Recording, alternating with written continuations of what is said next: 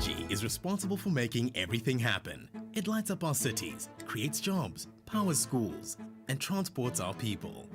It drives factories and industry and empowers innovation. It keeps us connected and enables science and exploration. With it, we give and receive better healthcare, and our standard of living in every aspect of life improves. Energy really is the cornerstone of the African economy. But what will we do if this precious resource runs out? How can we protect and develop this lifeblood of our beautiful continent? The African Energy Chamber will host African Energy Week at the Victoria and Alfred Waterfront in Cape Town. The interactive exhibition and networking event will run from 18 to 21 October. The 4-day conference will unite Africa's energy stakeholders, drive industry growth and development, and promote Africa as the destination for energy investments. Recognizing that energy transition is shaping global conversation, the week promotes the continent's position and the future of its energy sector. African Energy Week 2022 will be critical for the continent and its people.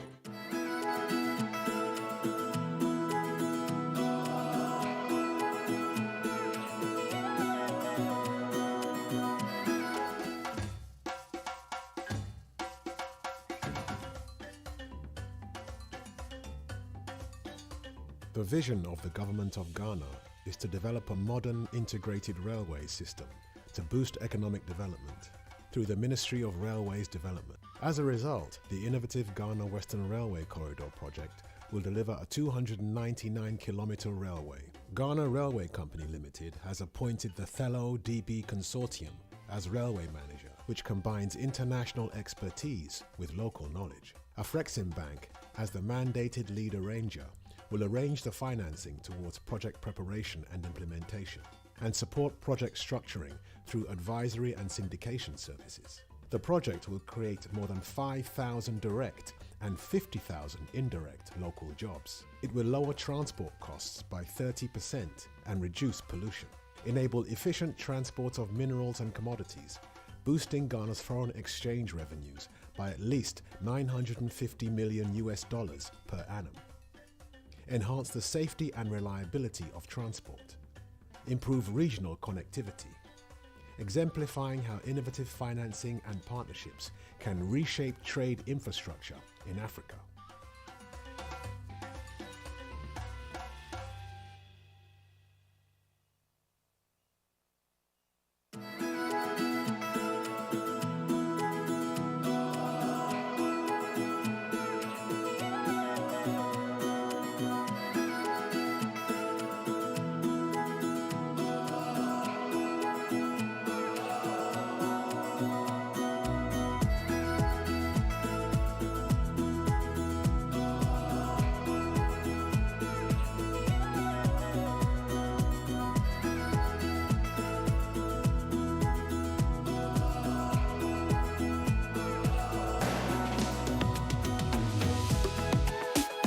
Join Africa's premier trade and investment event. IATF 2023 is expected to attract over 1,600 exhibitors from more than 75 exhibiting countries and over 35,000 attendees, and is expected to generate up to $43 billion in trade and investment deals. IATF 2023 will once again consist of an exhibition where participating countries and firms can set up pavilions and exhibition stands, which will enable them to customize their exhibition experience to fit their unique requirements. IATF 2023 conference will feature leading African and international speakers and a variety of sessions dealing with African trade and investment. Business to business and business to government will provide opportunities for matchmaking, business exchanges, and conclusion of business and investment deals. This is supported by a dedicated African Buyers Program. The Country Day segment, which is open for 3 country sponsorship opportunities, will present a platform for countries to showcase their trade, investment, tourism, and cultural opportunities. The IATF Virtual will showcase goods, services, and investment opportunities on an interactive online platform. The Canex Summit and Live Theatre program brings together creatives from the continent and the diaspora to showcase, exhibit, and network. The Africa Automotive Show will have a dedicated auto exhibition, an auto forum, and a B2B, B2G for the auto industry. The AU Youth Startup Program will have a dedicated pavilion for youth startups in Africa to showcase their goods and services. IATF 2023 will provide a unique and valuable platform for businesses to access an integrated African market of over 1.3 billion people with a GDP of over 3.5 trillion US dollars, created under the African Continental Free Trade Area. The African Export-Import Bank, African Union Commission, AFCFTA Secretariat, and their premium partners invite you to join us from the 21st to the 27th of November at IATF 2023, Intra-African Trade Fair, connecting African markets. For more information, visit www.intraafricantradefair.com.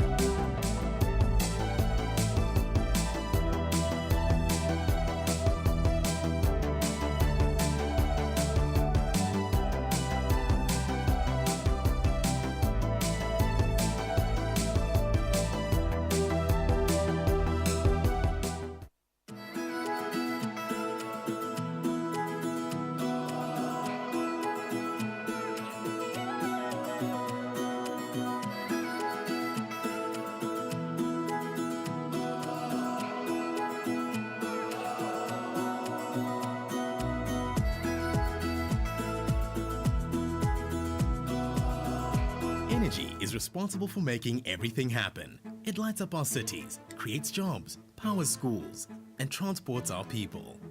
It drives factories and industry and empowers innovation. It keeps us connected and enables science and exploration. With it, we give and receive better healthcare, and our standard of living in every aspect of life improves. Energy really is the cornerstone of the African economy. But what will we do if this precious resource runs out? How can we protect and develop this lifeblood of our beautiful continent? The African Energy Chamber will host African Energy Week at the Victoria and Alfred Waterfront in Cape Town. The interactive exhibition and networking event will run from 18 to 21 October. The 4-day conference will unite Africa's energy stakeholders, drive industry growth and development, and promote Africa as the destination for energy investments. Recognizing that energy transition is shaping global conversation, the week promotes the continent's position and the future of its energy sector.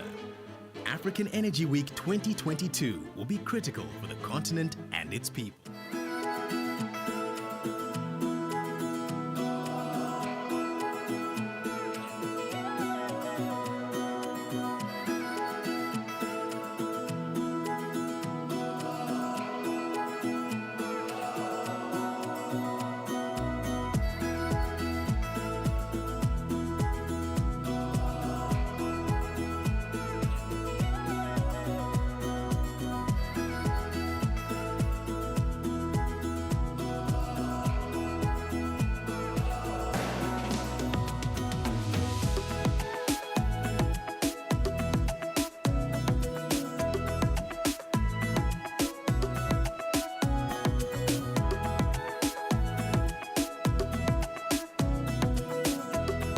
Join Africa's premier trade and investment event, IATF 2023 is expected to attract over 1,600 exhibitors from more than 75 exhibiting countries and over 35,000 attendees, and is expected to generate up to $43 billion in trade and investment deals. IATF 2023 will once again consist of an exhibition where participating countries and firms can set up pavilions and exhibition stands, which will enable them to customize their exhibition experience to fit their unique requirements. IATF 2023 conference will feature leading African and international speakers and a variety of sessions dealing with African trade and investment.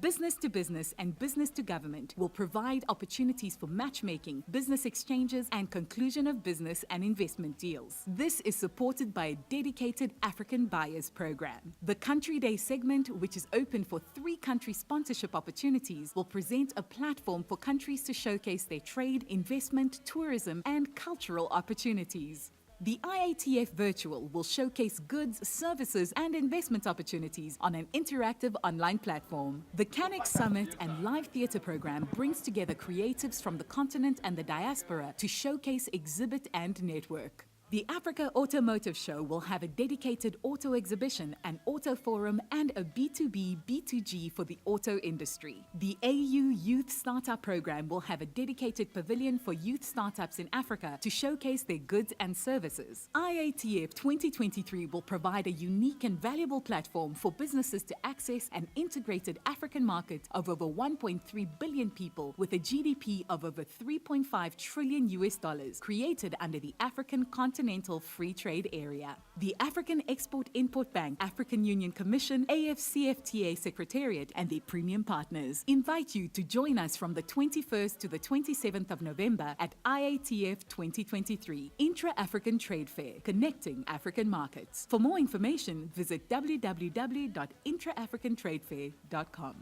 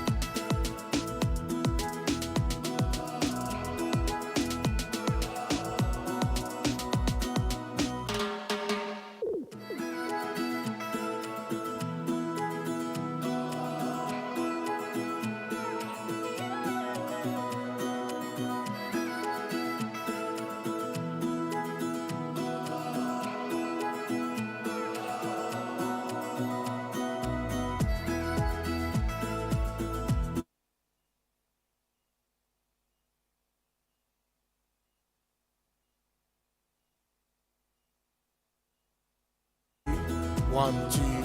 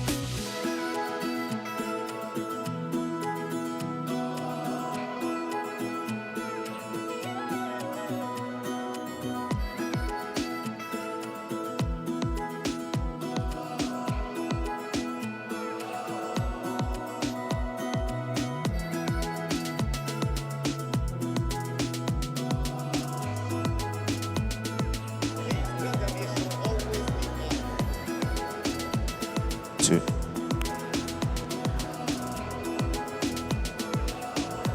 It's 9 hours GMT and live from the Accra International Conference Center. This is day 2 of the AAGM 2023. Excellencies, ladies and gentlemen, could I have you all please be seated? Thank you very much. It's a good time to call this gathering to order as I ask that we all remain seated and hold ourselves in readiness.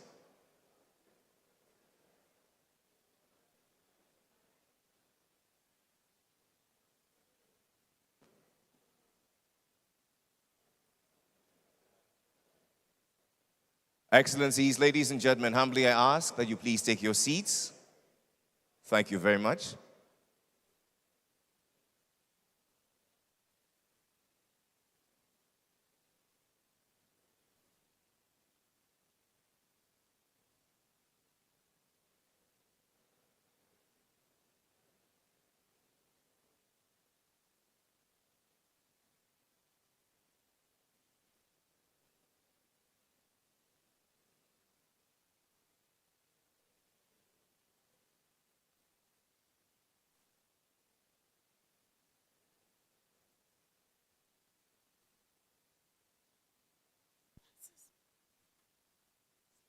In a little under 2 minutes, we begin the day's activity. I ask that we all please take our seats. Either that or somebody.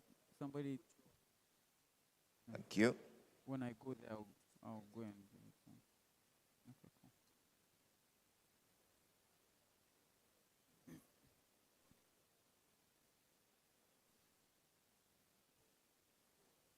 It is I, General Sakamandin.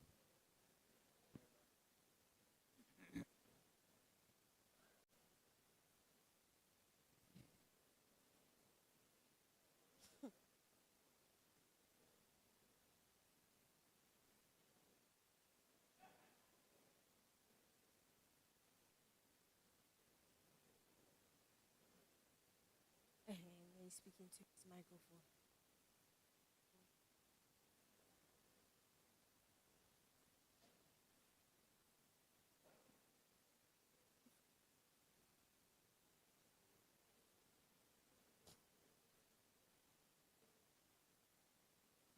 They'll tell you that they didn't rehearse for. Just keep it to us. Our sound personals can do whatever you want us.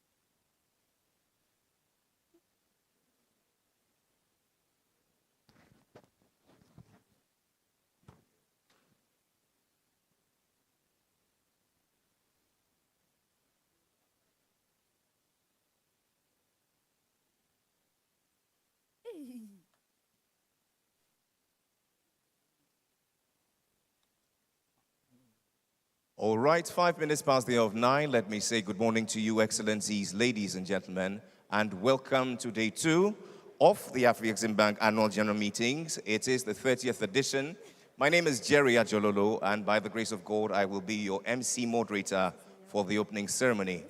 Shortly, we receive in our midst the gift of the occasion, the President of our Republic in the company of colleague presidents of the continent and beyond. It promises to be very short and very insightful, but I ask that we please take our seats right now and hold ourselves in readiness. A few house rules. Just like yesterday, the restrooms are located outside. Please beckon any of our ushers and they'll be glad to assist you in that regard. For translation devices, they're obtainable at the back. Please beckon any of the ushers and they'll be glad to get you one. For English, it's 1, and for French, it's 2. You may want to interact with the hashtag #AAGM23 on all our social media platforms. Also, for the notice of all our speakers, we'll be streaming live, and so I urge you to keep your comments and your remarks very short and straight to the point. Shortly, the President joins us, and we begin the day's event. Once again, you're welcome.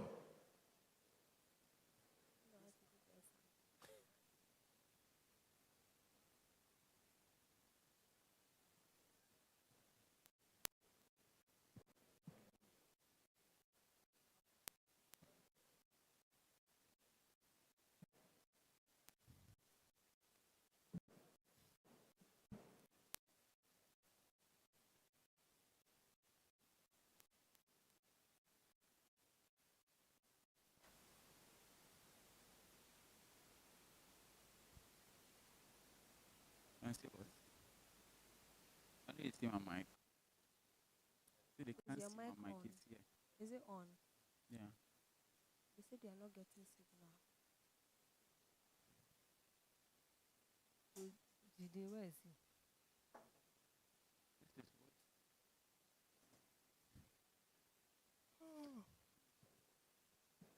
Yo, I told her, I so bad. I have a deal. It's Why are we all tied up? Is it? Why are we all tied our hair? passion.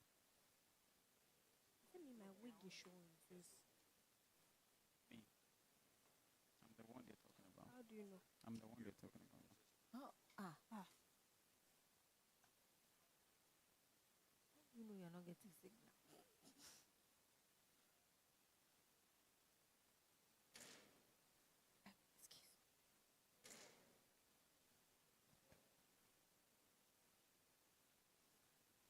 Jide, how do you know he's not getting signal?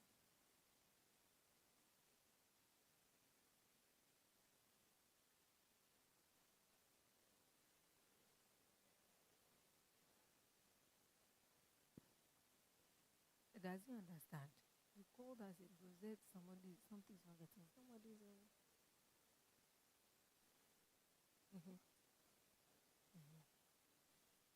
Signal. Then maybe it is his, as he has said.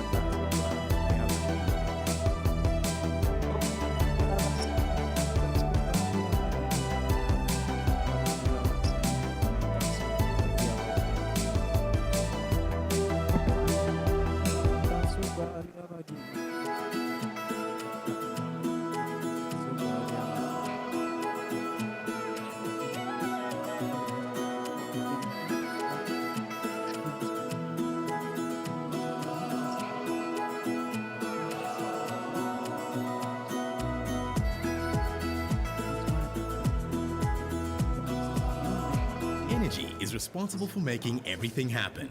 It lights up our cities, creates jobs, powers schools, and transports our people. It drives factories and industry and empowers innovation. It keeps us connected and enables science and exploration. With it, we give and receive better healthcare, and our standard of living in every aspect of life improves. Energy really is the cornerstone of the African economy.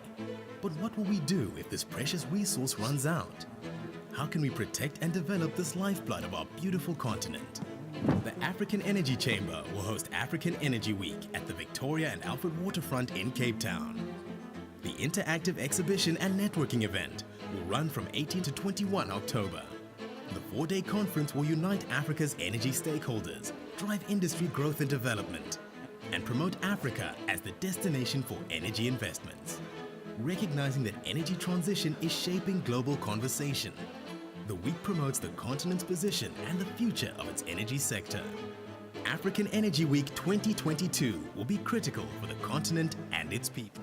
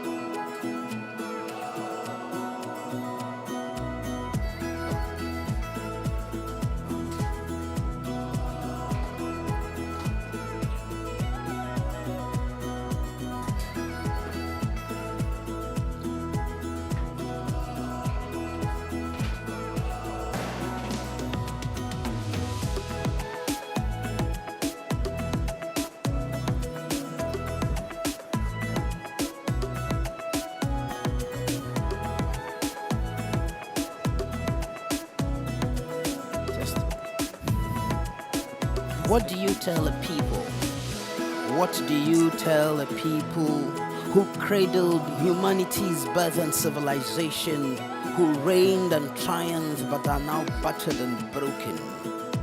What do you tell the people whose voice echoed across the world but have now lost their songs, muffling in silent despair?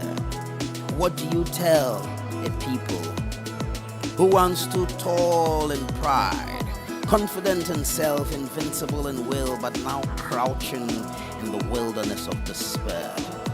You tell them to remember who they are, what they lost, how they lost. You tell them to rediscover their lost glory, their lost gold. The signs are written in ancient hieroglyphics. They must find the Piperi floating in the Nile and the Euphrates.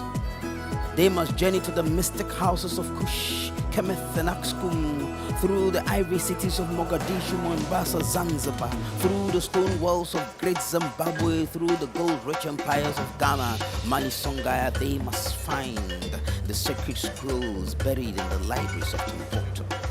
You must invoke in them a will to reclaim their destiny.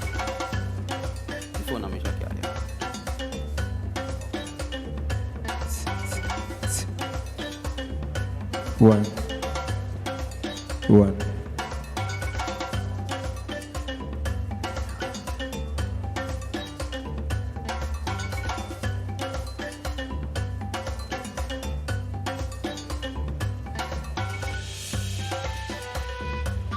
Excellencies, ladies and gentlemen, I ask that we all be seated and hold ourselves in readiness.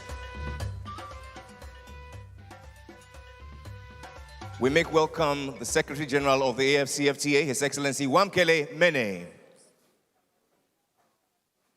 He's done nothing wrong. A round of applause. Thank you.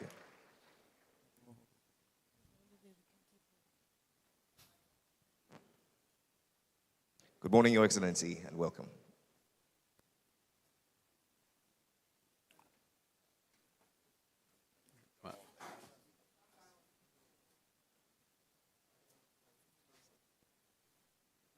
Yeah, there's a poet before us. I don't know. They said some South African. Please whisper to them they should clean their legs on the carpets before they walk on stage.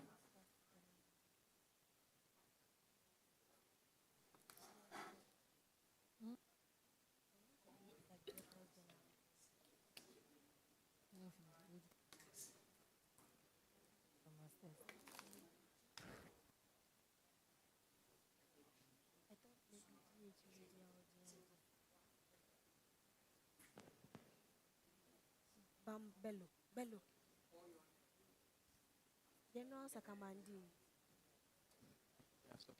We receive with joy this morning the Chief Justice of the Republic of Ghana, Her Ladyship, Justice Gertrude Tokonu. People who cradled humanity and civilization and are now battered. What do you tell the people who cradled his birth and civilization, who reigned and triumphed but are battered and broken? What do you tell the people who go across the world but have now lost voice, muffling in silent despair? Tell the people who stood tall in pride, confident in ill, but now so them to remember who they were, what they lost, how they lost. You tell them to rediscover their lost glory, their lost gold. The clues are written in ancient hieroglyphics. They must find the Piperi floating on the Nile and the Euphrates, to the mystic houses of Kush, I'll be doing some more. ivory cities of Mogadishu, Mombasa, Zanzibar, through great walls of great Zimbabwe,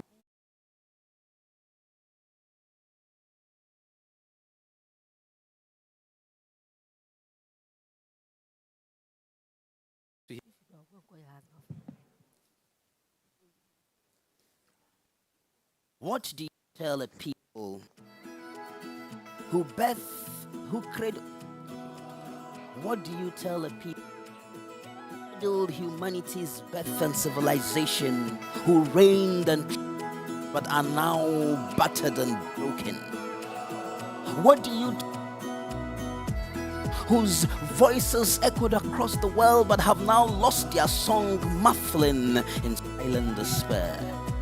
What who stood all in pride, confident in self, invincible and will, but in the wilderness of doubt? You tell them, remember who they were. You tell them, remember who they were. What they lost, how they lost. You tell them to rediscover their lost glory, their lost gold. The clues are written in ancient hieroglyphics. They must find the papyrus floating on the Nile, the Euphrates. They journey to the mystic houses of Kush, Kemet, and Axum through the cities of Tishu, Mombasa, Zanzibar, great walls, great Zimbabwe. They must journey to the old rich empires of Ghana, Mali, Songa. They must find the sacred scrolls buried in the libraries of Timbuktu. You must invoke in them a will, destiny. Work hard, you make yet it is a work when you will rise, children of the land. Rise and reclaim your destiny, your lost. You who have given so much of yourself to the world, you who have had so much of yourself taken by the world, but yet you who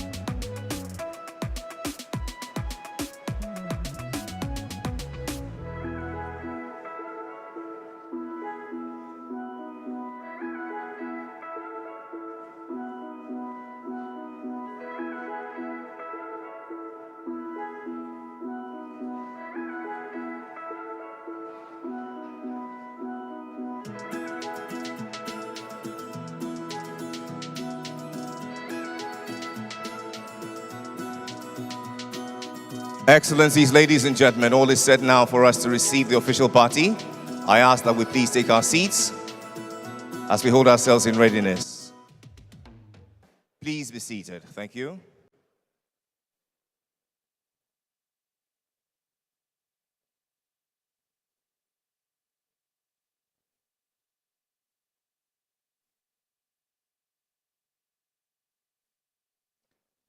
Excellencies, ladies and gentlemen, the President of the Republic of Ghana, Nana Addo Dankwa Akufo-Addo.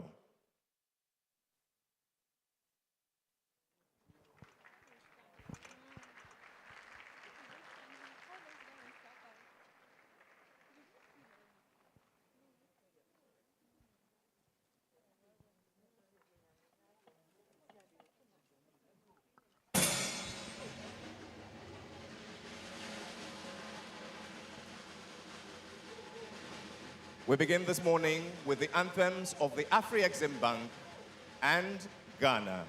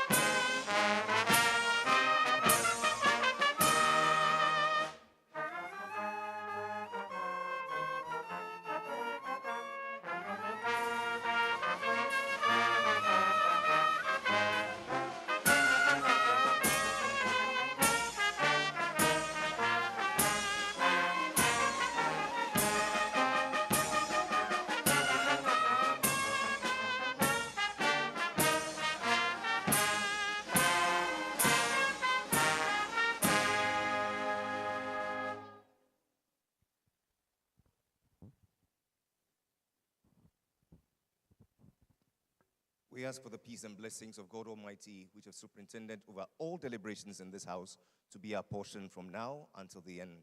We ask all this with faith and thanksgiving. Amen. Please be seated.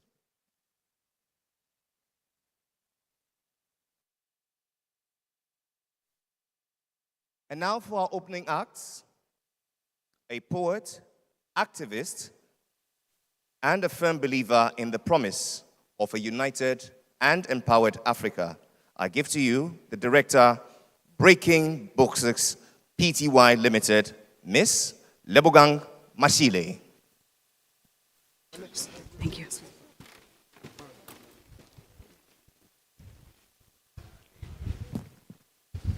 Thank you. Re ba Mashile ba segodi sa Malekane.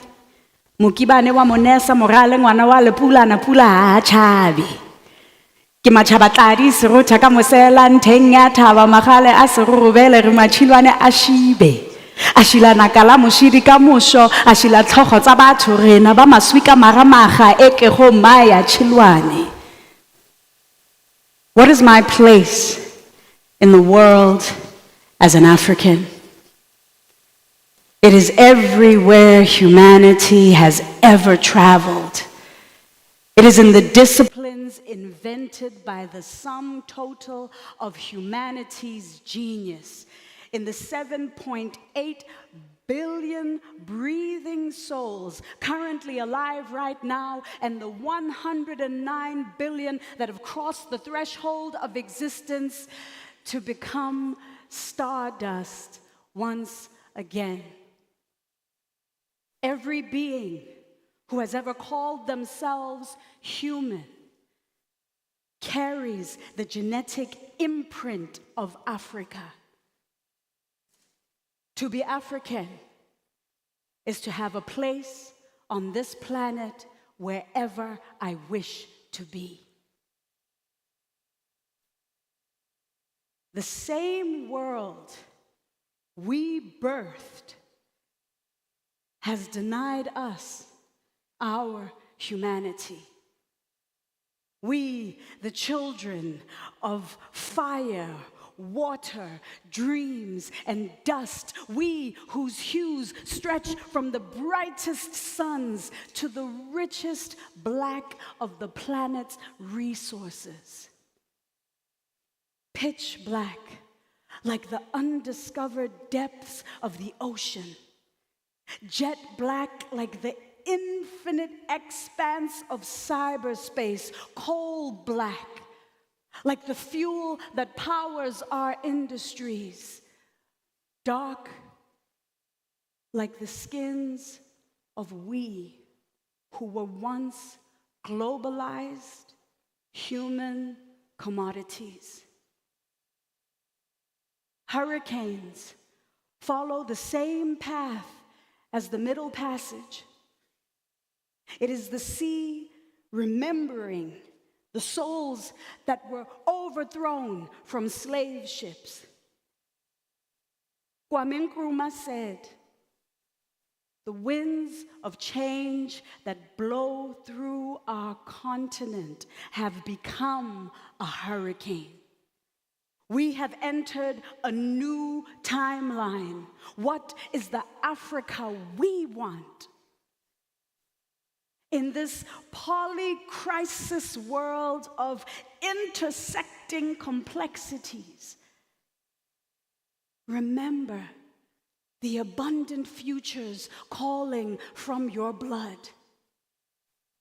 Reimagine wealth, not in the ground, but in the innovative skills of African people.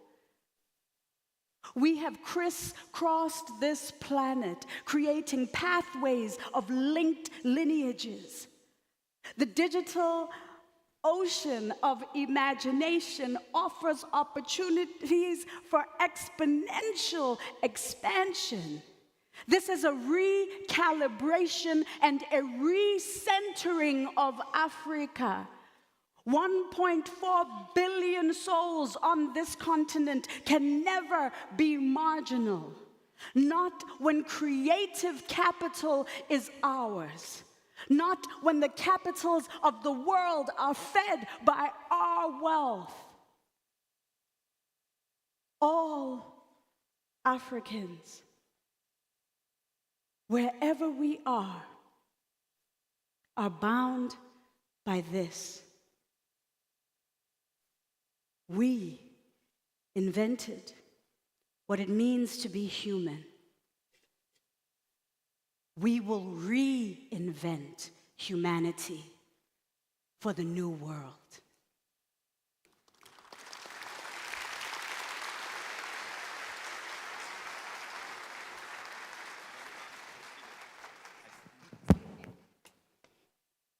And now, Excellency, ladies and gentlemen, a reenactment of the play Mansa Musa.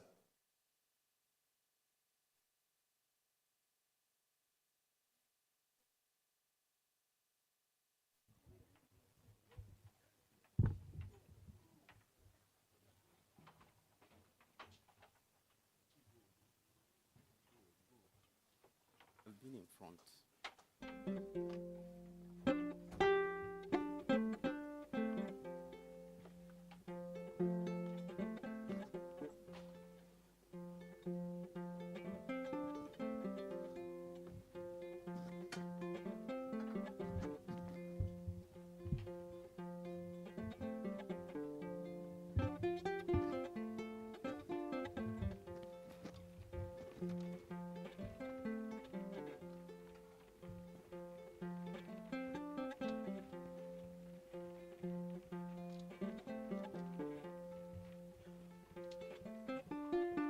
It is I, General Sagamandir, who speaks. Commander of the indomitable forces of our great sovereign, leading a battalion of 30,000 soldiers with an entourage of 25,000 servants, 5,000 officials, clerics, and royals across the empire, all of whom serve at the pleasure of our great Mansa, and are delighted to accompany him on this great Hajj. Today, we hoist high the flag of Mandin across the desert sea into the Holy Land. Today, we shine the golden glory of the Madinka upon the world that has never been seen and will never be seen again. It is the golden caravan of the great Manso of our time, and of all time stands in readiness for this extraordinary journey from Niani into Mecca. Let the drums announce the royal procession.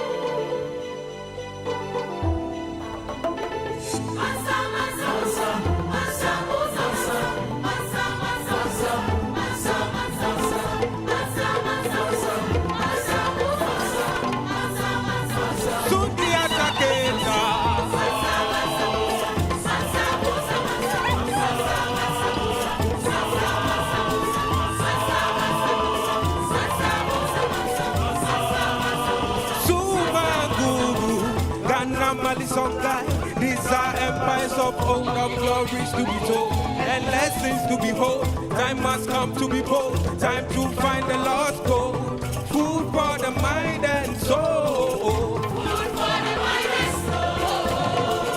Food for the mind and soul. New caravan of the future. What was lost must be found. What was broken must be mended. And what wasn't must be. In the honored words of a great boss, there are kings and there are kings. There are empires and there are empires. There are emperors and there are emperors. But there can only be one Mansa. He who sits on the lion's throne of Mandin. He who holds the golden scepter of the Madinka. Conqueror of the Nata. Lord of the mines of Wangara and Tangaza. Custodian of the bow of Marijata. Let the world behold in all his ordained glory. Mansa, Kankum, Musa.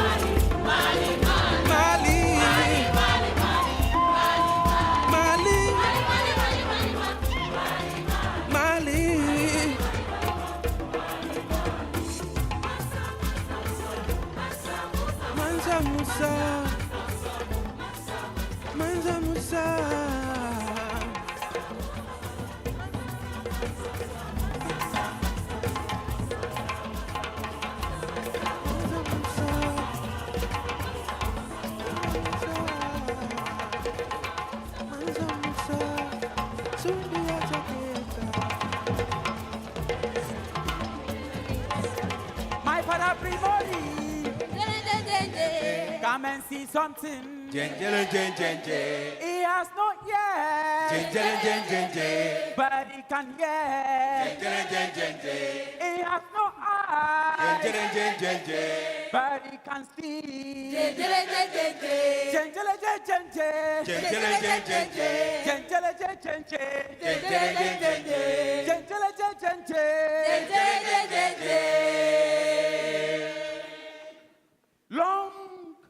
Long time ago, there was a king, an emperor, a master who once ruled these lands.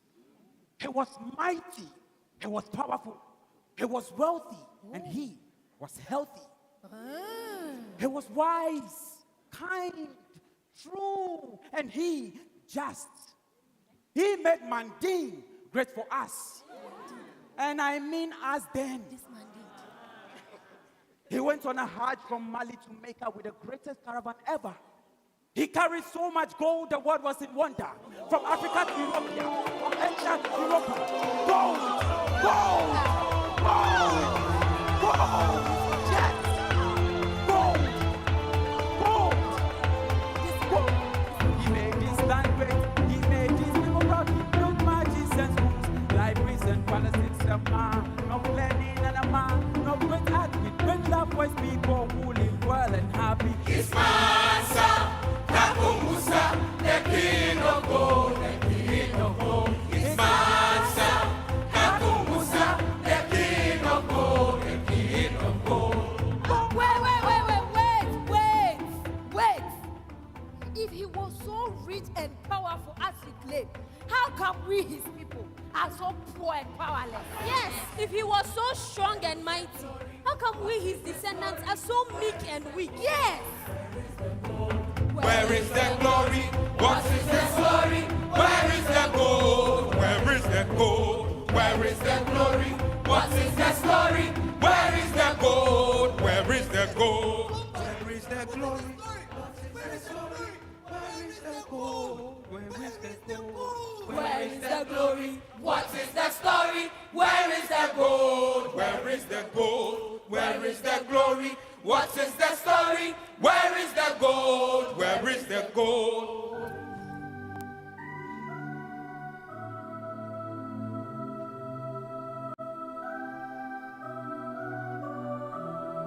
What do you tell a people who cradled humanity's birth and civilization, who reigned and triumphed but are now battered and broken?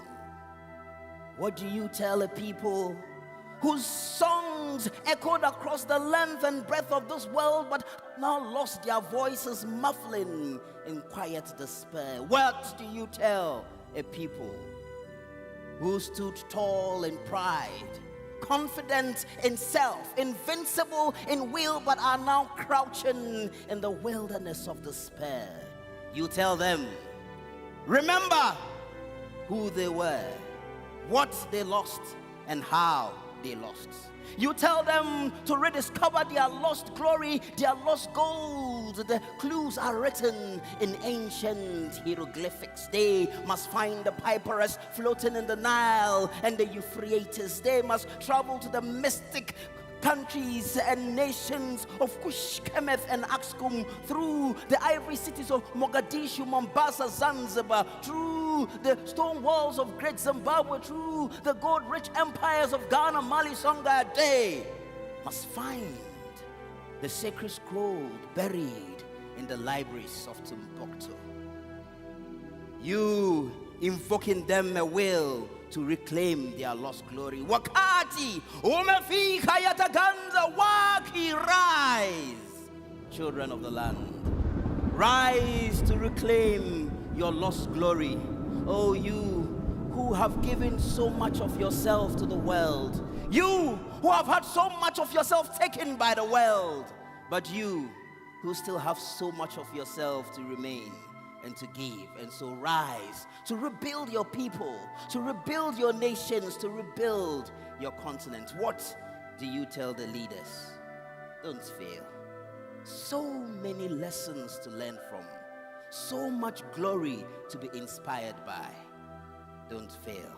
And together we know that it is possible to deliver on a new vision for Africa and its people. It is possible to harness the talents, the abilities, and the energies of Africa's youth to deliver on the aspirations of our founding fathers and mothers. It is possible to forge the partnerships that Africa needs to drive a new paradigm in our reality. It is possible! It is possible! It is possible! This is the Mansa world. Glories to be told and lessons to behold. Time has come to be bold. Time to find the lost gold. Food for the mind and soul. Food for the mind and soul. New caravan of the future. What was lost must be found. What was broken must be made. And what wasn't must be.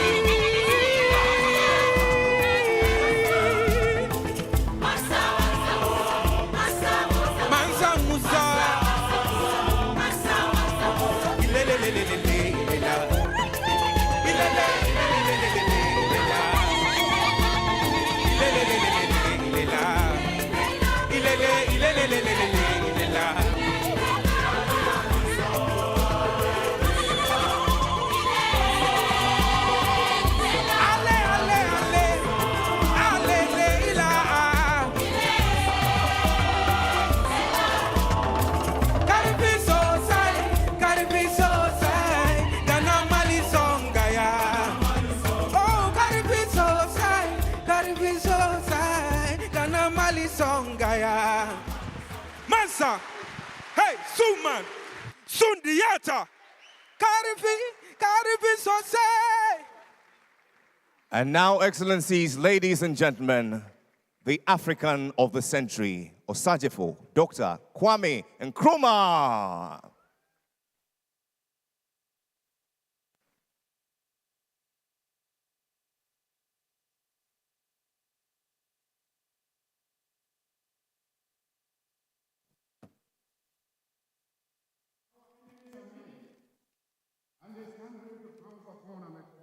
Every weakness. They prey upon our vanities and flatter us in every kind of way. They tell us that this particular or that particular country has a greater or more favorable potential than the other. They do not tell us that we should unite, that we are all as good as we are able to make ourselves once we are free. We want, therefore, to develop our own community and an African personality. Others may feel that they have evolved the very best way of life, but we are not bound, like slavish imitators, to accept it as our mold. If we find the methods used by others are suitable to our social environment, we shall adopt or adapt them. If we find them unsuitable, we shall reject them. This mid-20th century is Africa's. This decade is the decade of African independence. Forward then to independence. To independence now. Tomorrow, the United States of Africa.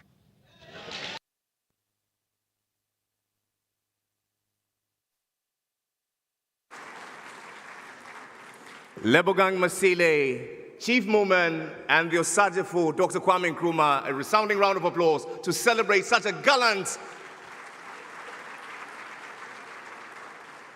expression of joy right here at the center of the earth, Accra, Ghana. And from here, I say, welcome, bienvenue, but the greatest welcome is enshrined in those 7-letter words. We say Akwaba, to which you say ya. Akwaba. And just like that, you're all Ghanaians already. Give yourselves a round of applause. My name is Ajololo, a true son of the soil, a true African. I believe in our people, our promise, and our prosperity.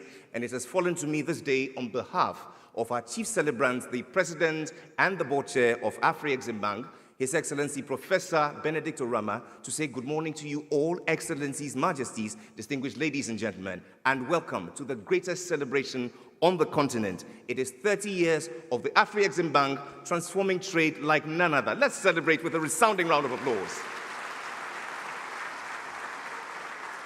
For the first time, we as Africans converge globally at the center of the earth for one sole aim of delivering the vision, building prosperity for Africans. It is my fervent prayer and hope that we'll leave here with a reunited sense of awakening that all our momentum and moments are in rhyme to achieve for us the future that we all want, an Africa beyond aid, a prosperous Africa.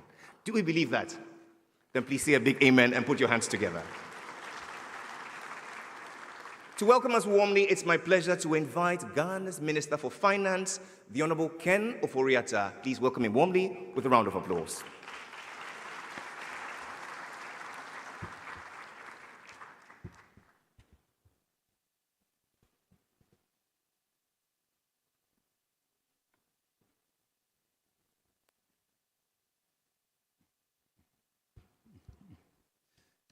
Good morning.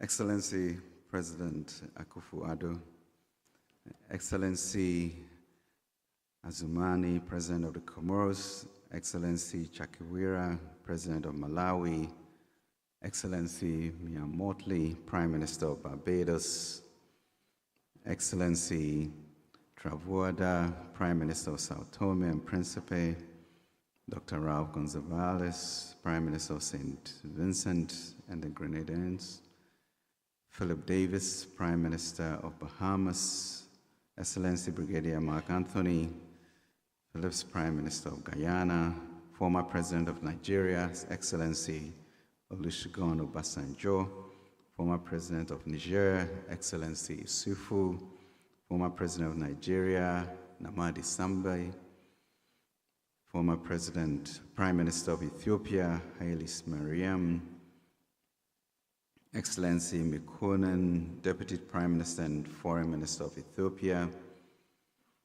Honorable Minister of Finance from Kenya, Honorable Minister of Finance from Uganda, colleague ministers and governors, His Excellency Professor Benedict Orama, President and Chairman of the Board, directors, honorable delegates, ladies and gentlemen, and my colleague ministers and Governor of the Central Bank of Ghana. Good morning again, and on behalf of His Excellency President Akufo-Addo, I say welcome, Akwaba, to the second day of the African Export-Import Bank annual meetings. We in Ghana consider it an honor and a privilege to host this milestone event to celebrate and reflect on 30 years of remarkable progress by our Afreximbank. In the Bible, 30 typically symbolizes the age when those chosen by God to do uncommon things manifest their destiny. Jesus started his ministry at 30, David became king at 30, John the Baptist came out of the wilderness at the same age, and Joseph was also 30 when he became second in command to Pharaoh in Egypt. So clearly, we are in great company. And I'm confident that in the days ahead, we will channel our collective energies to manifest our bank's purpose and mandate, the vision of building a prosperity for all Africans. I can say without fear of contradiction that no cause of our time is greater than the cause of expanding the frontiers of social mobility and economic freedom for our people. I would like to use this opportunity to congratulate our indefatigable President and Chairman, Professor Benedict Orama, for his commitment to developing our continent throughout a very difficult period in global history. Under his leadership,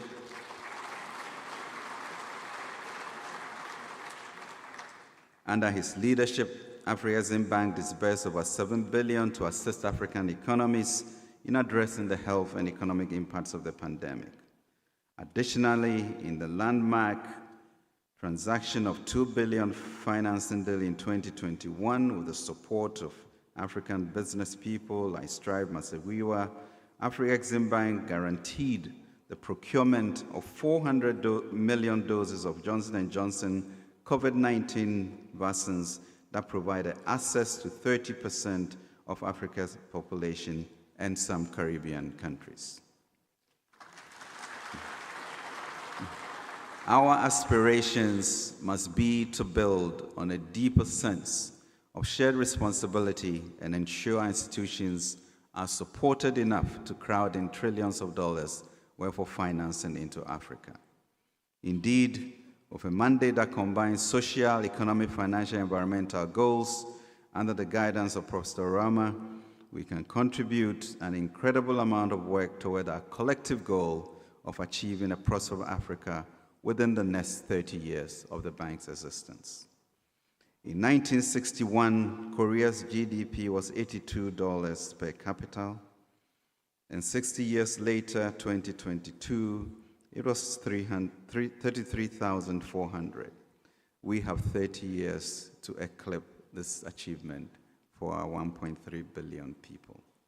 In essence, our ambition must be to ensure that we position our bank as a bridge extending forward so that our people can walk across a place where they have a better sense of agency about the course of their lives. Ladies and gentlemen, as we contemplate the effects of the recent public crisis and deliberate on the future of our Exim Bank, it is increasingly clear that now is the moment of fierce urgency to deliver on our bank's vision of building prosperity and improving the fortunes of 1.4 billion lives on our continent. A continent that by 2050 will have a quarter of the world's population, some 800 million youth, and hopefully a 16 trillion economy as AFCFTA foresees it. Setbacks will be inevitable on this journey. Yes, as anyone who has ever tried to change anything will tell you, it is difficult, not the easy. It is the difficult, not the easy, that imbues our souls with the kind of success that sustains. In the works of Dr. Kwame Nkrumah, the task, let me quote, "The task ahead is great indeed, and heavy is the responsibility. And yet it is a noble and glorious challenge, a challenge which calls for the courage to dream, the courage to believe, the courage to dare, the courage to do, the courage to envision, the courage to fight, the courage to work, the courage to achieve. Dare we ask for more at this auspicious time. We must reinstate our common humanity on the global platform. I would like to thank you again for your attention and welcome you to this great country of political, economic, and spiritual emancipation. God bless Africa to achieve the Africa we want. And now, Excellencies, ladies and gentlemen, humbly I ask that we rise and observe the anthem of the Afreximbank.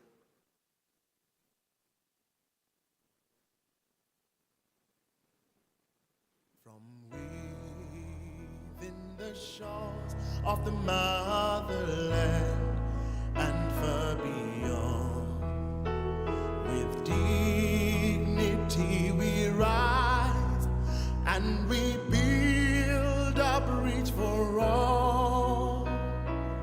With integrity, respect, trust, excellence, commitment, creativity.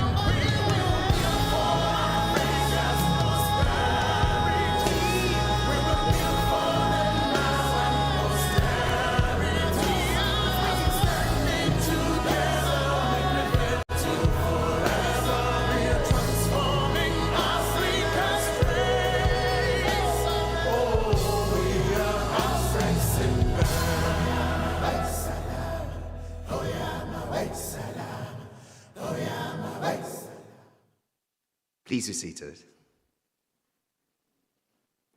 Making a difference for 30 years and counting. Ladies and gentlemen, please lend your attention to the screen.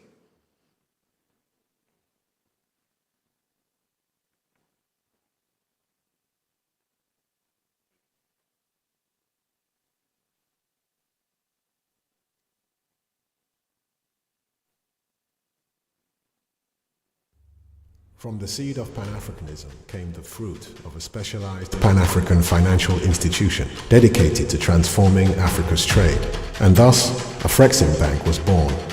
Now, 30 years on, we continue to champion Pan-African ideals. We are delivering the vision. We are building prosperity for Africans. We have taken inspiration from the action plan of the Organization of African Unity at its inception in 1963.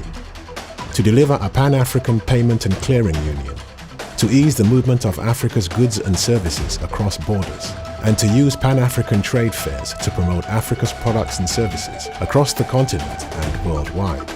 We have constantly lived the Pan-African dream, standing by and with Africans in good and bad times, in times of strife and in times of crises, from pandemics to commodity prices shocks, from climate crisis to financial turmoil, in times of war and in eras of boom. And today, we are a stalwart supporter of the African Continental Free Trade Agreement. We have proved the naysayers wrong by building a preeminent export-import bank on the continent of Africa, by constantly innovating to diversify and accelerate Africa's trade, becoming a bridge that reconnects brothers and sisters in Africa, the Caribbean, and with Africa's diaspora, leveraging innovation and creativity to overcome challenges and create opportunities. We recognize the critical importance of industrialization to Africa's economic transformation. We are building pathways and infrastructure to drive export development and help transition away from commodity dependence. We are devising new ways to access our markets, build supply chains, and provide trade and investment information to unlock growth opportunities. And now, in 2023, we are proud to come together to celebrate our commitment to Africa, to help empower its development in the spirit of Pan-Africanism. We remain steadfast in our dedication to excellence. Truly, we are delivering the vision to transform Africa's trade. Truly, for today and tomorrow, we are building prosperity for Africans. Delivering the vision, building prosperity for Africans. Telling the full story is a man loved by many and respected by all. I give to you the true storyteller, the President and Chair of the Board of Directors, Afreximbank, yours and mine, His Excellency, Professor Benedict Orama.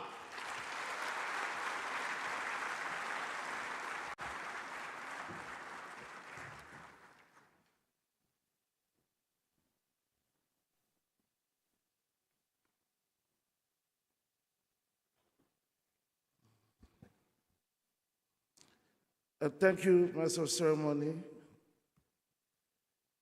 and good morning, everybody. Your Excellency,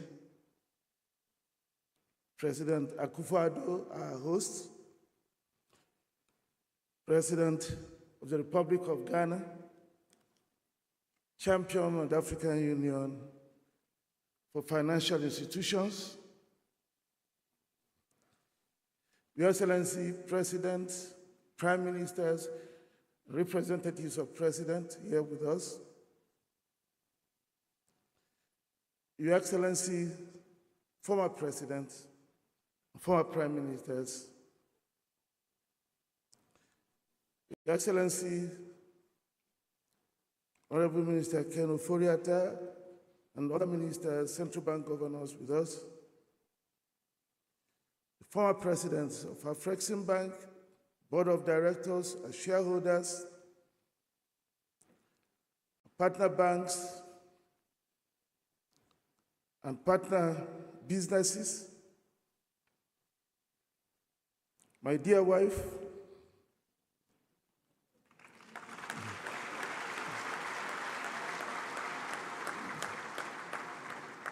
distinguished ladies and gentlemen, on that sunny day of October 27, 1993,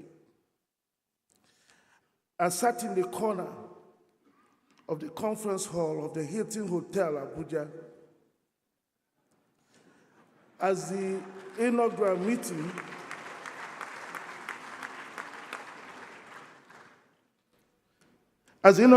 of shareholders of Afreximbank proceeded. There was a notable air of optimism and accomplishment.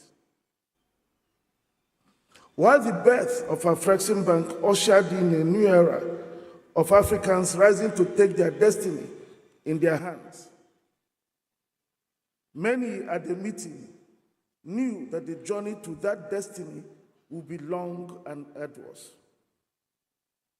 So critical was the task before the young institution that the late Dr. Babakar Ndiaye, the then president of African Development Bank, who championed the Afreximbank project, said, and I quote, "It is now increasingly clear that democracy in Africa is not sustainable if it is not accompanied by economic development. That economic growth is impossible without an improvement in Africa's trade, and that an expansion in Africa's trade, especially exports, cannot occur without well-capitalized, commercially run, efficient, and profitable trade finance institutions." That statement was a clear acknowledgement that the event of that day will be pivotal to the future of Africa. 30 years on, the jury is in, and there could be no better place to celebrate our collective achievements than the birthplace of the champion of Pan-Africanism, the late Osagyefo Dr. Kwame Nkrumah.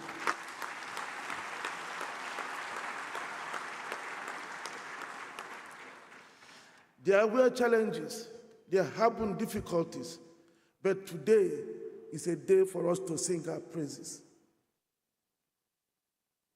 And it is in that context and with great joy that I welcome Your Excellencies, Honorable Prime Ministers, and distinguished guests to Accra.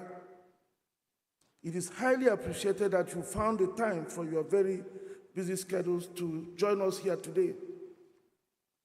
This is clear evidence of the value each of you places on your bank. Special thanks to CARICOM leaders who traveled across the oceans to be here. Prime Ministers Davis, Motley, and Gonzalez.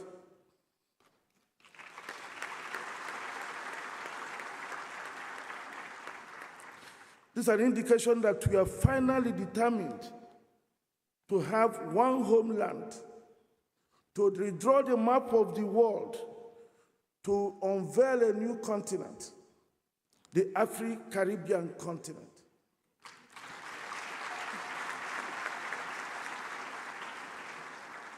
That will extend from Mauritius in the east to the Bahamas in the west. That is what it has to be. And together we pave the way for global Africa to speak with one voice with dignity and pride.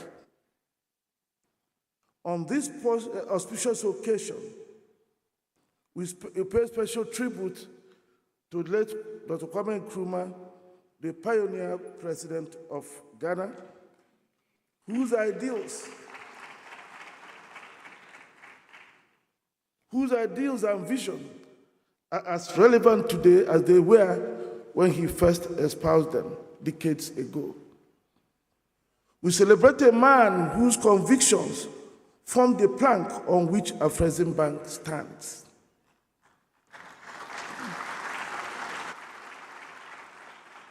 While we celebrate the visionary and brave African freedom fighters of old, we must also pay special tribute to the torchbearers who in the present are steering Africa's economic struggle. I acknowledge all our leaders gathered here today for standing by the bank and the ideals of Pan-Africanism.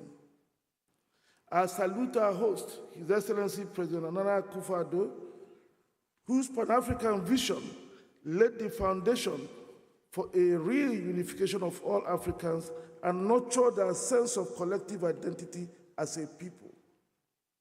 Mr. President, you opened the path for self-recovery. In deed and in words, you have shown that the continent of Africa is the collective heritage of all people of African descent.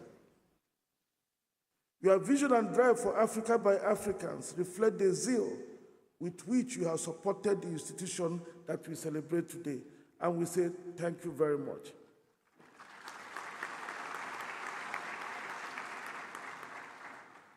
Your Excellencies, Honorable Prime Ministers, distinguished ladies and gentlemen, today we celebrate the wisdom of having our own institutions that understand us, think like us, and therefore can stand with and by us in good and bad times.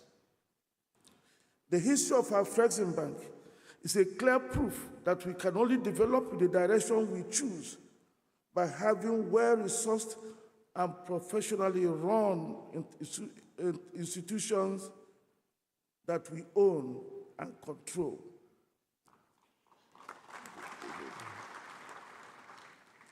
Dr. Babacar Ndiaye said this as a hypothesis in 1993.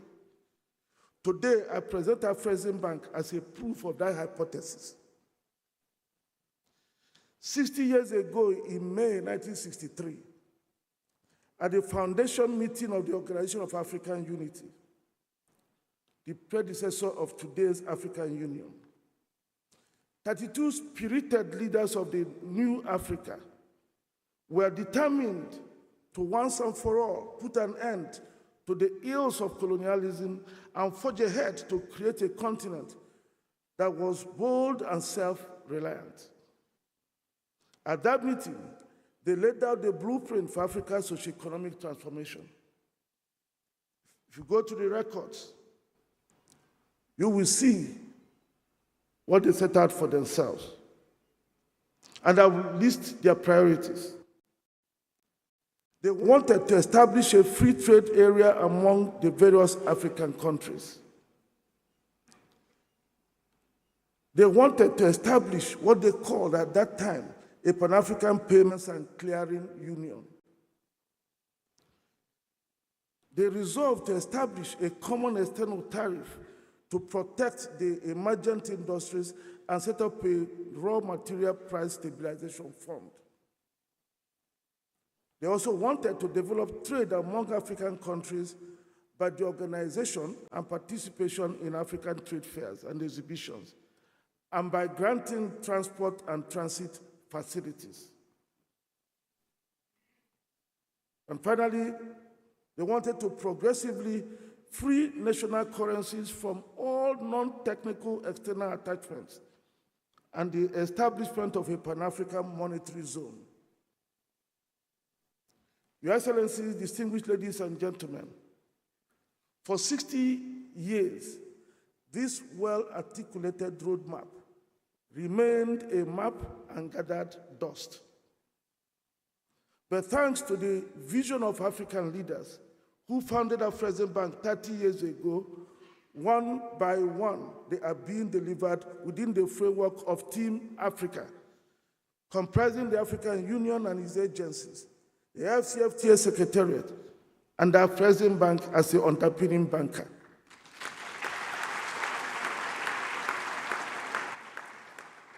So today, the Pan-African Payment and Settlement System is up and running, which will save the continent $5 billion in intra-African transfer charges. It will also expedite and enable payments for intra-African trade in African currencies.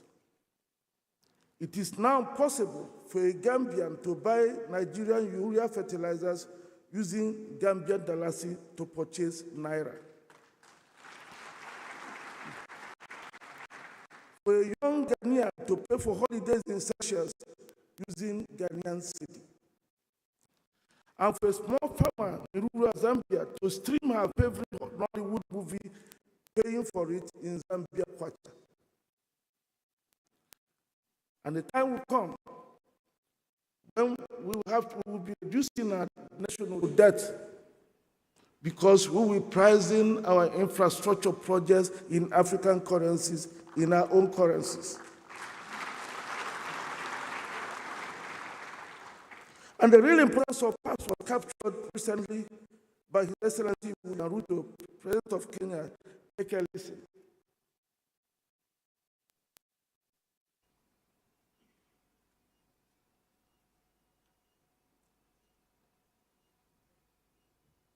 Is the medium of exchange. The barriers to easy payments and settlements across borders within our continent are simply unsustainable. Let me give you an example. Traders from Djibouti selling to Kenya, or traders from Kenya selling to Djibouti, have to look for US dollars. How is US dollars part of the trade between Djibouti and Kenya? Why?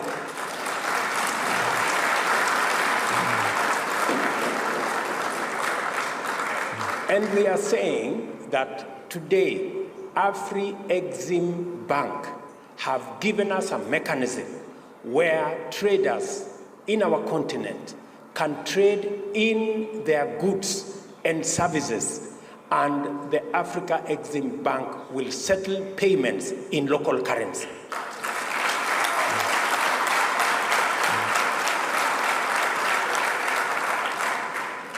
That is why Kenya champions the Pan-African payment and settlement system that is done by our own institution, the Afreximbank.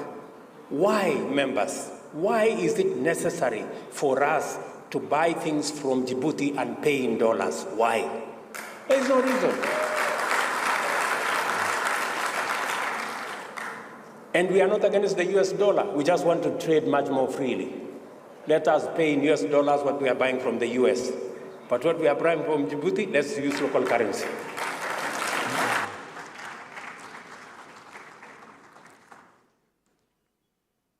So very soon, distinguished ladies and gentlemen, we will be able to domesticate all intra-African payments and extend the same to the CARICOM, where just a few days ago,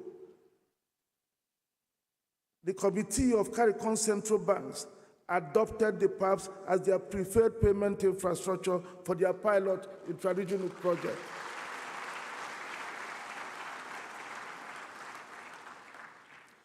By this singular move, we are one step closer to a full integration of African and CARICOM economies, the PAPS becoming the instrument for bringing our economies together. Payment is about everything. And with PAPS, every African currency will become convertible within Africa. And every CARICOM currency will also become convertible, even in Africa. Afreximbank backs the clearing and settlement with an amount of $3 billion. With this level of financial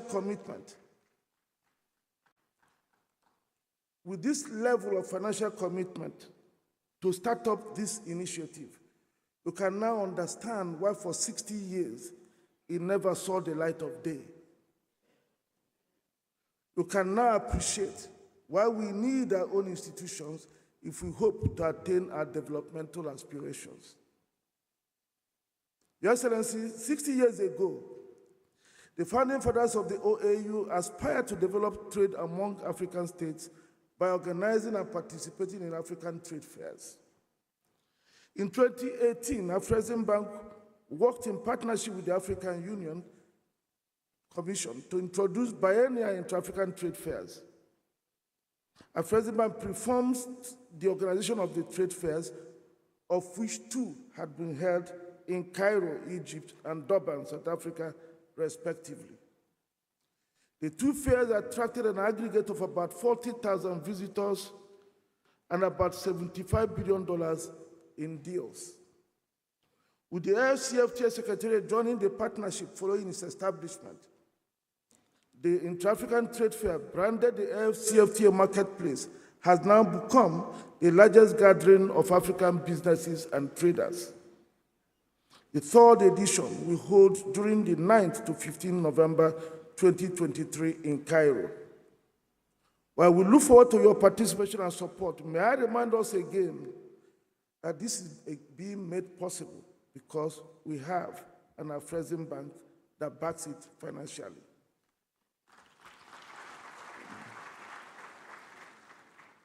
And it's because Africa has a Afreximbank that an integrated regional transit guarantee scheme for the continent has been bettered to ease the movement of goods across our 110 borders. Under this scheme, goods can move across multiple African borders under one transit bond, significantly reducing border delays and transit costs. Currently operational in the commercial region and supported by a $300 million guarantee limit by Afreximbank, we expect the scheme to go continent-wide in due course, with the global limits expanded to $1 billion. Distinguished ladies and gentlemen, we are now closer to a truck transporting goods from Cape to Cairo, doing so seamlessly under one transit bond and not stopping anywhere because of transit issues. And thanks to the determination of our leaders and their collective efforts, the African Continental Free Trade Agreement was signed in 2018 and came into force a year later, fulfilling another key aspiration of the continent's founding leaders. To make the agreement work for Africa, a financial backbone was necessary. That is why the Secretary General of the AFCFTA Secretariat, my dear brother, His Excellency Mr. Wankelemene, says often that Afreximbank and the AFCFTA Secretariat are Siamese twins. I dare say that it is Afreximbank's existence that will give the AFCFTA the best chance of success. Apart from the PAPs, the Transit Guarantee Scheme, and the Intra-African Trade Fair, Afreximbank is doing much more to support the AFCFTA implementation. For instance, to deal with the considerable intra-African trade finance gap, Afreximbank disbursed over $20 billion in 5 years to 2021 and projects to double this to $40 billion in the 5 years to 2026 to support intra-African trade. It is Afreximbank that arranged the $2.9 billion bundle of credit and guarantees that made it possible for Egyptian contractors to begin executing the largest intra-African construction contract for a dam in Tanzania. It was Afreximbank that supported with hundreds of millions of dollars phosphate fertilizer imports from Morocco to Nigeria and Ethiopia. Without an Afreximbank, it would have been harder for Vista Bank in Burkina Faso to complete the acquisition of some BNP subsidiaries in West Africa.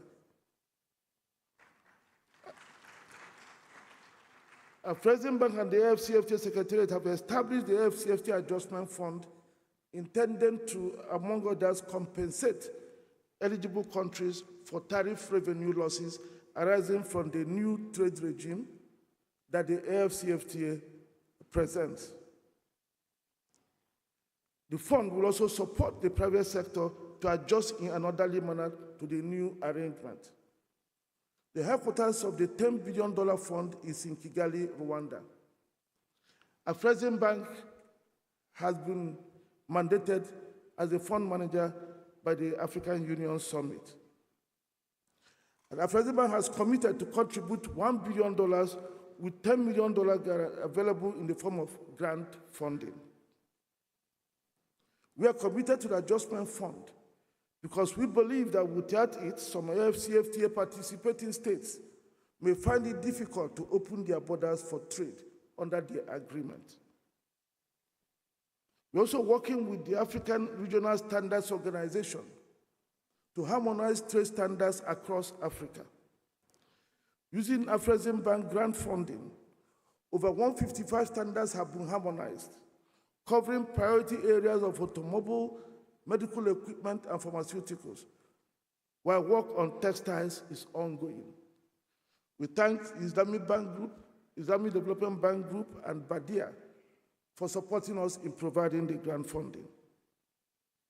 We also recognize that setting standards is one thing, but having the infrastructure to implement them is another.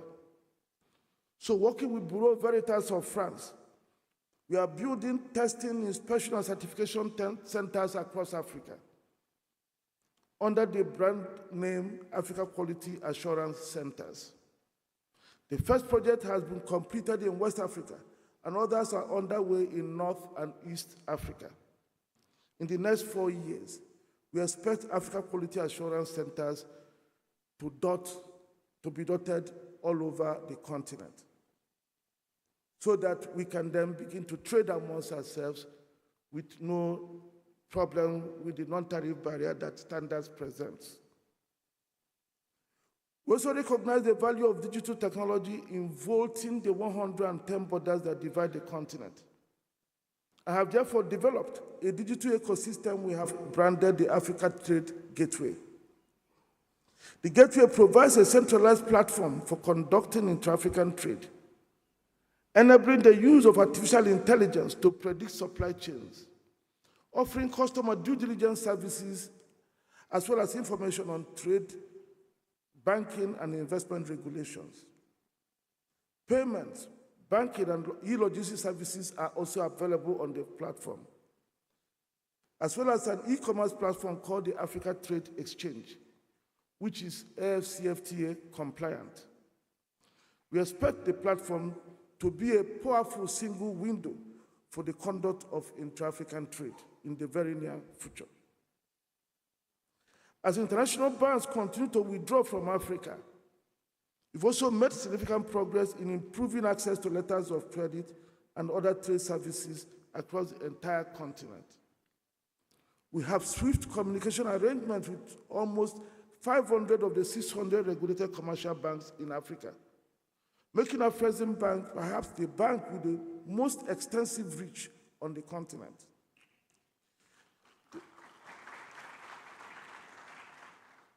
Trade lines have been made available to more than 200 of these banks, an aggregate amount of over $4 billion, halfway to our target of $8 billion by the end of 2026. Whether you are in Comoros, Nigeria, Chad, Zimbabwe, Cape Verde, Tunisia, there is a bank that can offer you a window to Afreximbank services. Your Excellencies, Afreximbank has also brought a new kind of hope to Africa, the capacity to confront global challenges without going a begging. The COVID-19 pandemic and Ukraine crisis exposed the vulnerability of Africa in many ways.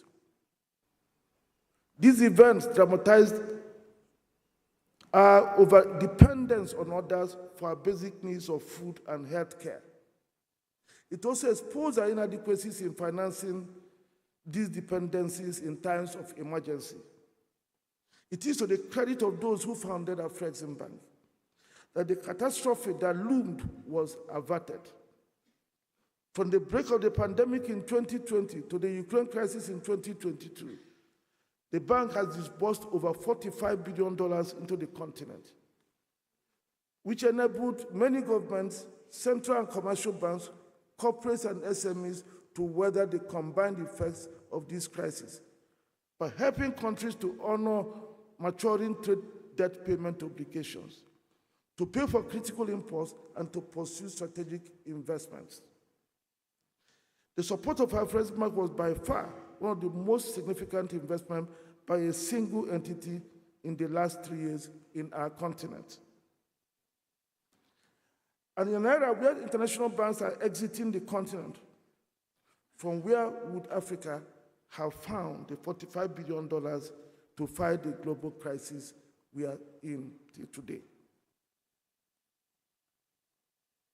We are fully aware that the dream of continental integration and self-reliance can only be built on a robust and dynamic domestic economy that produces what it consumes.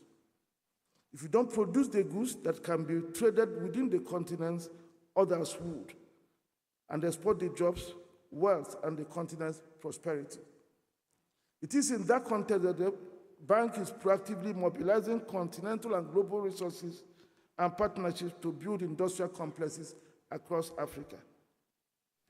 In Gabon, investments in a multi-purpose special industrial zone have converted an exporter of timber into an exporter of finished wood and furniture. Gabon is also fast becoming a manufacturer of pharmaceuticals and refined gold.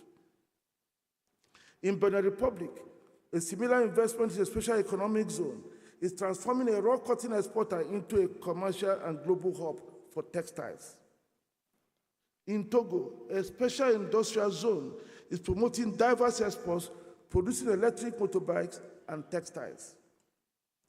In Sierra Leone and Nigeria, special agro-industrial zones are sprouting up. In Chad, a meat packaging facility is up and running and increasingly exporting meat to the rest of Africa. In DRC and in Zambia, work is well advanced on electric vehicle batteries development. Similar investments are being developed in Malawi, Botswana, Cote d'Ivoire, Rwanda, Kenya, and other parts of the continent. These have been possible thanks to an aggregate of about $1 billion the bank had arranged for these purposes for investee company Arise Integrated Industrial Platforms since 2012.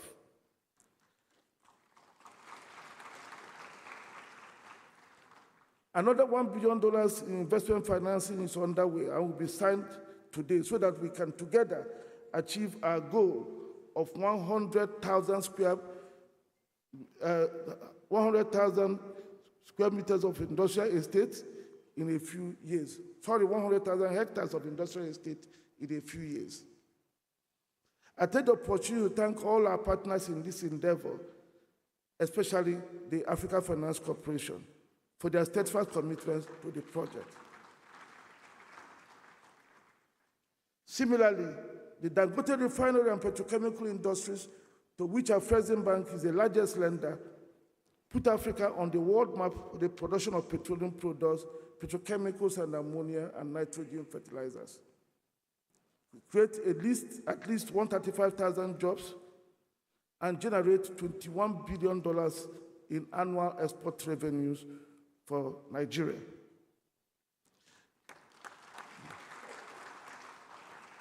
These are the kinds of investments and transformations that are possible if we remain steadfast behind our institutions. I thank Your Excellencies for your unwavering support over the years. I would like to respectfully remind you that Afreximbank builds its strategy around continental aspirations. We do not plan and then expect our countries to shape their own aspirations around our plans. Afreximbank serves you and believes in you. It's always Africa and Africans first. Your Excellencies, today we celebrate the first gathering of Global Africa. Collectively, we have converted decades of continental aspirations to reunite the African diaspora to the continent into reality. Sitting amongst us here today are prime ministers and officials of both public and private sectors from the Caribbean and the wider Africa diaspora who share in this Pan-African vision. They have traveled thousands of miles to celebrate an institution to which they now belong. 11 CARICOM states have so far joined the membership of the bank through signatures of the partnership treaty.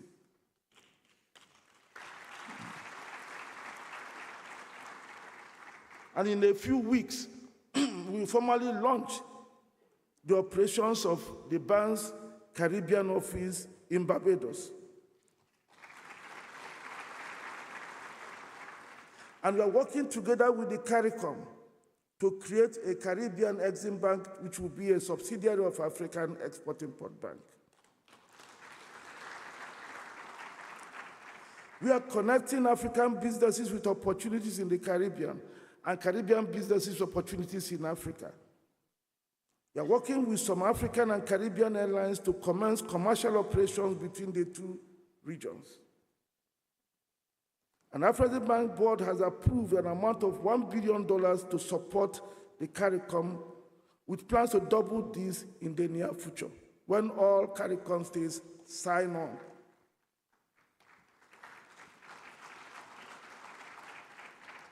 We do this not because it's merely a nice thing to do, but because a united Africa and the Caribbean present a most potent force that can confront the exigencies of now and the challenges of tomorrow.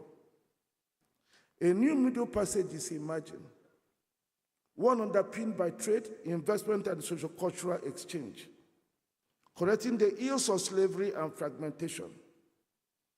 We are supporting African investors to build ports, roads, and power plants in the Caribbean. We are promoting cross-acquisition of banks. Afreximbank is so proud to be home to some interns from Caribbean, and this has been happening since 2021. And we thank the Caribbean leaders here with us for their support in this.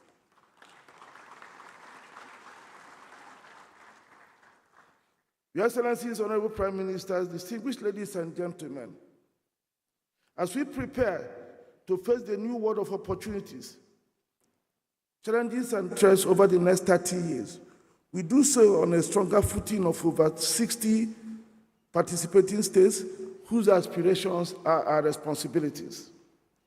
We do so as a stronger institution that looks forward to another 30 years with enthusiasm. The bank has remained financially strong in the past 30 years. It has disbursed over $100 billion, and every African must be proud that a seed sown 30 years ago with less than $150 million in total assets and almost an equal amount in equity has blossomed into an institution with about $32 billion in total assets and guarantees, and shareholders' funds of about $6 billion. An institution that posted just about $12 million in total revenues in 1995, returned over $1.5 billion in revenues in 2022.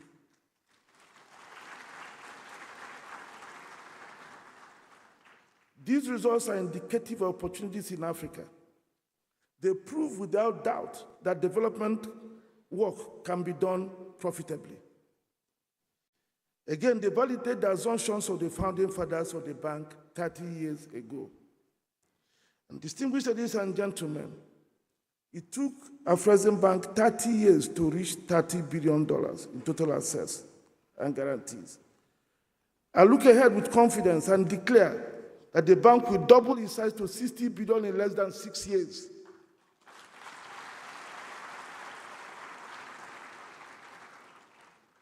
I actually look forward, God willing, to returning for the 40th anniversary of the bank, which will be a $100 billion bank.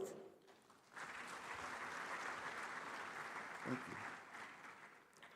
I make this projection with faith in your trust and confidence, and also because we commence the journey into the next 30 years on a platform of a mother that has bettered many offsprings, offering services from project preparation to market access services, and operating in a new, larger continent of Afri-Caribbean.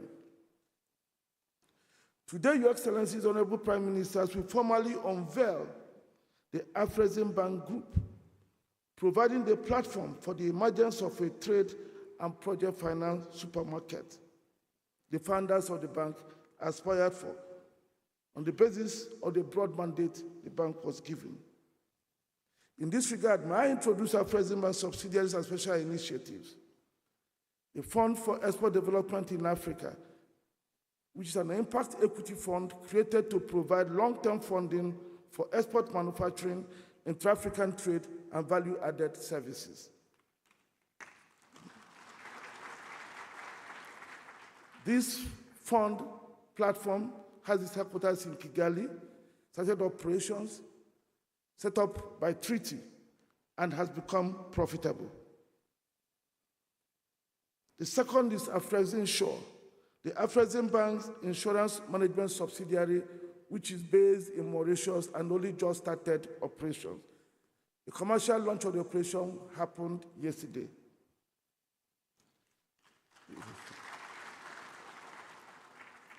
The third is the Pan-African Payment and Settlement System, a payment infrastructure provider that promotes cross-border payments for goods and services in Africa's 42 currencies. The other one is the Afreximbank Customer Due Diligence Repository Platform, which we also call the MANSA platform, that is helping us deal with the challenge of compliance. It is the centralized platform for customer due diligence for the continent as adopted by the Association of African Central Banks. The next is the Afreximbank Project Preparation Fund, which is helping us deal with the funding constraints to the preparation of bankable strategic projects. This fund has, since creation just a few years ago, been able to develop projects worth just under $4 billion.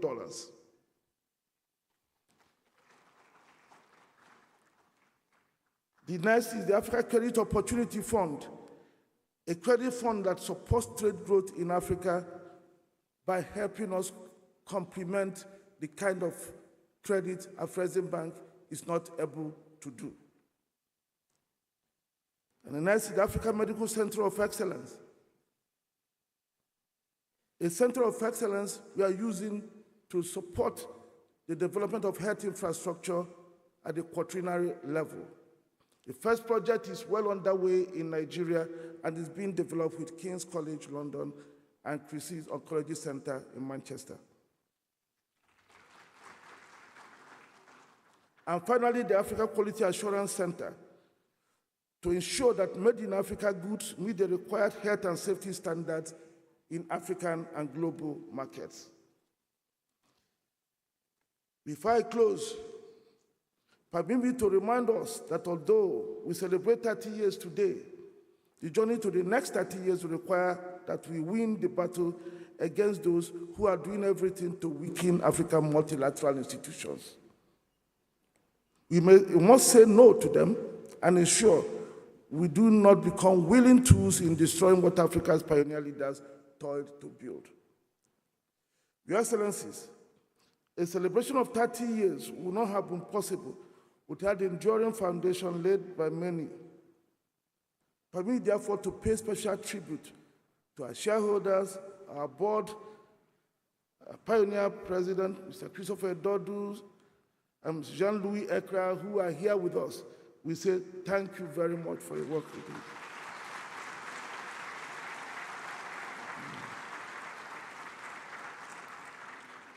It's also a day like this that we must remember the vision, courage, and hard work of the architect of our Afreximbank project, the late Dr. Babakar Ndiaye. May his soul rest in peace. Also present here are many of the bank's pioneer staff and persons who crafted the foundation documents for the establishment of the bank.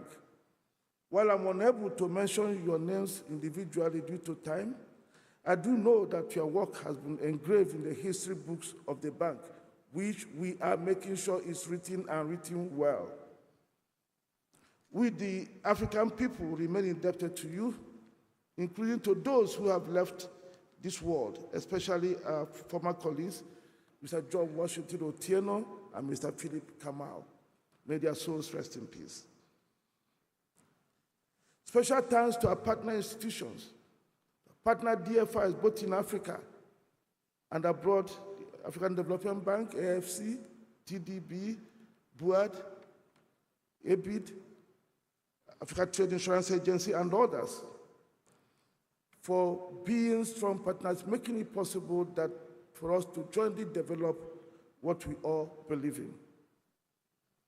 And in a special way, I extend our utmost gratitude once again to His Excellency, President Nana Addo Dankwa Akufo-Addo, his government and the people of Ghana for the warm hospitality and strong partnership with the bank, and particularly for hosting Afreximbank's 30th anniversary celebration. Mr. President, I recall, tried to meet you to broach this idea with you. We couldn't get to meet, and I called you on the phone. You didn't even hesitate to tell me, just go ahead. Thank you very much for your trust and confidence.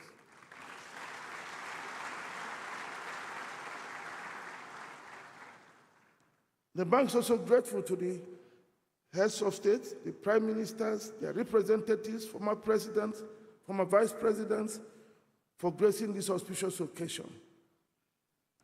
Special thanks are also due to the commissioners of the African Union Commission, the Secretary General of the AFCFTA Secretariat, the CEO of IOTA NEPAD, the Executive Director of UN Economic Commission for Africa, as well as leaders of African and international policy institutions, the Vice President of the African Development Bank, the CEO and President of AFC, and all the other leaders, including, I believe, the CEOs who are here and the presidents who are here.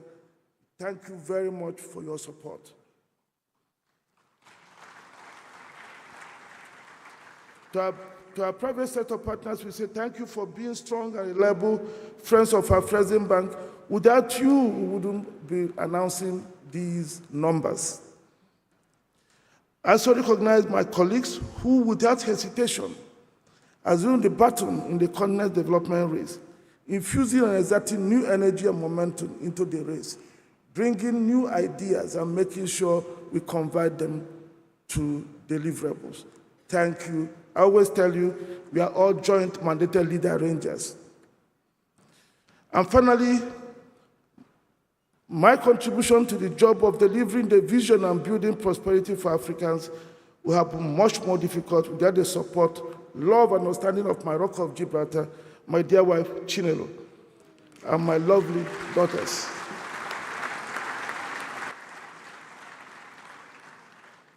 To you all, I say, Medasi, thank you. Thank you for your kind attention. His Excellency, Professor Benedict Orama, is bold, visionary, ambitious, and a transformational leader. Ladies and gentlemen, he's yours for the applause.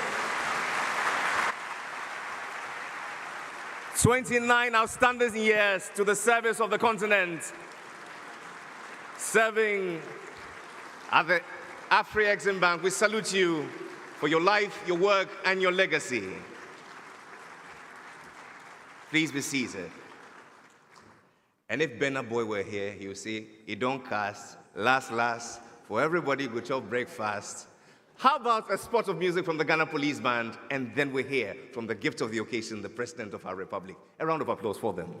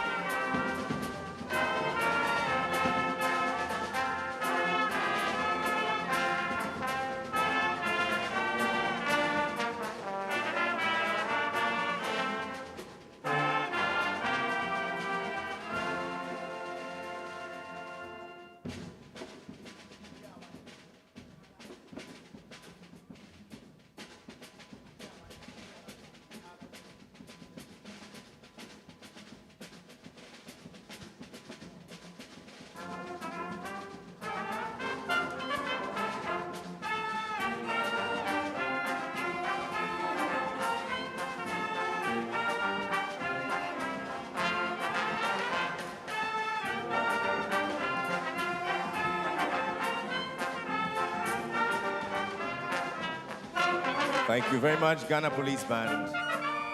And now, Excellencies, ladies and gentlemen, it's my pleasure to give to you the gift of the occasion, the President of our Republic, my father, Nana Addo Dankwa Akufo-Addo.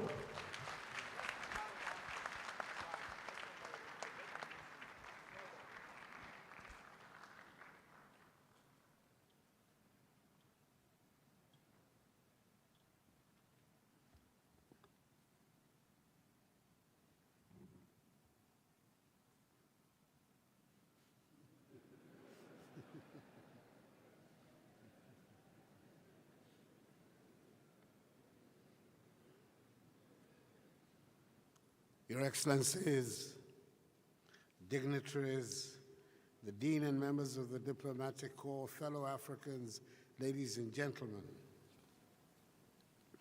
It is my great pleasure to welcome all of you to Accra, the vibrant capital of Ghana, and to the 30th Annual General Meeting of the African Export-Import Bank, Afreximbank.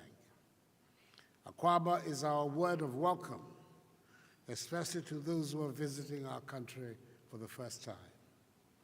You are amongst the people who pride themselves on their sense of hospitality, and it is my hope that by the end of your visit, you will agree with this claim. This year's edition of the bank's annual meetings is particularly special for us in Ghana, for the bank, and indeed for the continent. In fact, I should say for the world, looking at the amazing audience here with us. Some of you have come from different continents, including from the Caribbean and the Americas, making the 30th annual meeting of the bank a truly intercontinental event, indeed, a veritable global African event. I thank the leadership of the bank, particularly its current president, Professor Benedict Orama, for operationalizing this Pan-Africanist vision. Several countries in the Caribbean have become full members of the bank by signing and ratifying the Partnership and Participation Agreement. By increasing trade flows on both sides of the Atlantic, we're moving away from the rhetoric that has characterized the relations between our kith and kin in the African diaspora to creating and sustaining a dynamic relationship between communities and peoples who are united by a shared history and culture.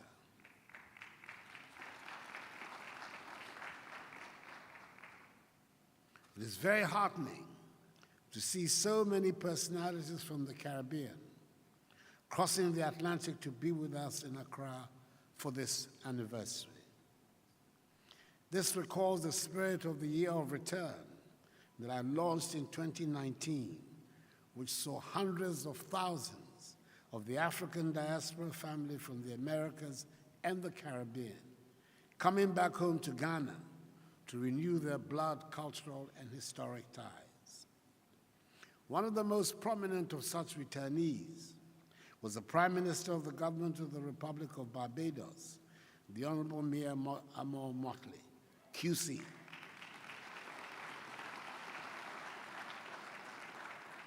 Who came to Ghana to pay an official visit in that memorable year at my invitation, a visit which was a spectacular success. Widely acknowledged as one of the outstanding figures of contemporary Caribbean politics, she is a great champion of the African peoples, and I'm delighted that she has returned to Accra for this conference. Her presence and that of her other colleagues give our gathering a truly global African coloring. We welcome equally heartily one of those colleagues, another prominent Caribbean leader, the Honorable Dr. Ralph Everard Gonzalez, Prime Minister of the Government of St. Vincent and the Grenadines, and another such staunch defender of the African cause to Ghana.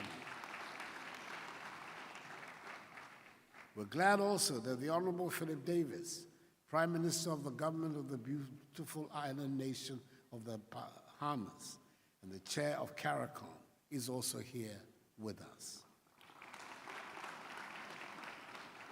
In addition to leaders from the Caribbean, who share their perspectives on productive engagement for shared prosperity among Africans at a time of geopolitical realignment, we have with us Dr. Julius Garvey, the son of the iconic Pan-Africanist, the first true organizer of the movement of the black people, that is all people of African descent, back to Africa to create the African Republic, Marcus Garvey. On behalf of all black people the world over, I would want to thank him for what he has done and continues to do to sustain the towering legacy of his father over the years. We appreciate, too, very much the solidarity and presence of current and former leaders on the continent. His Excellency Emmerson Mnangagwa, President of the Republic of Zimbabwe, Ghana's official in-law,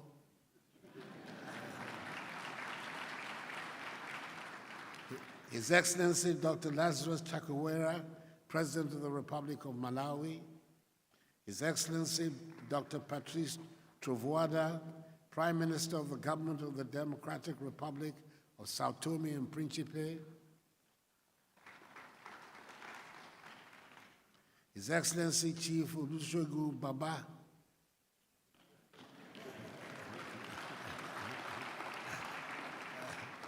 I should add Obasanjo as well.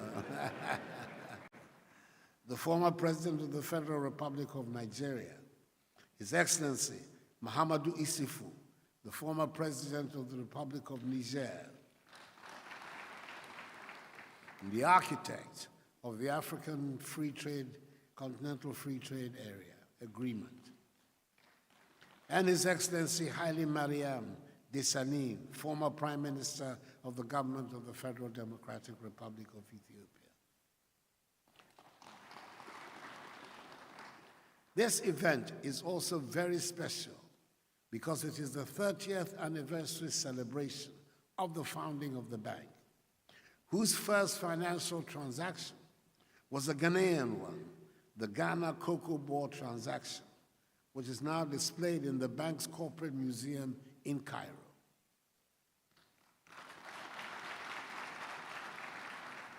I applaud Christopher Edodu, Jean-Louis Ikra, and the third and current president, Professor Benedict Orama, for what they have done over the years in establishing a very strong bank.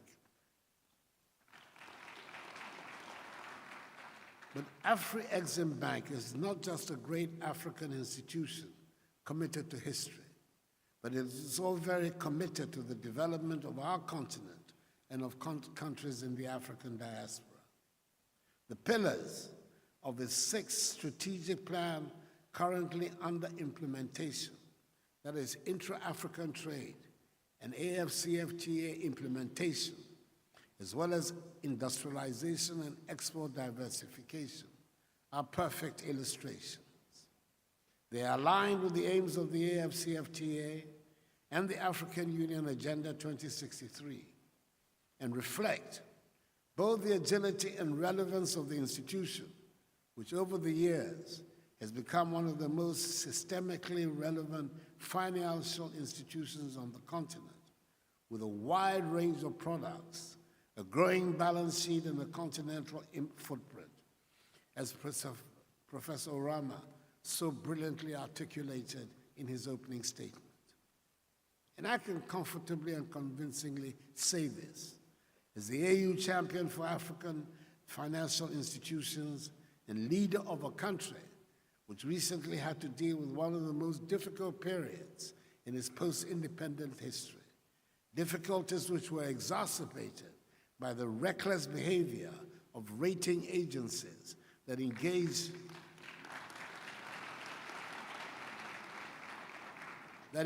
in pro-cyclical downgrades, shutting Ghana out of capital markets and turning a liquidity crisis into a solvency crisis. Afreximbank under its counter-cyclical response mechanism, provided timely support to help Ghana navigate the macroeconomic management challenges, worsened by Russia's war of aggression in Ukraine, in an orderly manner, when suddenly we realized we were alone. The country which had become, quote, the favorite child of bondholders and had successfully gone to market at the height of the pre-COVID-19 downturn was suddenly shut out of international capital markets. It is often said that you know who is truly your friend when you are in trouble, and is rightly stated by Dr. Martin Luther King in that often cited quote, "In the end, we'll remember not the words of our enemies, but the silence of our friends," unquote. When you're dealing with powerful international financial institutions, it is important to have your own powerful financial institution.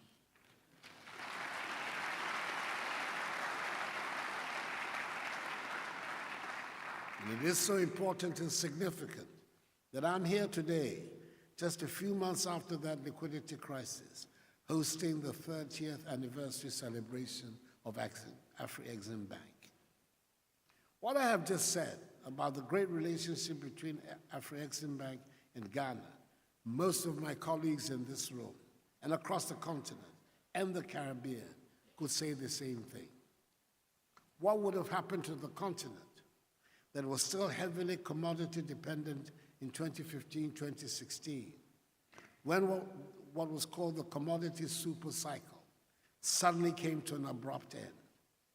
When the same global financial institutions and international investors were exiting the continent en masse, weakening our currencies in the process, and further aggravating macroeconomic management challenges.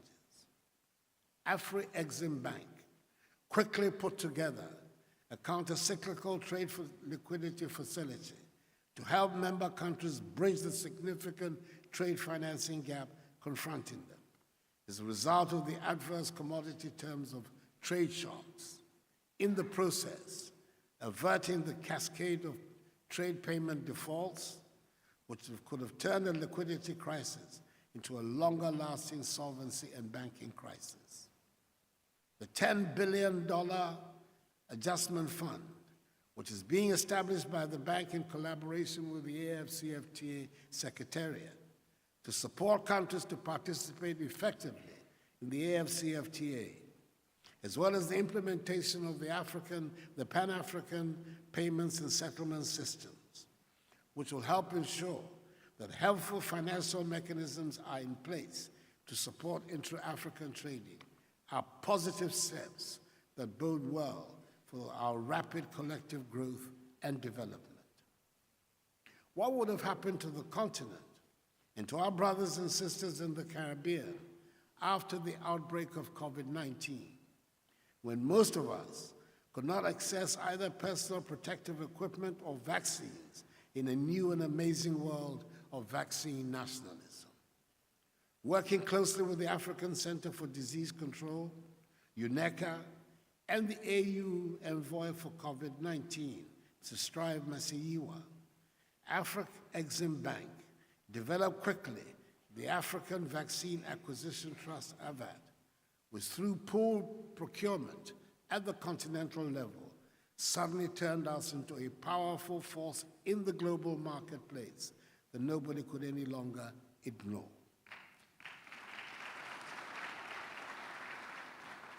More than saving lives, the development and effective operationalization of AVAT was a game-changing moment for the continent, or should I say for the Pan-Africanist revival, as it brought together Africa and the Caribbean in one of the most critical moments of their mutual history, where access to vaccines was the dividing line between life and death. Today, I dare say the power and commitment of one of the most relevant financial institutions in our continent put African lives before its bottom line and financial ratios.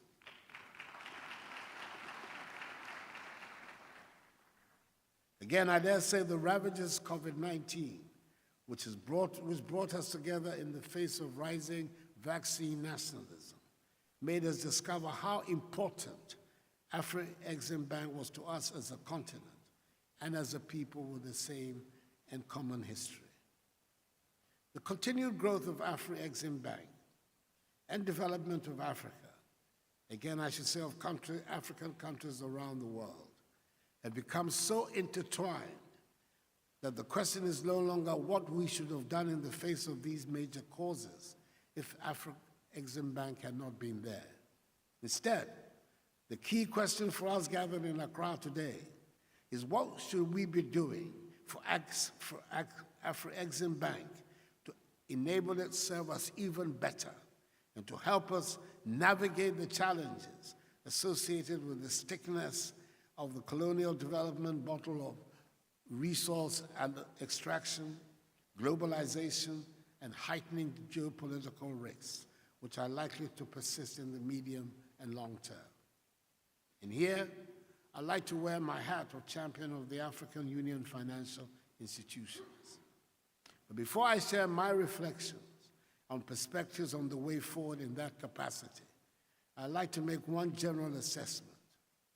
In the past, we have created highly promising financial institutions just to abandon them before they could even stand on their own, let alone grow into global financial institutions.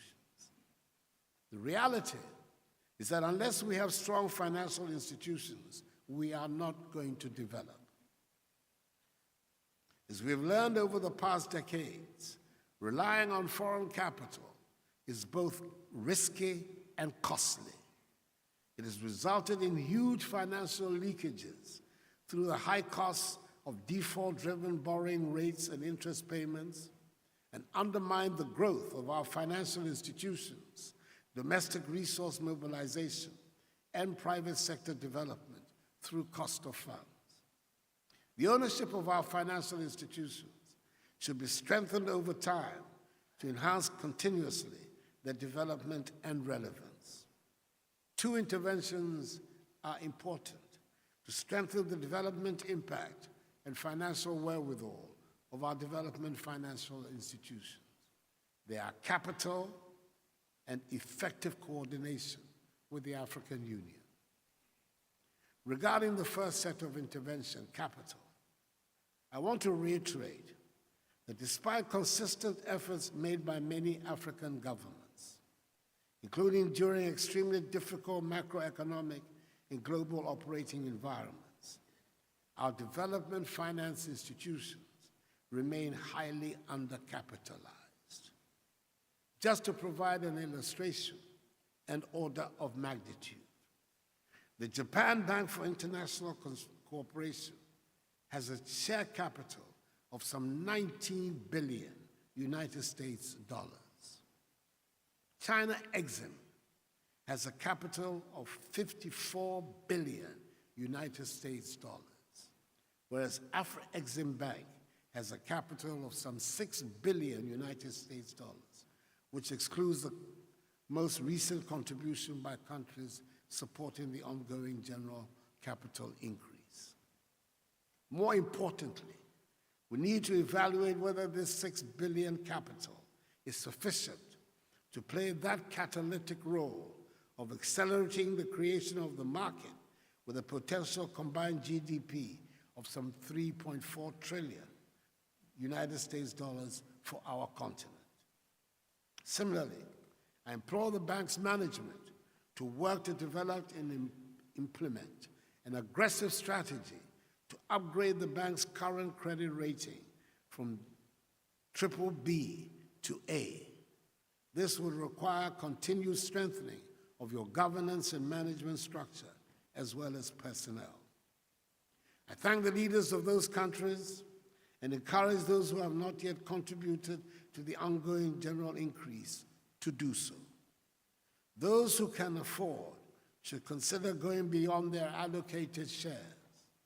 The bank has consistently paid dividends to its shareholders over the decades. As governments, our contribution to the capital of the bank is not only a good investment, but also the best way to support the development of our private sector by increasing access to and lowering the cost of funds to sustain private investment and economic growth. I believe that if we were able to gain greater control over the huge earnings that emanate from our extractive sectors and to plug the holes that permit significant outflows of illicit funds from the continent, we would be in a better position to assemble the monies necessary to strengthen the capital of Afreximbank.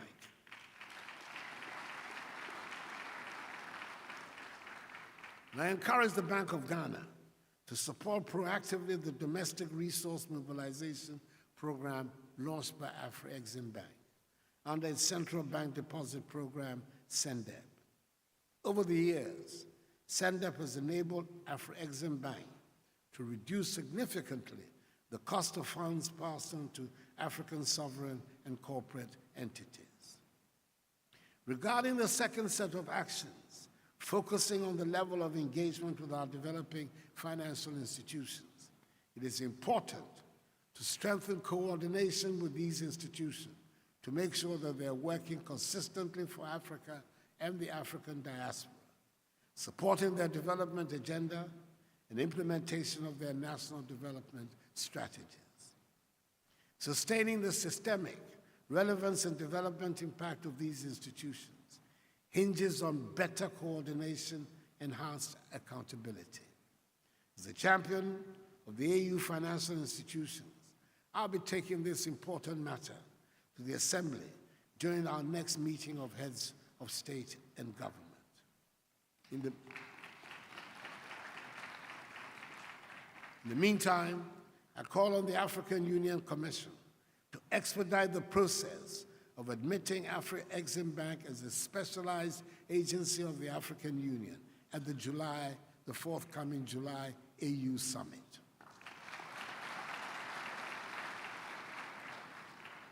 Afreximbank has played a major role in the development of our countries over the years and is expected to play an even more important role during the implementation of the AFCFTA.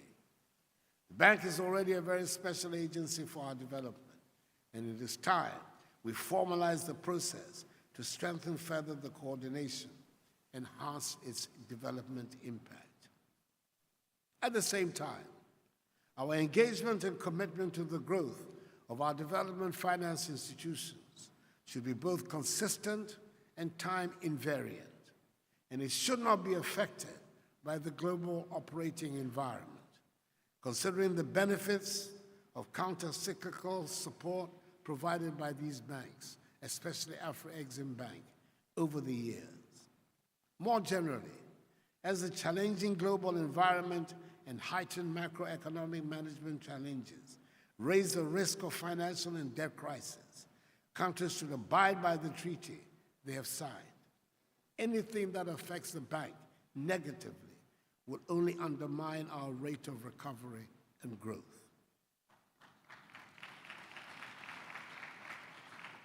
Delivering the vision of our founding fathers, of whom Ghana's first president, Kwame Nkrumah, was such an inspiring advocate, and building prosperity for Africans on both sides of the Atlantic are the overarching themes of the 2023 edition of this year's meeting. Strengthening the financial wherewithal of our development finance institutions, especially Afreximbank, and enhancing coordination between these institutions and the African Union are key if the continent is to deliver successfully the vision of shared prosperity for Africans. I have outlined a few measures that should be taken not only by sovereign nations, but also by the vibrant African private sector and captains of industry, who should also play their part in building the Africa we want. Some are already shareholders of the bank, and I thank them for that. At the same time, I encourage those who are not yet to do the same. By investing in Afreximbank, we're all investing in our own growth, in the growth of our balance sheet, and in the development of our respective countries. thereby spurring even further the far-reaching work that has been done and is being done by that outstanding African, Professor Benedict Orama, and his excellent team.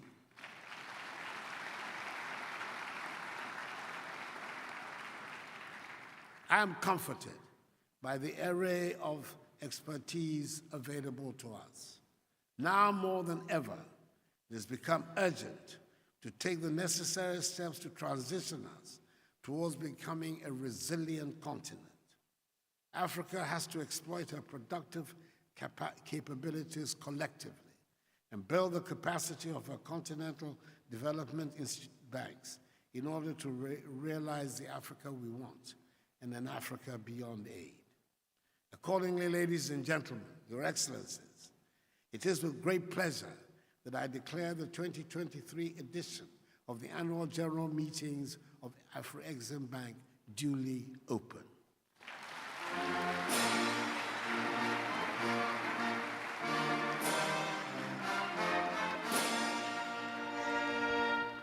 I wish you a very fruitful meeting.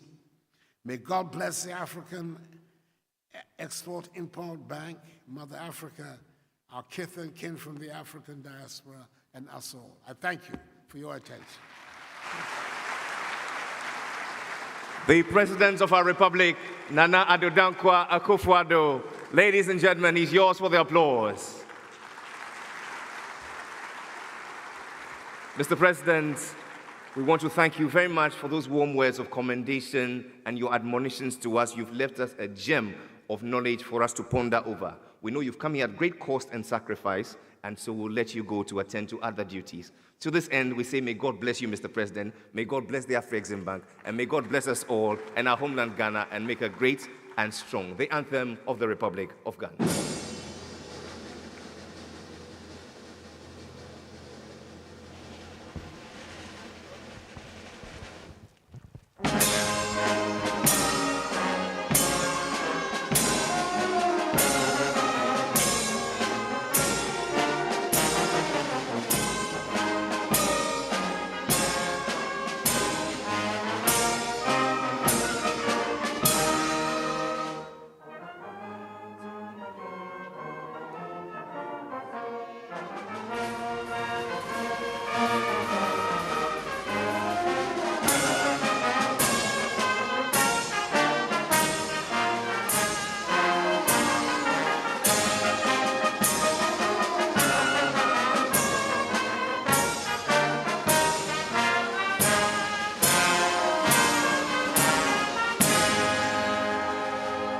Rest assured, Mr. President, we'll revert with favorable outcomes.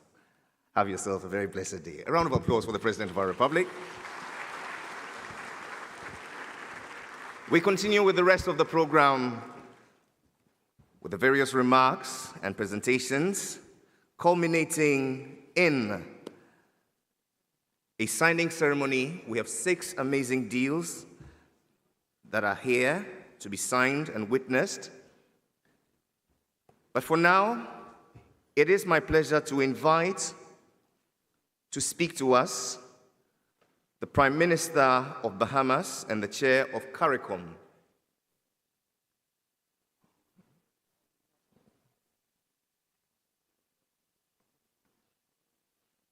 A few pleasantries, and the President of the Republic will take leave of us. A spot of music, Ghana Police Band.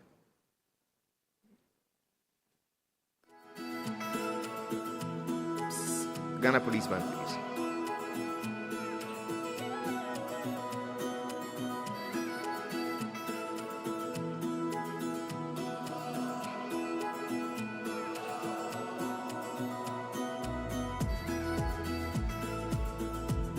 Mr. Operator, the Ghana Police Band will play.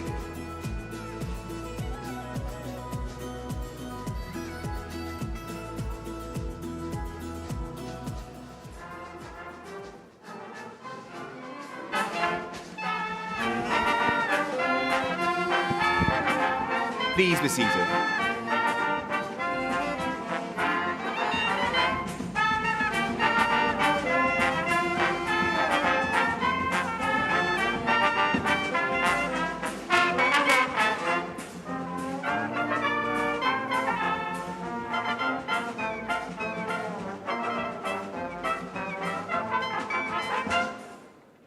Thank you very much, Ghana Police Band. Excellencies, ladies and gentlemen, it's official. The new frontiers of Africa have been expanded from Mauritius in the east all the way to Bahamas in the west. Here to accept the challenge and to spell out what this means for the new Africa, it's my pleasure to invite the Prime Minister of Barbados, Bahamas, and the Chair of CARICOM. Make welcome the Right Honorable Philip Davis.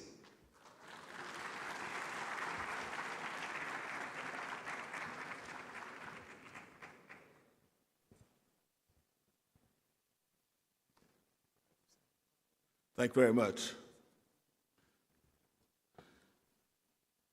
Permit me to stand on the protocol that has been established and say to Your Excellencies, distinguished guests, ladies and gentlemen. First of all, my heartfelt thanks to the government and people of Ghana and the Afreximbank for the extremely warm welcome and generous hospitality you have bestowed on me and my delegation. We are grateful for the embrace and look forward to many years of close collaboration and friendship. I am pleased to have been invited to participate in this 30th annual meeting and 30th anniversary celebration of Afreximbank. I'm here as Prime Minister of the Bahamas, but I'm also the outgoing chair of CARICOM, the Association of Countries of the Caribbean Community. I bring greetings from the entire region. I wish to recognize my fellow Caribbean leaders also attending this meeting, Prime Minister of Barbados, Mia Mottley, Prime Minister of St. Vincent and Grenadines, Ralph Gonsalves. I'm elated that this meeting is taking place in Ghana, as this is the country with which many Bahamians hold direct ancestral ties. Those ties are on full display every Christmas and New Year's during our annual Jonkunu Parade, where the origins of the music, costumes, and dances have been traced back to the area called Princess Town right here in Ghana. So now you appreciate my excitement as I really greet you as my brothers and my sisters.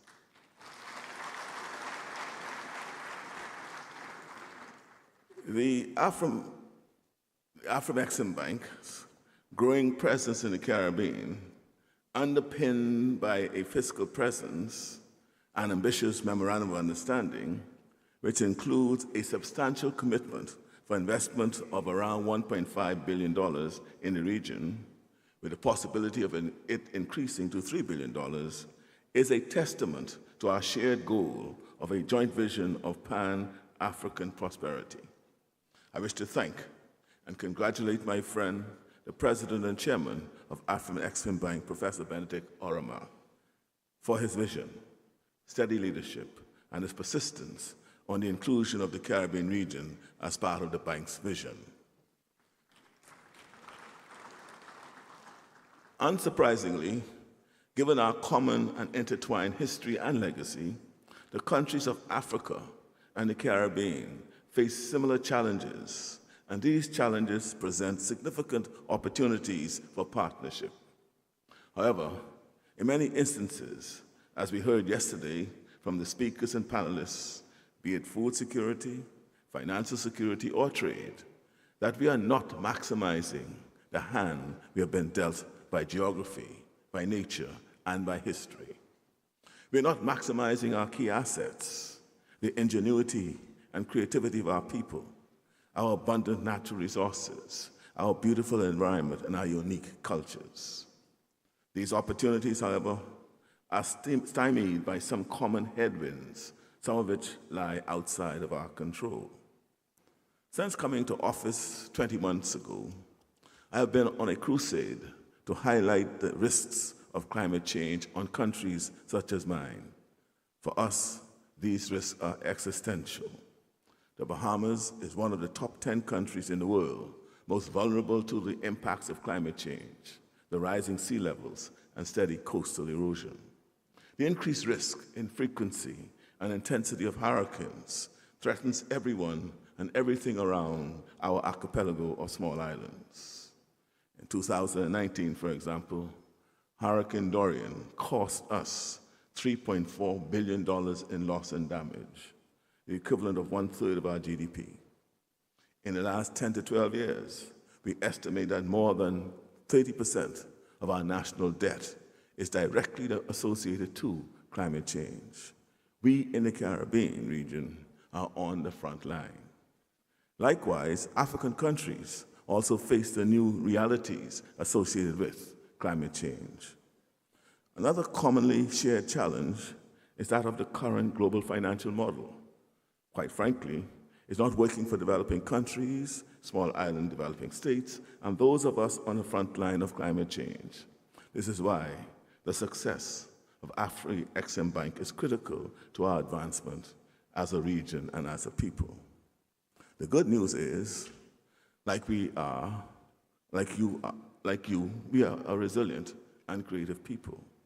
In the Bahamas, our global brand in the tourism sector has been the engine that drives our economy. While it is still better in the Bahamas, over time, we have become aware of how much of the tourism value chain lies in the hands of foreign investors.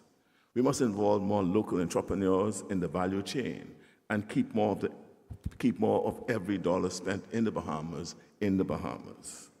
This requires us to properly capitalize our development bank to provide deserving loans to our citizens so they can play a more meaningful role in our economy.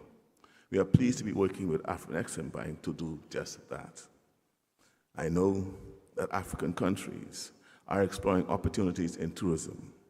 This continent is truly blessed with an abundance of natural beauty like no other place on earth. The world needs to see it. The potential of partnership is obvious.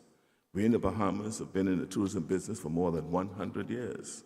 We also recognize the successes that some of our African brothers and sisters are already realizing in tourism. For example, we can learn from the inclusive tourism model in Tanzania and from Rwanda's strategy of targeting high-end tourism and maximizing the in-country spend.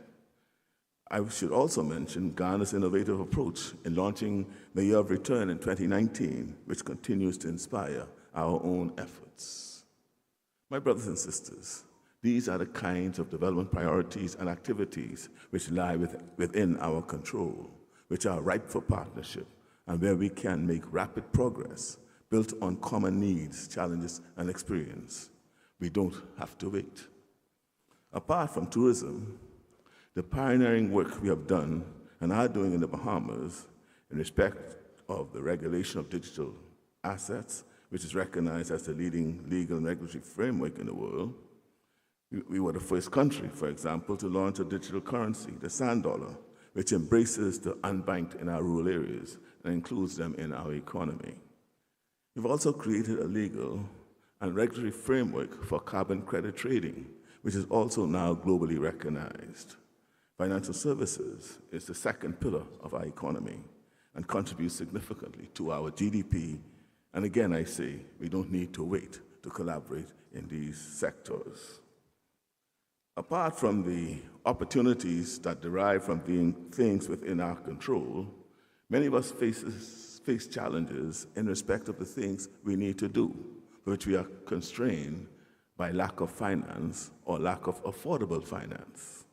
Again, our friends at Afreximbank are clear champions here, as they have not only recognized the many opportunities, but stepped forward to fill the gap. For this, we thank them. As we move forward with essential programs dealing with food security, financial security, and trade, I note a growing divergence in access to technologies where we seem to be on the cusp of something even more transformative than what has come before. Many of us are still on the early road to digitization, while the rest of the world is moving at a much quicker pace than we can. We must continue to channel our resources, both human and financial, in this area if we are to contain the widening digital divide. I'm pleased, however, that we are taking measured and calculated steps to to move beyond that stage in history when those of us in the developing world had no more agency than to put out our hands for help. It retarded our national development. So now, when confronted with challenges, we have seen and are seeing the benefits of what collective action and control can do. The world is at an inflection point, which provides a window for Africa to regain its position of prominence and pride, which has been denied for centuries through colonialism and imperialism. We should not squander this opportunity, and I believe now is the time for us to tie our shared values, challenges to a unifying charge to take advantage of the opportunities created at this inflection point. Rather than just despairing at the shortcomings in the global financial system, we have the Bridgetown Initiative, led by Barbados Prime Minister Mayor Motley, pressing for improvements and an overhaul of the global architecture so that it delivers better for our people. We have created and strengthened regional institutions built by us and for us. We have to ensure that we continue to give our institutions our fuller support so that they do not languish at the wayside in a field of forgotten dreams. CARICOM is a good example of the kind of progress that can be made when we work together. Just last week in Kingston, Jamaica, CARICOM convened a meeting, the first of its kind, with all of the key opposing stakeholders in Haiti to try to support them in restoring law and order and to reestablish a framework to hold elections. The suffering currently experienced by the Haitian people is immense, and a multinational effort is badly needed to bring relief. But Haitian people must be the driving force to resolve their challenges and instability that they are experiencing. Open internal dialogue with the support of its regional and world partners is the only solution. The African Continental Free Trade Area is another shining example. At a time when the WTO is grappling with some serious issues in the appellate body, it is heartening to see the continent progressing where the global system has stalled. The WTO should be looking to learn lessons from the AFCFTA. While seemingly intractable and insoluble conflicts continue in various parts of the world, many overlook the fact that Africa is home to some of the most peaceful countries on the planet. And in terms of religious tolerance and interfaith harmony, Sierra Leone is an international exemplar. My brothers and sisters, my point is, the rest of the world has much to learn from Africa, and Africa has much to teach the rest of the world. And I will end as I begin. There's much more that we can do to maximize the hand which we all have been dealt. With so much in common by way of challenges and opportunities, through real partnership with the Bahamas and the Caribbean as a whole, there's much cause for optimism. Everything we are discussing over these next few days, every effort that we are making to improve the lives of the peoples of Africa and the Caribbean, everything ultimately depends on the people themselves who we represent and our political resolve as leaders to create an environment where they can strive and compete. They are the ones who are the actual producers and consumers, the creators and participants, the sellers and the buyers. And it is the success of that human connection and our interconnectivity as a people determined not to let a line drawn on a piece of paper divide us or oceans separate us that will bring our countries and our people the success we all desire. I thank you, and may God continue to bless you.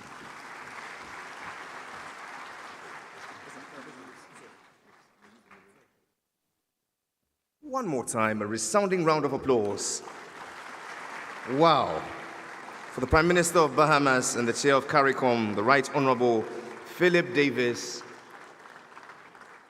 You have drawn a marvelous picture of great possibilities, showcasing the synergies between the motherland and the diaspora and how we can leverage to create one unified Africa for the benefit of all. Please, one more time, a round of applause.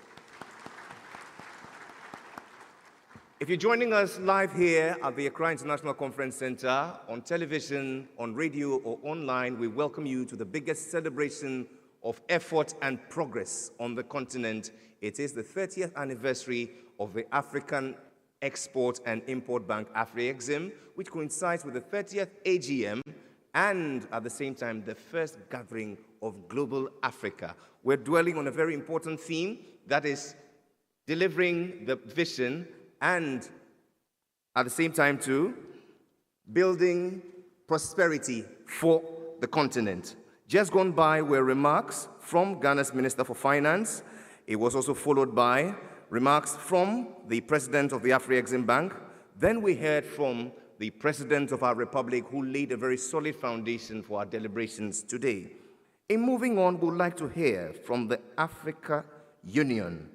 It is rather interesting that CARICOM is celebrating 50 years and the African Union is also celebrating 60 years. Here, speaking on behalf of the President of the Comoros, who is the Chair of the African Union, it's my pleasure to invite a Commissioner for Economic Development, Trade, Industry and Mining at the African Union Commission. Would you please make welcome His Excellency, Ambassador Albert Muchanga.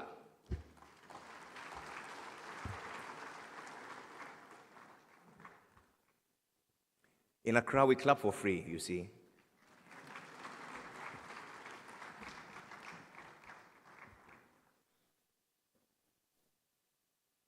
Your Excellency. Thank you very much. When I was once a Boy Scout, the motto was, be prepared. I've been splendidly surprised that I'm speaking on behalf of the chairperson of the African Union. What I know is that the chairperson of the African Union Commission is not coming for the high-level panel of the presidential dialogue, which is looking at the development of financial institutions. But I expected the chairperson of the union to be here. But I'll not say I'm not going to speak. I'll say something. I'll begin by really riding on the salutations which were made earlier by the previous speakers and greet all their excellencies and all of you who are here. The African Union is a strong supporter of African Union financial institutions.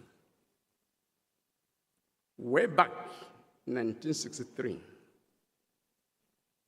when the Organization of African Unity was created, one of the first decisions was on the establishment of the African Development Bank. And 1 year later, it was up and running. And it's a growing and resilient institution.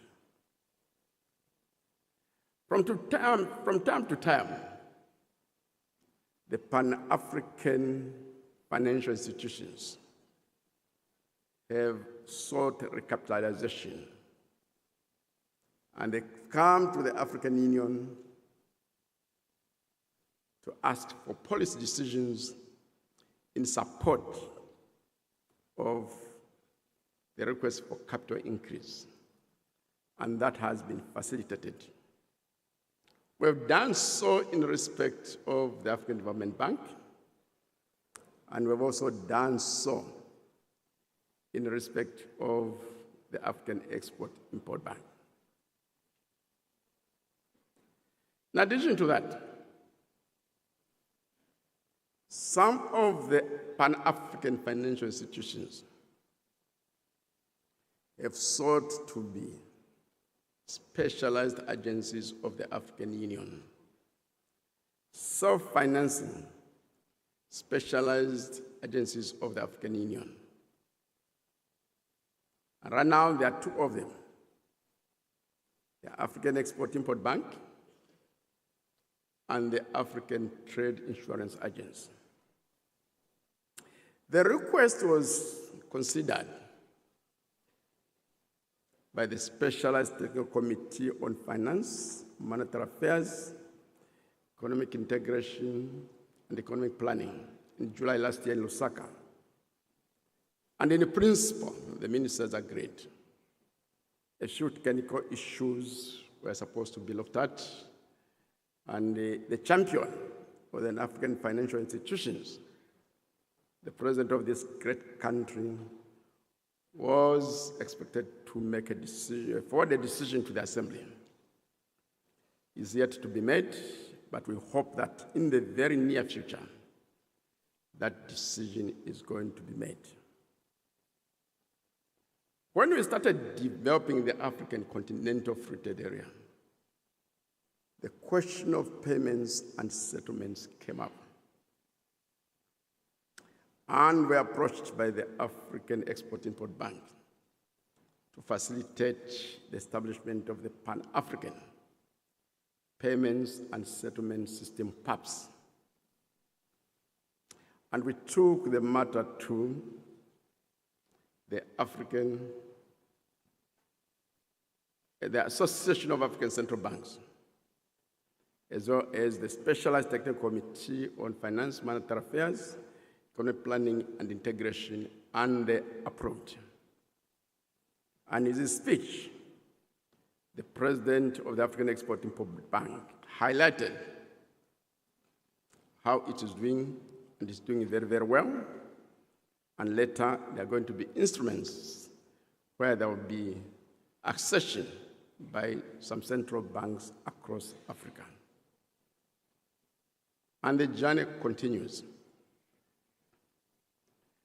The president of this great country is the champion on the African Union financial institutions. And again, working with the finance ministers and working with the Association of African Central Banks, and based on a decision of the Assembly to embark on macroeconomic convergence across Africa. Work is underway to establish the African Monetary Institute with the support of the African Development Bank. When we have reached a good level of macroeconomic convergence, we'll be in a position to do two things. First, to establish the African Central Bank, and later, to establish a single African currency. And that work continues in the financial sector. In July last year, we signed a memorandum of understanding with the Association of Pan-African Stock Exchanges to create a Pan-African Stock Exchange. And with the support of the African Development Bank, work has started, and we hope that in the coming year, we should be able to roll out a virtual African stock market. And in addition, there are other financial institutions that are in the offing. One is the African Investment Bank. The other one is the African Monetary Fund. And the other one, which was recommended to the heads of state and government, and they accepted, is the African Financial Stability Mechanism. So against this background, I think it's very, very clear to all of us that the African Union is a friend and great supporter of all the Pan-African financial institutions operating in Africa. And we look forward to deeper and broad relations with our sisters and brothers in the Caribbean.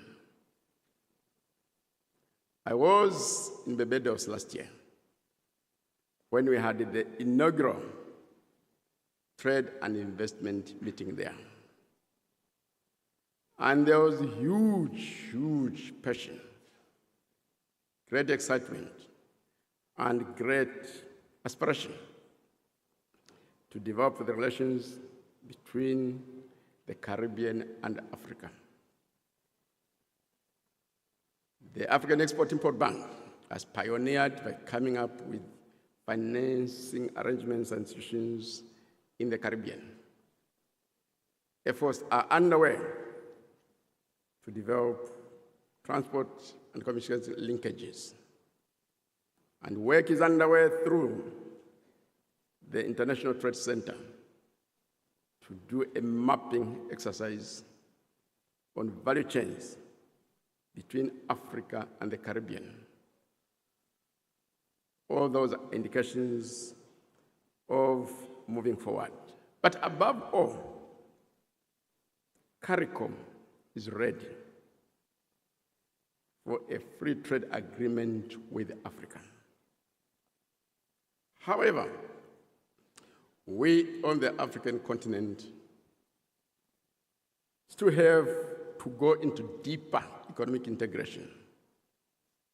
From the African Continental Free Trade Area, we need to move the African Customs Union or common market so that we have got a common external tariff. And when we do that, we are going to be able to enter into a free trade agreement between Africa and the Caribbean. I'll conclude by saying, on behalf of the chairman of the African Union, His Excellency the President of the Union of the Comoros, and on behalf of the chairperson of the African Union Commission, His Excellency Dr. Musa Faki Mohammed, I convey the warm congratulations of the African Union system for the 30 years of existence of the African Export-Import Bank. You started young, you are growing, and your ambitions are very huge. It took you 30 years to be around 30 billion, and you want to do it in 60 years. The sprint is possible. We encourage you to do it. Thank you very much. I end here.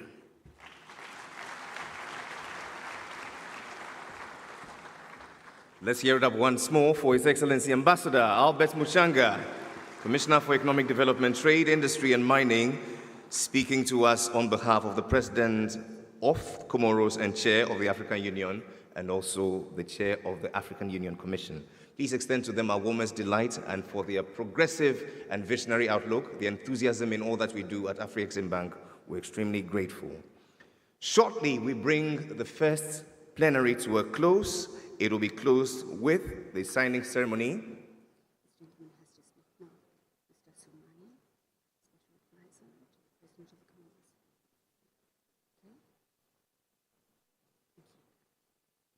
That was just a little commercial break. It is proper for us to receive remarks from a former Minister of Finance who is a special advisor to the President of the Union of Comoros. Would you please make welcome Mr. Assoumani Abdou Salam.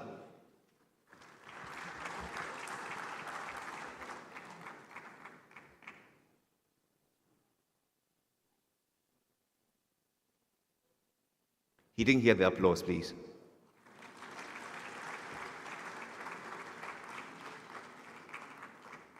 Well, I hope he doesn't miss the rapture. Are you the one, sir? Please, a round of applause for him.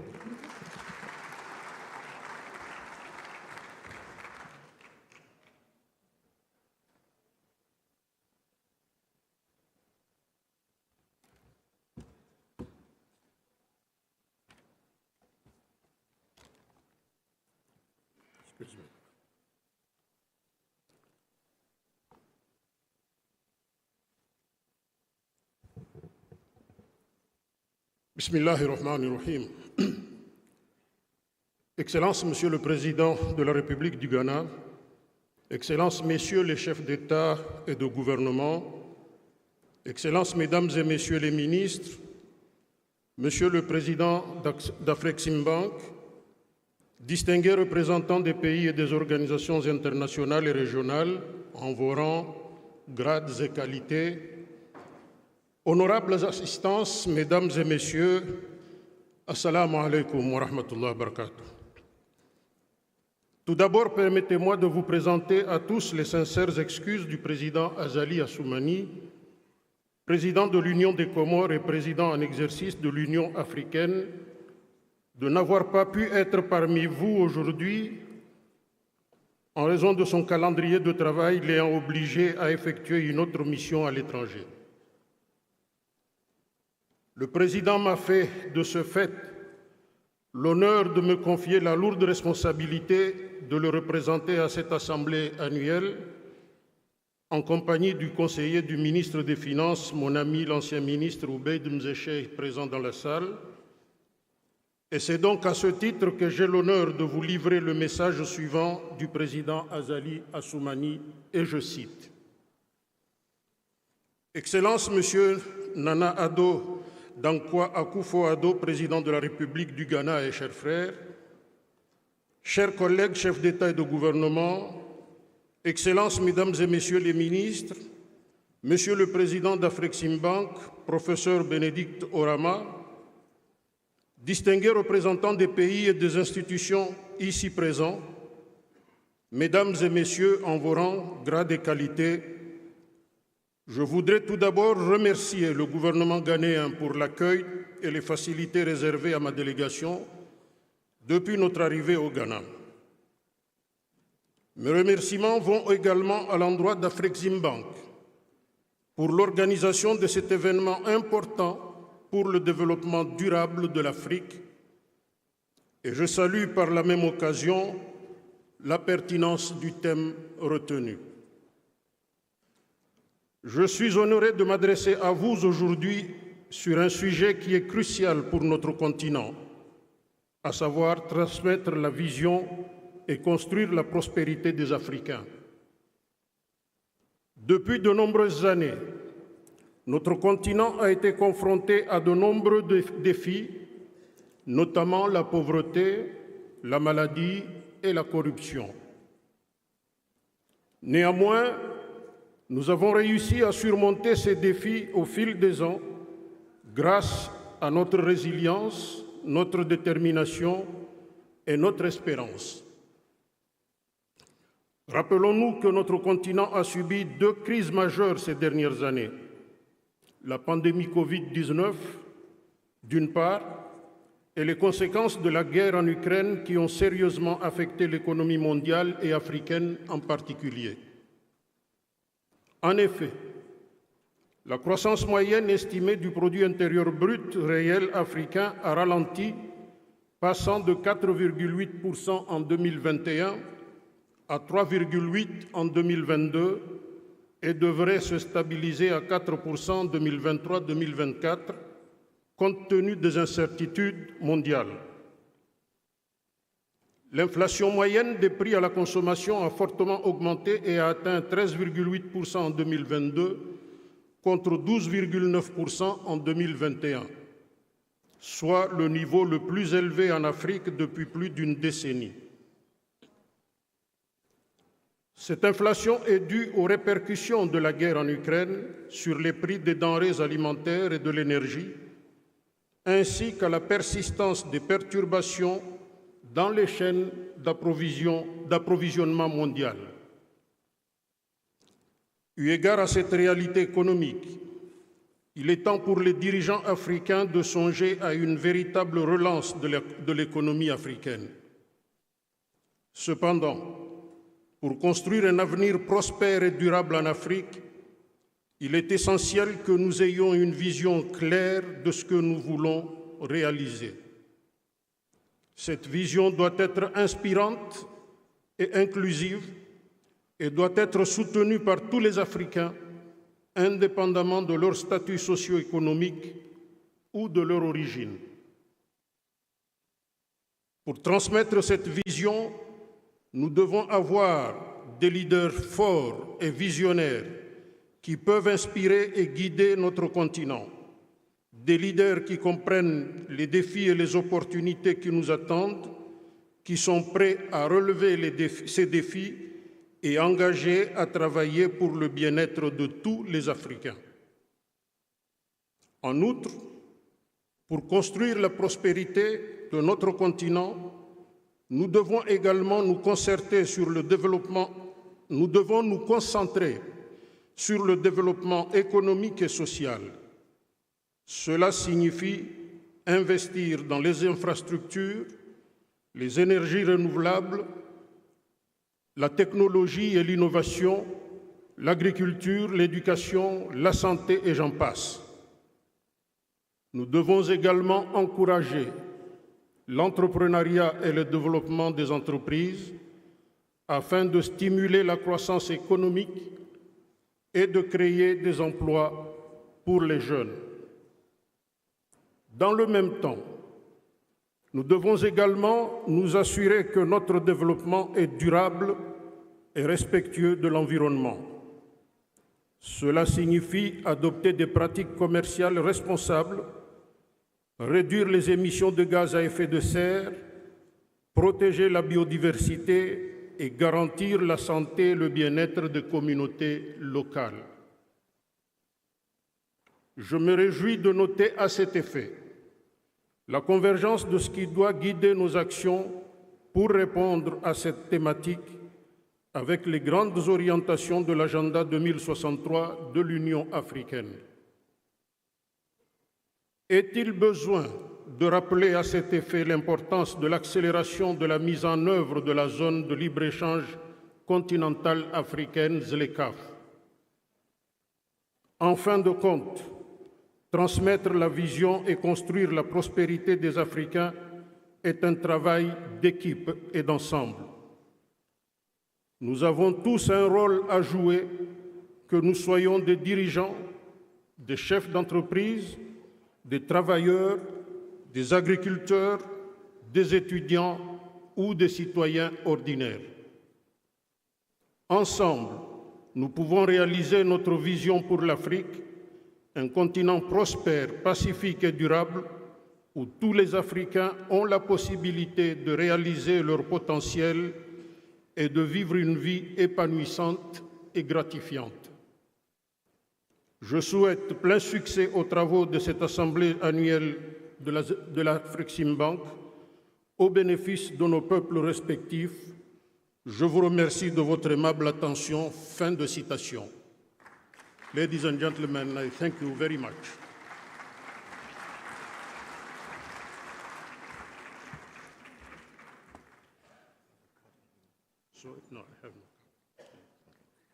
Excellencies, ladies and gentlemen, a resounding round of applause for the representative of the President of Comoros. I struggled to make meaning of the French. All I was hearing was croissant and vin. Forgive me. Next time I'll get my translation devices. And now bringing closer to all that we've heard through the lenses of a sub-theme, ladies and gentlemen, toward a unified vision for the prosperity of Africans, is a woman who bears the traits of the great Marcus Garvey and of the warrior queen of Ashanti, Yasantua. You don't have to look any further than the woman seated right in front of us, the moral compass for this world, the Prime Minister of Barbados, yours and mine, the Honorable Mia Amo Motley.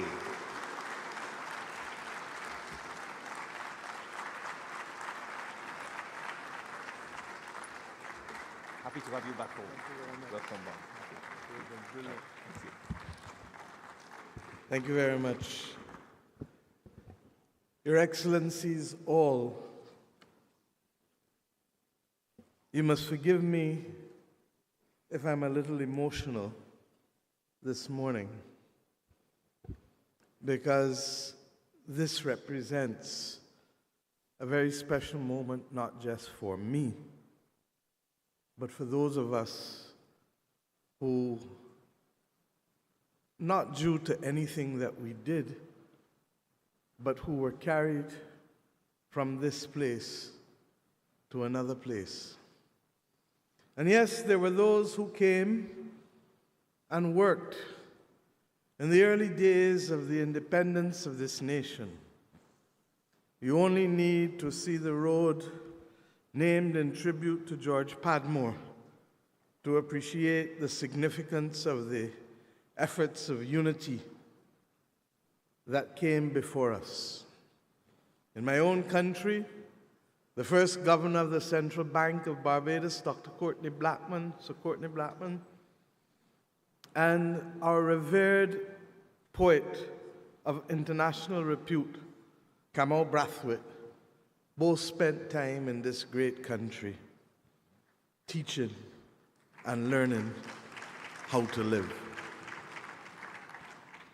But today we come conscious, therefore, that we were not the first to make this journey of Pan-Africanism, and that there has been a century of effort. I start here because in a world that is so clued in on instantaneous gratification, that it is important to set context and to understand the mission ahead of us. And that is why this morning is special. The context, as so appropriately enunciated by the fathers of this institution, that without the ability to bring prosperity to our people, we will not succeed. And that prosperity comes through growth, and growth comes through enhanced trade and opportunities for ordinary people. Perspective, because we live in a world where the existential crises threaten our individual and collective demise, such that if we don't come together to stay together, we cannot survive the battles of this century. I want, at the outset, to salute and thank Professor Benedict Orama, who is an outstanding visionary and who appreciated that Africa's reach must not simply be that on the continent, but that the tangible expression of integrating the daughters and sons of Africa from the diaspora, and in this particular instance, the Caribbean, is a critical part of the journey of being able to forge a clear and definite future of prosperity for our people. And Professor, you have a talented and committed team. And ever since our encounter in 2021, we've seen the example of that commitment in the Caribbean in tangible ways by the urgency with which they and you have undertaken this mission.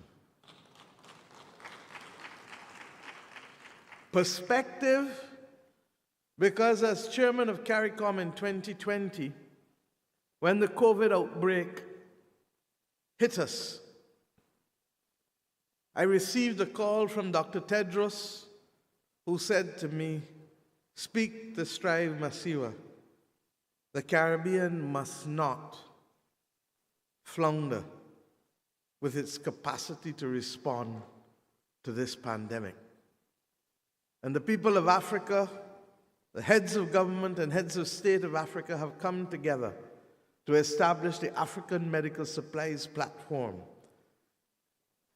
It will pool the procurement to guarantee access because we were told that our orders were simply too small to make a difference, too small to access from equipment to therapeutics to vaccines, too small to be seen, too small to be heard, too small to be felt.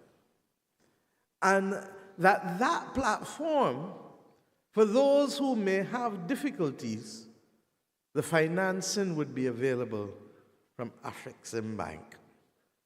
That was the first encounter. You heard from President Akufo-Addo earlier the importance of friendship and the dire importance of friends in need. We, therefore, today are simply seeking to build upon that engagement which started in 2020 and which could so easily have been left as an isolated experience were it not for the vision and commitment of Professor Arama and the determination. His was a determination that if we are to truly realize our potential, then we must do as others have done. We must go afar. We may not colonize in the way that they have, but we will influence in the way that we must.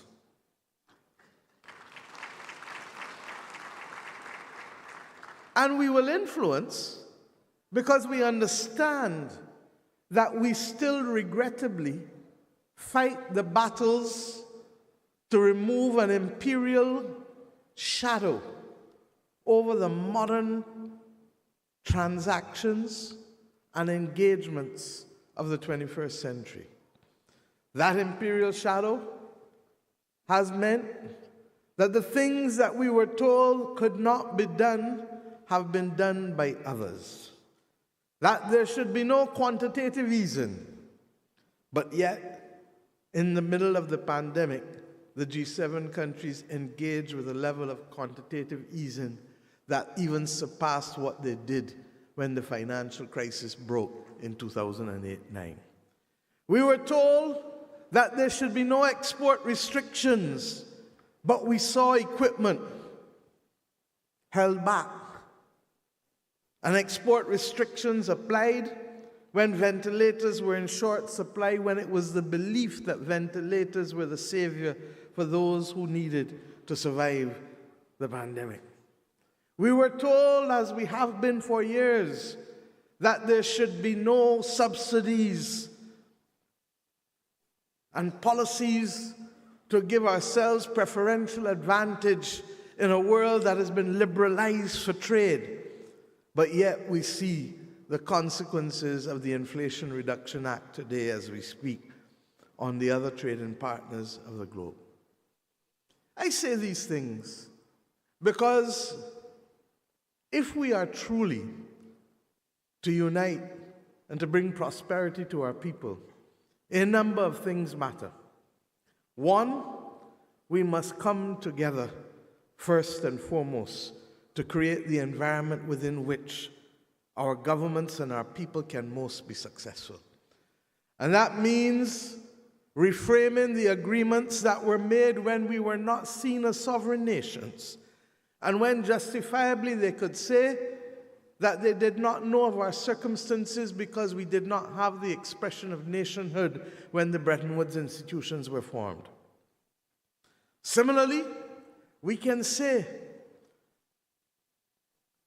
to them now that almost 8 decades later, there is no excuse for not seeing us, hearing us, or feeling us.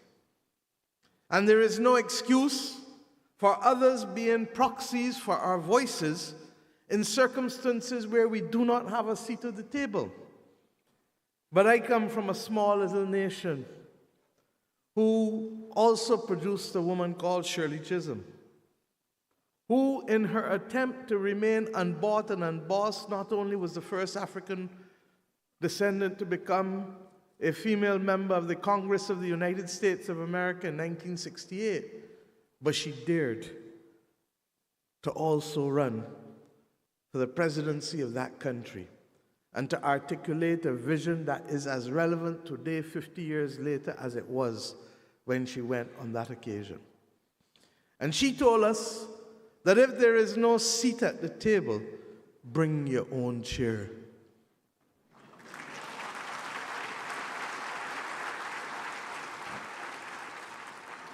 So you will better understand why we are not prepared to accept things as they are and work together to shape things as they must be.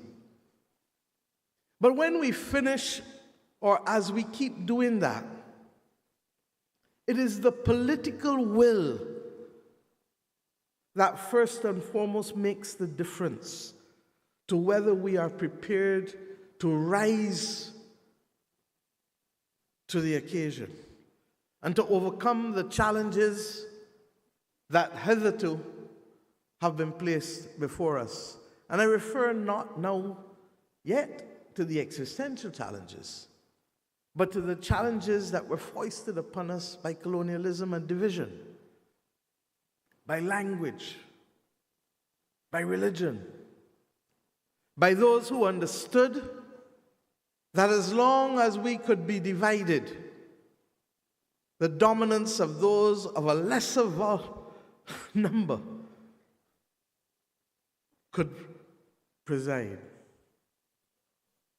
I say to us today that we know the power of unity, and it cannot simply be in the rhetoric.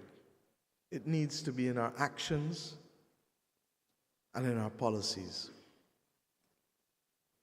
There must be a Blue Ribbon Commission established between the African Union and the Caribbean community to put to rest once and for all the issues of connectivity.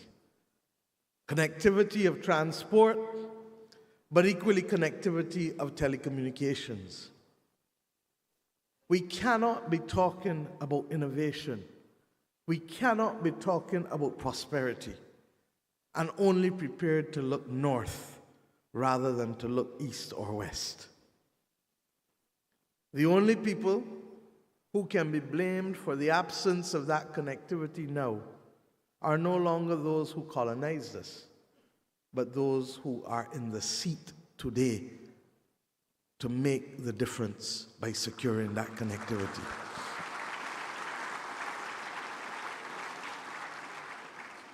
And I therefore look forward to my brothers and sisters coming together, recognizing that while each of us may not have the capacity to do all that we would like to do, we have the ability to pool together to secure that advantage. The Afreximbank, the Africa Development Bank, the Caribbean Development Bank, the CARICOM Development Fund have a duty to work with us all to ensure that whatever is necessary to make both the financial and economic case of connectivity is put in place, because the next major step of cementing this relationship is not about leaders coming and mixing with other leaders, but it is about ordinary people moving in their own time and space to be able to make those friends, to make new family, and to make new business.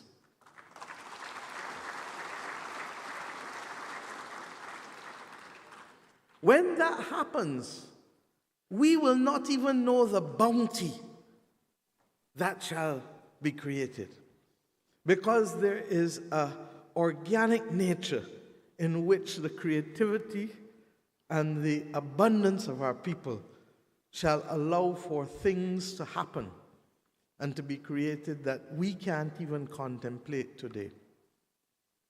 But separate from that, there's the issue of functional cooperation.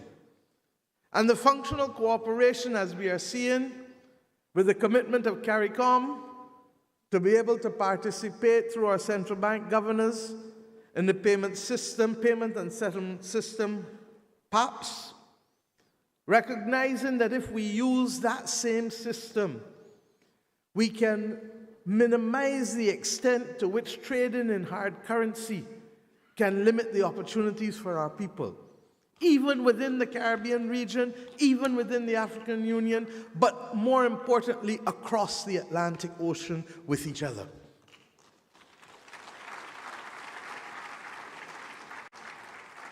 The functional cooperation, however, must go beyond that. And it must now also, as it did in the area of the African Medical Supplies Platform, continue where pooled procurement is critical, both to access difficult provisions or equipment, where our orders, as I said, are simply too small, and to guarantee better pricing that we cannot do as market takers and not as market shapers.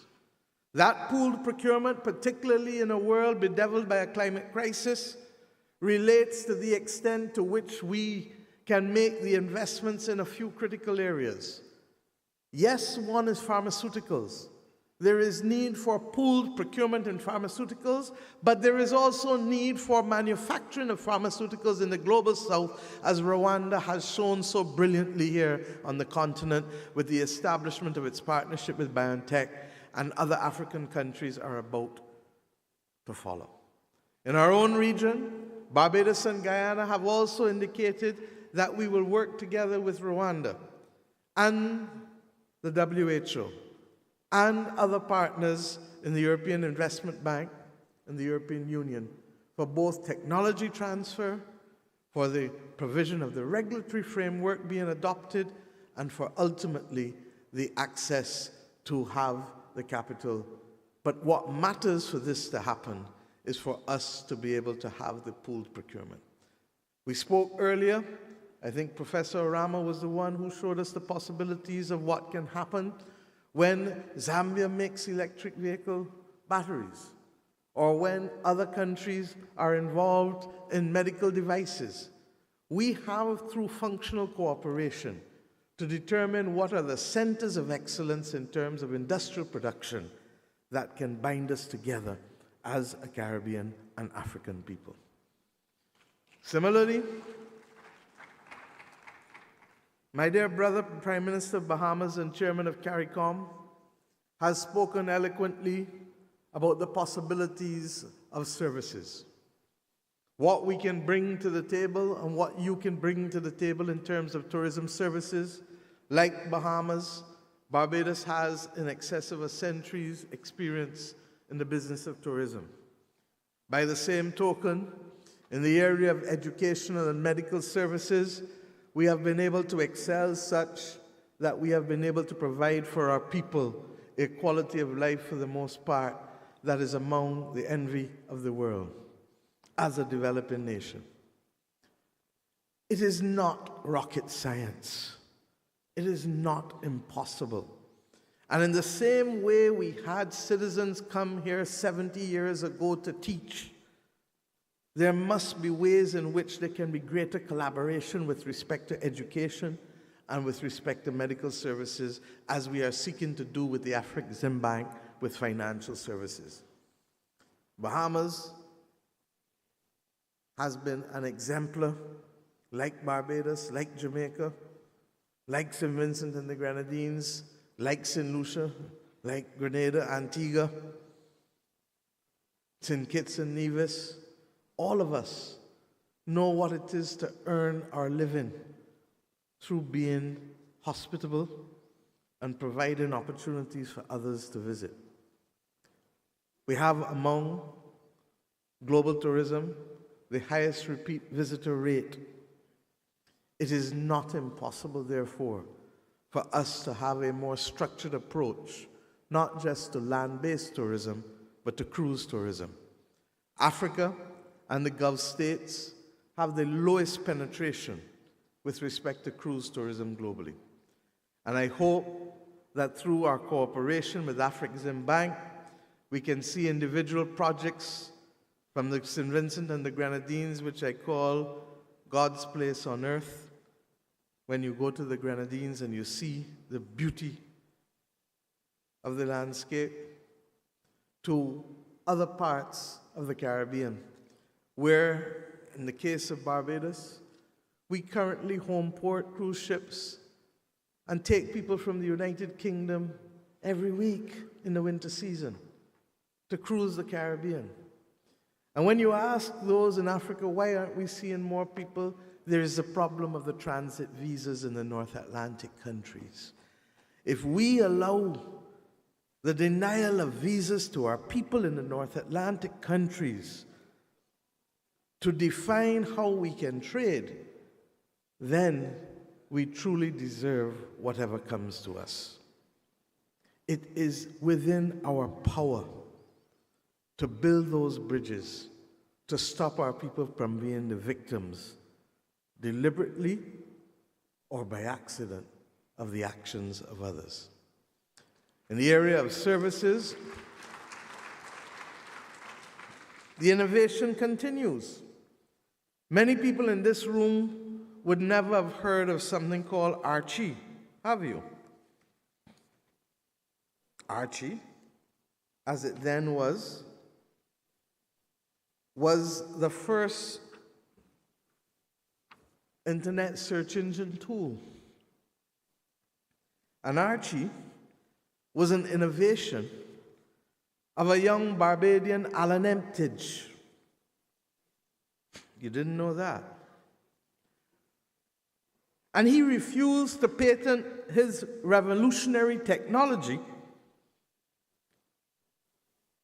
to ensure that the modern technologies we use today could be done and could be built. He is now recognized for his creation. So that when we speak about Google, we need to know that long before Google, there was Archie. Now, there are some who might have said that he was foolish and he should have patented it and done what all the others did. But equally, long before Apple Pay, there was M-Pesa. And we begin to ask ourselves,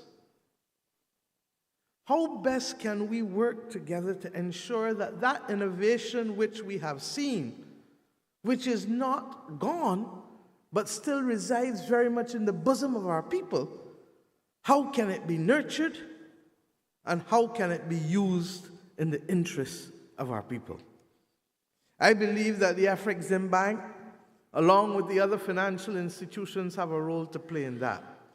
But more often than not, we have so much distance to go in bridging the development deficit that we tend to focus only on those traditional areas rather than appreciating the importance of equal attention to unleashing the innovation of our ordinary people in Africa and the Caribbean. I believe, therefore, that we have a duty to have the cultural confidence that is necessary to believe in our people and to put the institutions there from which they can benefit. And this is where the romanticism that binds us together meets the rubber on the road with the practicality of the institutions necessary to integrate into a global economy. The Afreximbank, over its 30 years, has shown that it is not just a romantic ideal for Africans, but it has done the business of being able to bring together opportunities for people and companies, particularly when they are most needed.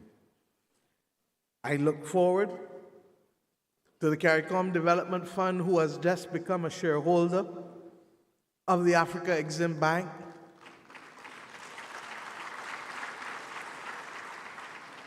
being able to meet the true needs of the revised Treaty of Chaguaramas, which established the Caribbean Community the Treaty of Chaguaramas, which established the Caribbean Community, and the revised treaty, which established the single market and single economy. In that revised treaty, Prime Minister Gonzalez, my dear brother and elder statesman of the Caribbean civilization, speaks often about the fact that in a single market there are winners and there are losers. And one of the great geniuses of that arrangement we created was the fact that it recognizes that disadvantaged countries, disadvantaged sectors, and disadvantaged regions must not be forgotten. The CARICOM Development Fund, therefore, was the mechanism that was established to level the development that was necessary for all to benefit from our own free trade area in the Caribbean community. Its capacity to do so has been limited in the past by the contributions of small countries, its members.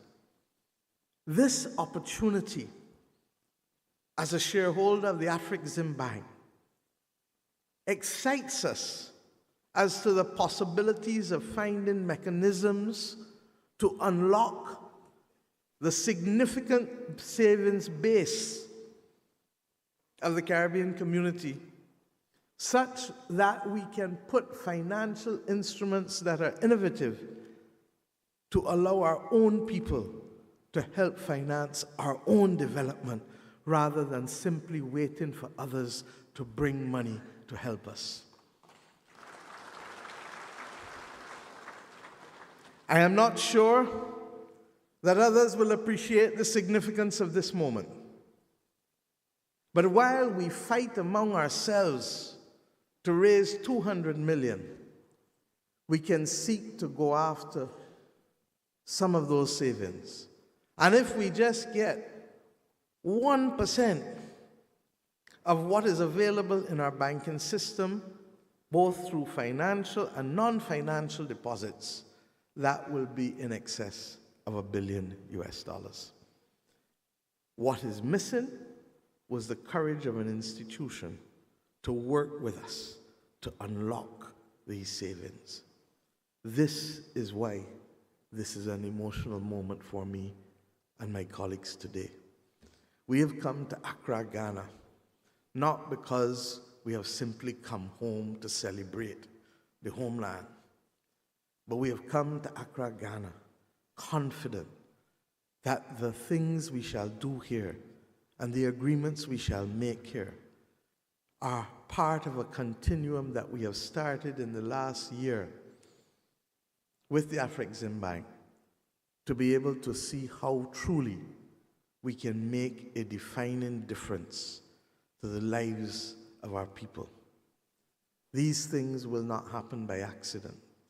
And when we spoke of the first Caribbean Trade Investment Forum a year ago, others didn't believe that it would be possible. And yet we met in Barbados at the end of August, early September, to host that first Trade and Investment Forum. I look forward to when we will meet later this year in Guyana to do the same, because it is the bridges that we are building that will create the opportunities that our people need. You know, when we saw the holograph, and we, especially for me, who was not born until 1965, could sit in a room with the father of the post-independence world of Africa and the Caribbean, and hear the voice and the words of Dr. Kwame Nkrumah, it was also a special moment. His commitment and his life's journey is a lesson for us all on this journey. That even those who were revered have the capacity to be distracted and taken down by those whose vision is too narrow and too limited. But that ultimately, the noble causes that we fight for will always rise because they are universal and they are perennial. I leave, therefore, this morning, this stage, confident that which has brought us to Accra is a noble and veritable cause. It was expressed by Bob Marley in that great song, Africa Unite, as we're moving right out of Babylon and we're moving into the fatherland, or should I say, the motherland. My friends,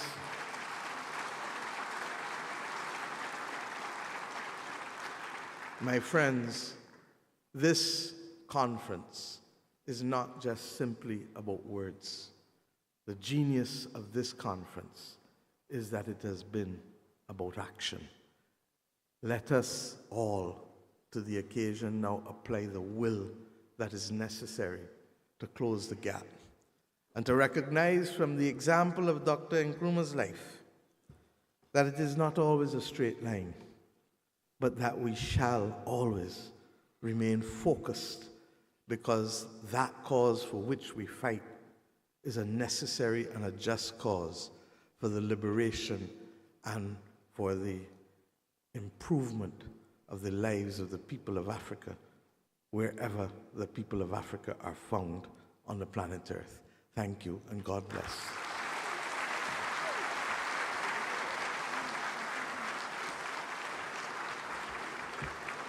What can we say, Africa?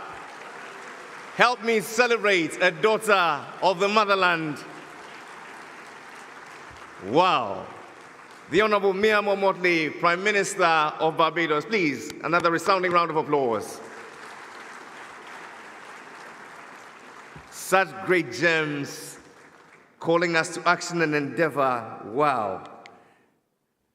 Stressing on the point that we know the power of unity. It ought not be in only rhetoric, it must be in our action. And for that, I believe she receives a hug from His Excellency Olusegun Obasanjo, who makes a case that political action alone is not necessary. Political will must go with political action. Please, a round of applause.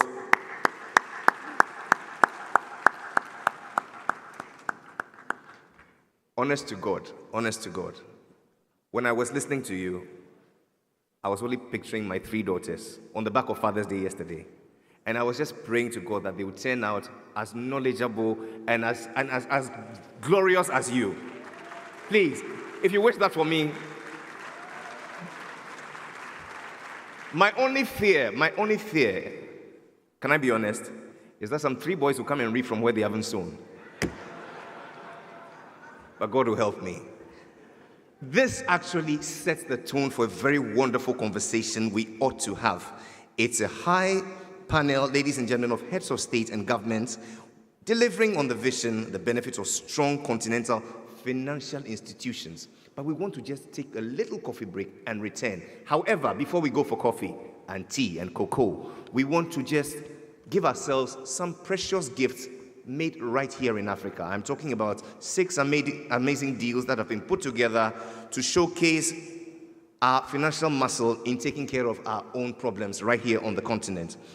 Let's have the table set. Okay, it's set already. It's my pleasure to invite to sign the first, the Managing Director of Ghana Railway Company Limited, Mr. Michael Anyete. Please welcome him warmly with a round of applause.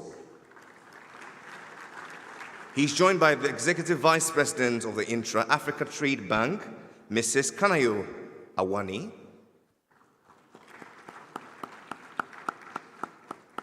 To witness this agreement, please welcome, representing the President of our Republic, Ghana's Minister for Finance, the Honorable Ken Ofori-Atta, and the President of the Afreximbank, His Excellency Professor Benedict Orama. A round of applause as they both come up to witness.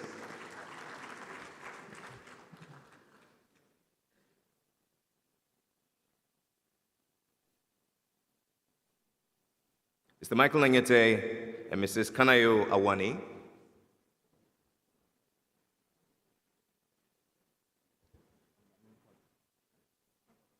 The first is a $1 million facility for Ghana Railway Company Limited, PPF.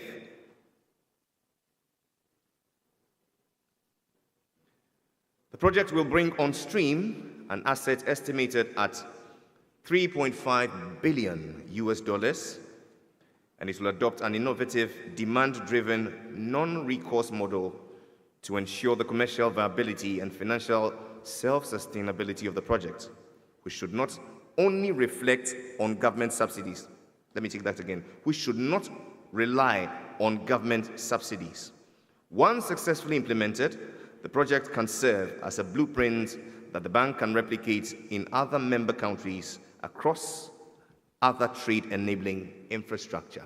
Ladies and gentlemen, behold the signing.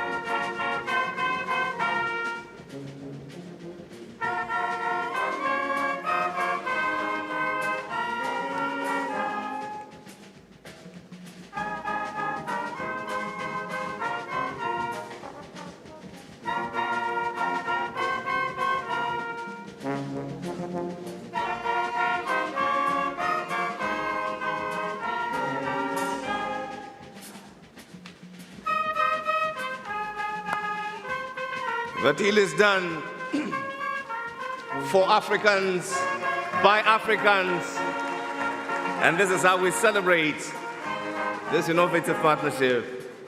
Congratulations, Ghana Railway Company Limited, and many thanks to you, the Intra-African Trade Bank. Ladies and gentlemen, another round of applause. Honorable Minister, thank you very much. I ask that the President of the Afreximbank please stay behind. Let me invite to join the President, the Minister for Finance of the Republic of Malawi, the Honorable Sosten Ngwengwe.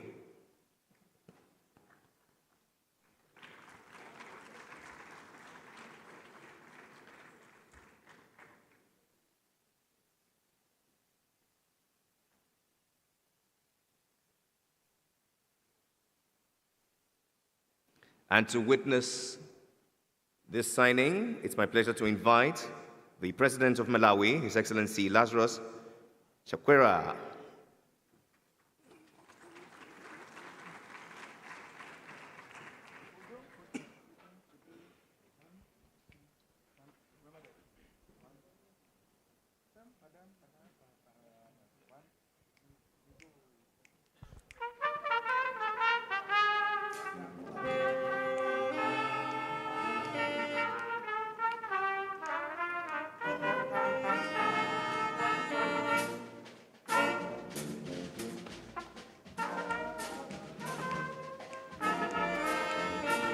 This MOU addresses the hard and soft infrastructure gaps, with several projects identified for quick implementation that are expected to generate investments exceeding $1.5 billion in the short to medium term.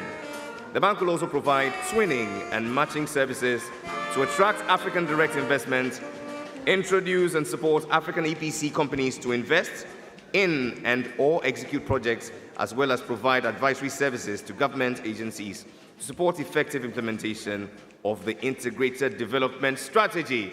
Would you please help me celebrate the MOU between the Government of Malawi, Ministry of Finance, and Afreximbank.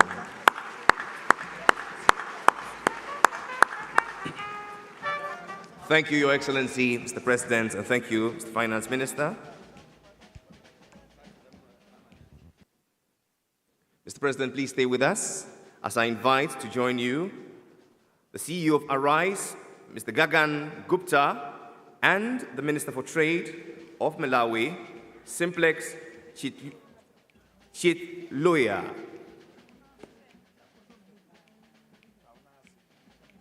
A warm round of applause, please.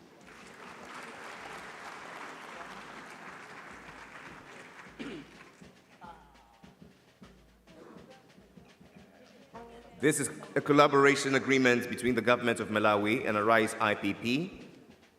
Afreximbank is proud to witness the signing and entering into force a collaboration agreement between the Republic of Malawi and Arise Integrated Industrial Platforms, AIIP. The agreement is for the design, development, and operation of 2 world-class industrial parks and special economic zones in the cities of Lilongwe and Blantyre. The 2 industrial parks will assist in closing gaps in industrial infrastructure required to support the country's focus on export manufacturing to transform its economy and generate jobs for its young population. The 2 projects are expected to attract investments exceeding $900 million and will generate around 200,000 direct and indirect jobs in the country. If this doesn't fill you with enthusiasm and great joy, ladies and gentlemen, I don't know what else will. A round of applause.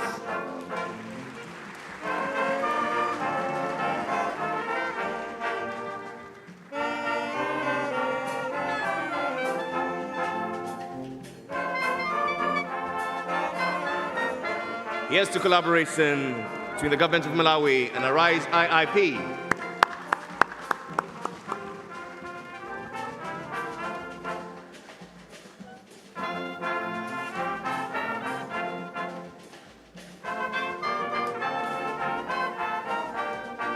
Thank you very much. Mr. Gagan Gupta, would you be kind as to wait for the next signing, please?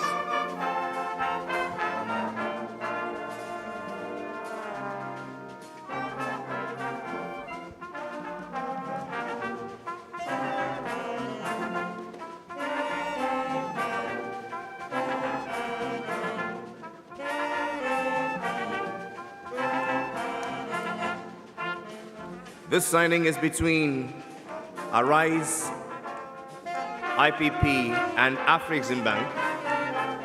Signing on behalf of the bank, the Executive Vice President, Intra-African Trade, Mrs. Kanayo Awani,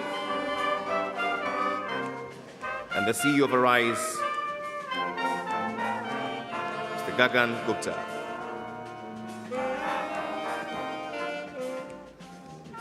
It's a $400 million global facility term between Arise and the bank.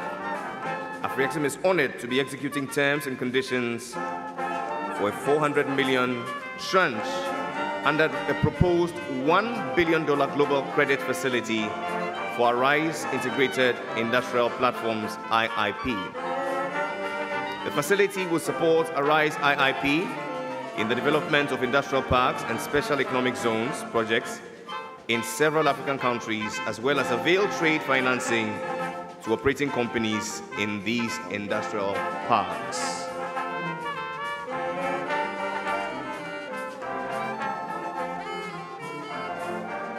Let's bring down the music a bit. I shall now invite the Prime Minister of Bahamas, the Right Honorable Philip Davis, to please join the President of the Afreximbank for this next signing.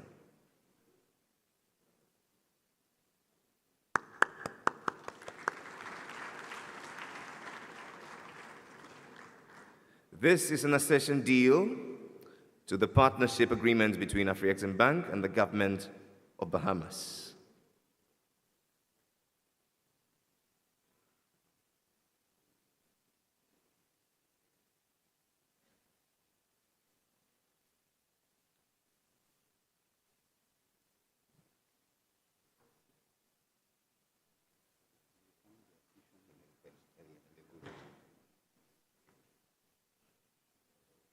The first is the accession deal to the partnership agreement, which will be followed by an MOU stating a collaboration to commence with a pilot project that entails the preparation and development of an Afro-Caribbean marketplace, also referred to as an international marketplace, to be located on Grand Bahama Island. The marketplace will promote and distribute African and Caribbean products to the world, as well as offer a taste of Africa and the Caribbean, and be an appealing tourist attraction on Grand Bahama Island, the gateway to the Caribbean.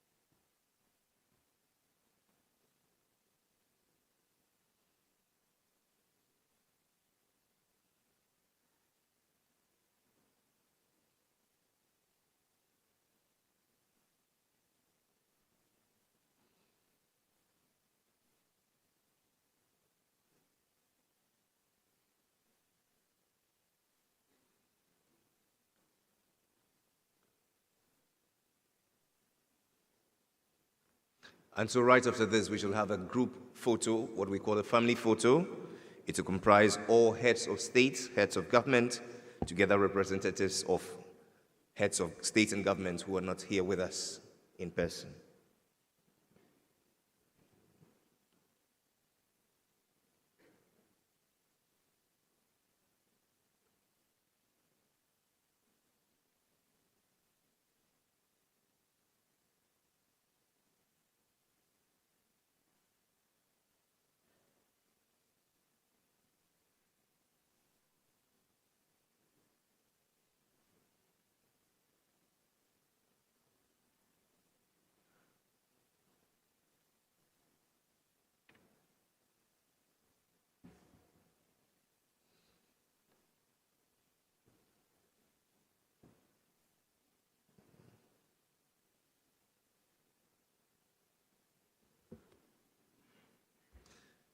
Coffee break will last for just 15 minutes. We entreat you to please be snappy because we'll return here in exactly 15 minutes to continue the next plenary, which was the presidential panel.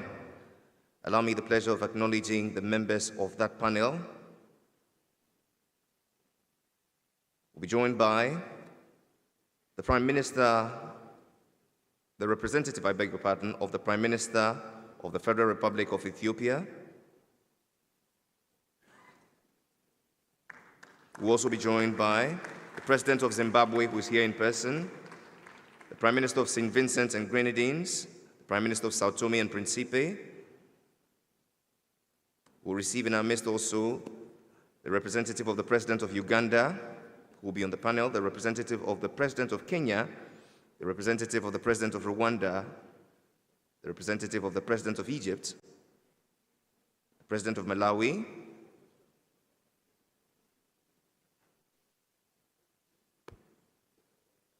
and now, ladies and gentlemen, a round of applause for the official party. I shall humbly invite all heads of state, past and present, to please come up as we take one group photograph together in the company of the President of our Republic's representative, the Honorable Ken Ofori-Atta.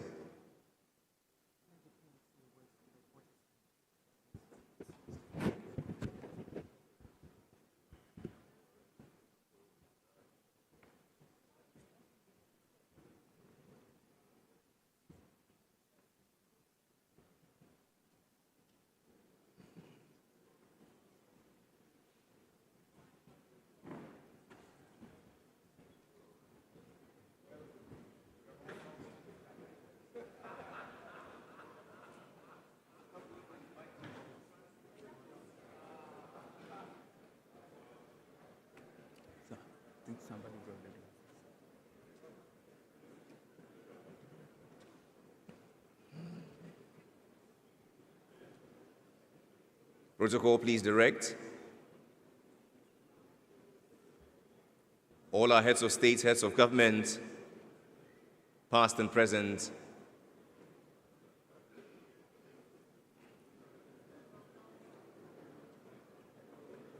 the second photo will be with all representatives of heads of state and government.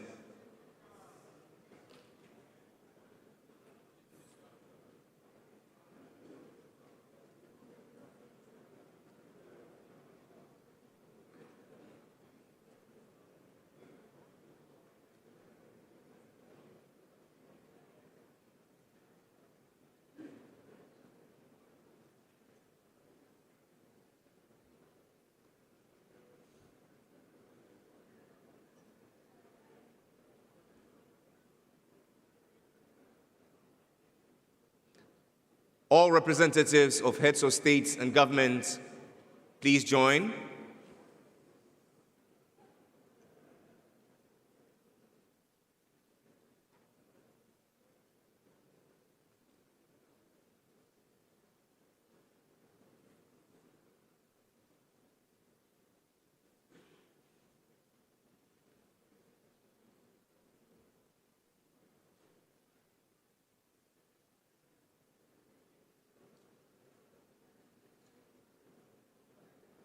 And this is how we celebrate Afreximbank at 30. Vice President and board members of Afreximbank, please join. Vice Presidents and members of the board of Afreximbank, please join.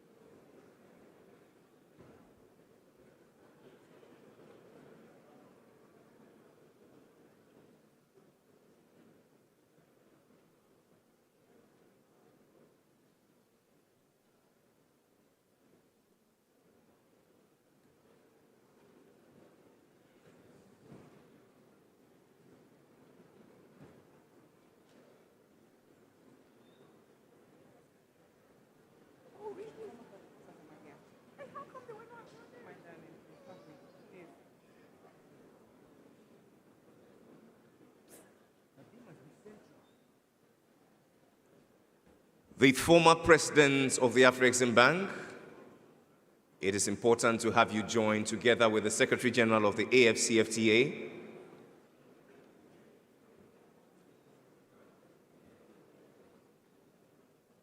yours is the front row.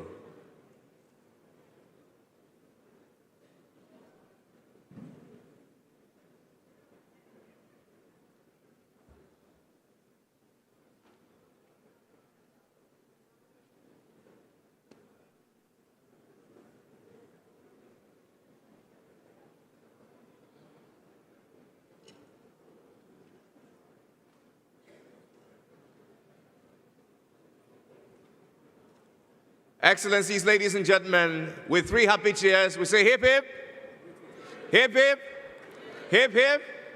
This is how we celebrate 30 glorious years of transforming trade on the continent, the Afrexim way. Let's please reach out for coffee, tea, and cocoa and reconvene at exactly 1:20. Thank you.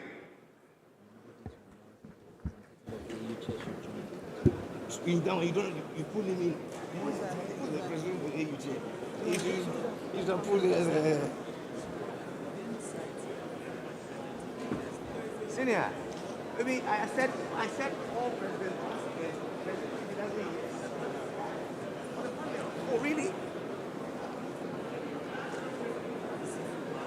I did. Oh, really? Really? Oh. But he knows. Okay.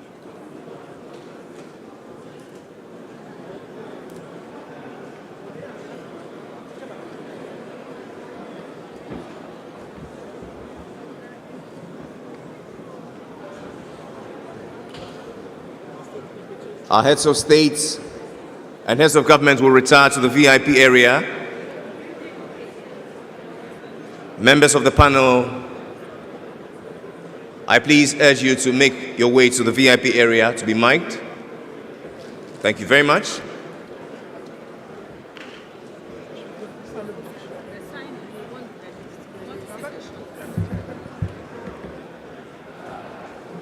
Some of them you'll not see names because I had to use my head to. Yeah. The first one. Because there you go through, you see.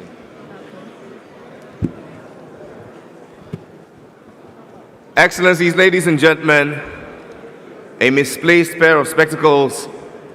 If it's yours, please see me for collection. A pair of spectacles.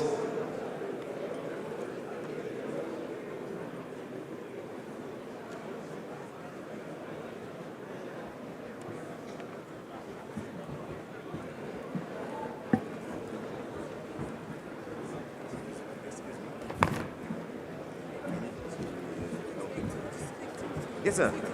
Yes, sir. Yes, sir. I'm requesting that you announce that the government, the governor of Zimbabwe Bank is awaited by His Excellency at the lounge. The governor of the Central Bank of Zimbabwe. He should see who? His Excellency. Okay, the president. Okay. Yes, the president. Okay. Respectfully, I bring to the notice of the governor of the Central Bank of Zimbabwe. You're kindly requested to see His Excellency the President at the VIP area. The governor of the Central Bank of Zimbabwe, please meet His Excellency the President in the VIP area. Thank you. Pleasure.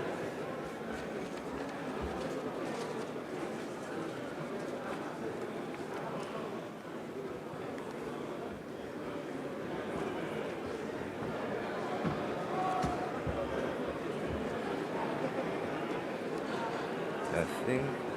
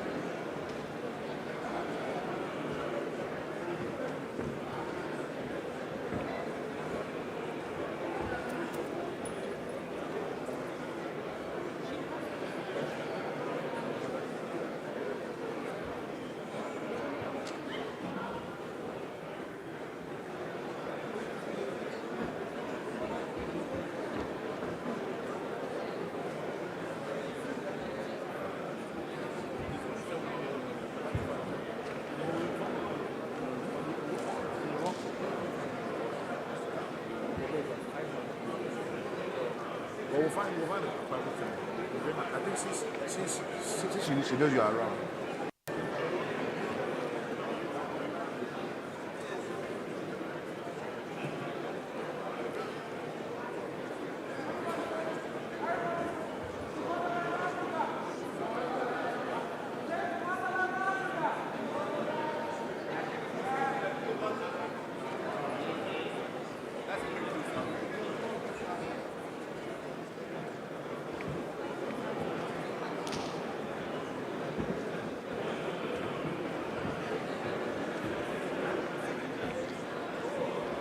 Well, thank you, sir. Grateful.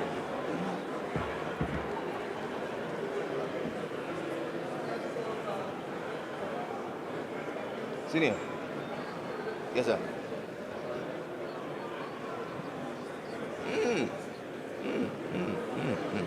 Okay.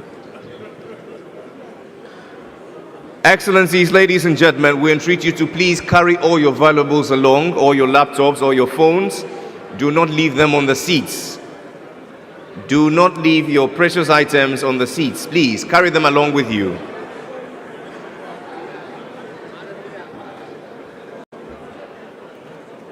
This is a safety announcement. Excellencies, ladies and gentlemen, please carry along with you all your valuables. Do not leave them on the seats. Thank you.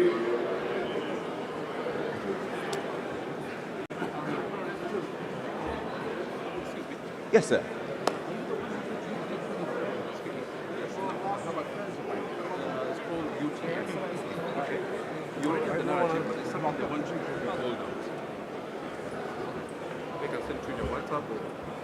Let me just take a screenshot.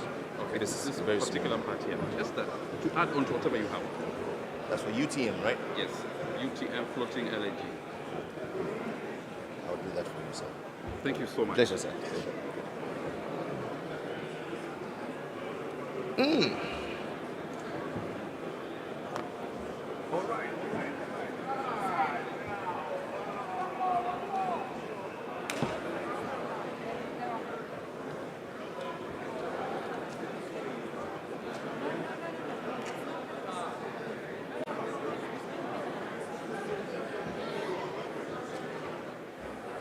Yes, sir. Good afternoon, sir.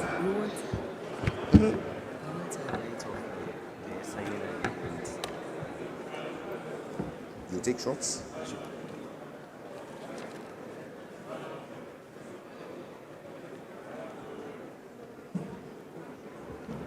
It is requested, ladies and gentlemen, that you carry along with you all your valuables. Do not leave them on the seats.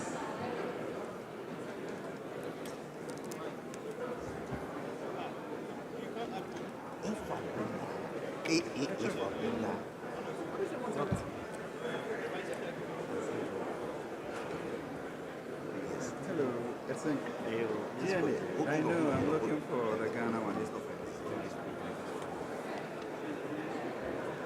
Oh, Honorable, thank you very much. Grateful, grateful, grateful.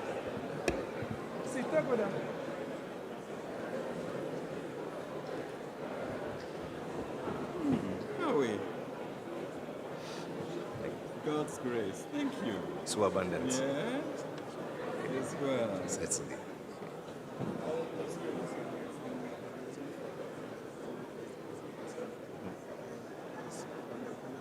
he on the panel? No, he's not on the panel.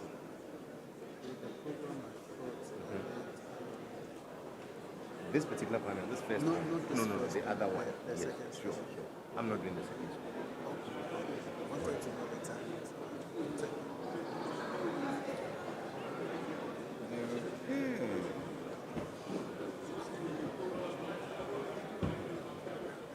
I'll bring it back Good to you. afternoon, Your Excellency. Hello, how are you? Very well, thank you. I'm not sure if you remember me. It's Linda Timoko from the African Risk Capacity. We met in your office some time ago with Charlotte and Mamadi. One morning. I think my director also met you in the corridor.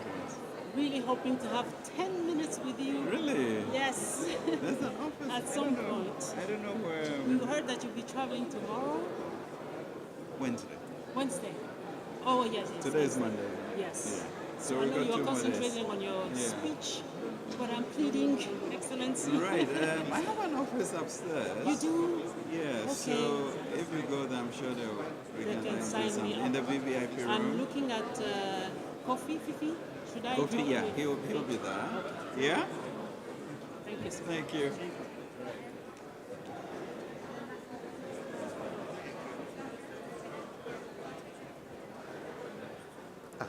It's not fair. Or is it? It is. Oh, okay. But it was brought to me that somebody had dropped.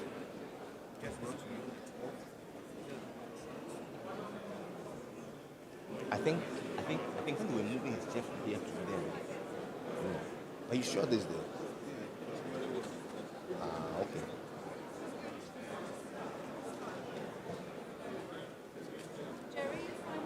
Oh, sure. It's not. So just bring it back. Bring it back. Bring it back. Yes, it's fine. It's okay. Sure. Exactly. Exactly.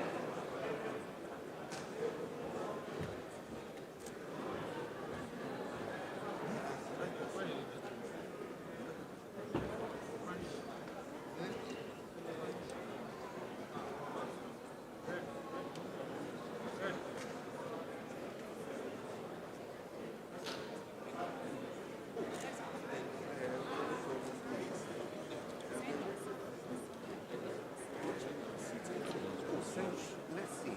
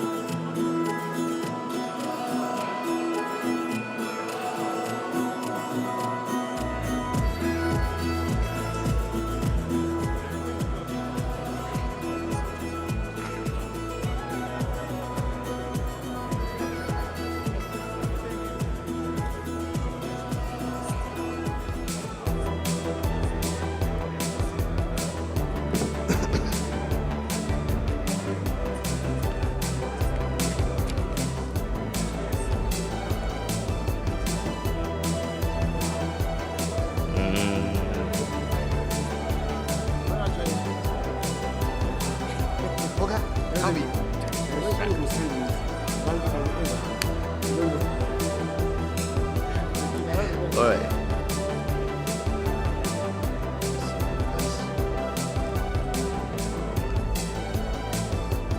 So I'll put them in the middle. Flanked by their current, so these are former. These are former. Flanked by Malawi. Down here. Zimbabwe here.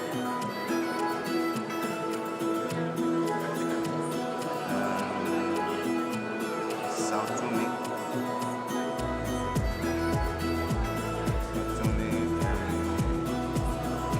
Energy is responsible for making everything happen. It lights up our cities, creates jobs, powers schools, and transports our people. It drives factories and industry and empowers innovation. It keeps us connected and enables science and exploration. With it, we give and receive better health care, and our standard of living in every aspect of life improves. Energy really is the cornerstone of the African economy. But what will we do if this precious resource runs out? How can we protect and develop this lifeblood of our beautiful continent? The African Energy Chamber will host African Energy Week at the Victoria and Alfred Waterfront in Cape Town. The interactive exhibition and networking event will run from 18 to 21 October. The 4-day conference will unite Africa's energy stakeholders, drive industry growth and development, and promote Africa as the destination for energy investments. Recognizing that energy transition is shaping global conversation, the week promotes the continent's position and the future of its energy sector. African Energy Week 2022 will be critical for the continent and its people. Then they're surrounded by two presidents, current presidents. And then in the middle we have some ministers also joining. And then one president. Now, let's get to this. The chairperson of the African Union is supposed to make the open event. And when you are reading out the members of the presidential dialogue, they do not use that the African Union. So the African Union is not coming.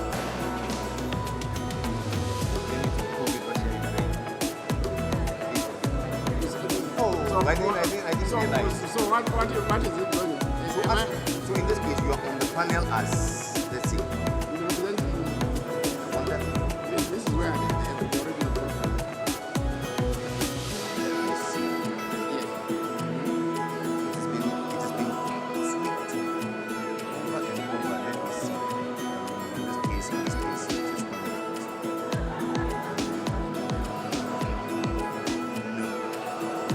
Then I'm not there.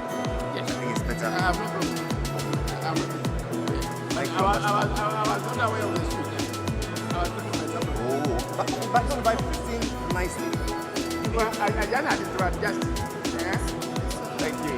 Thank you.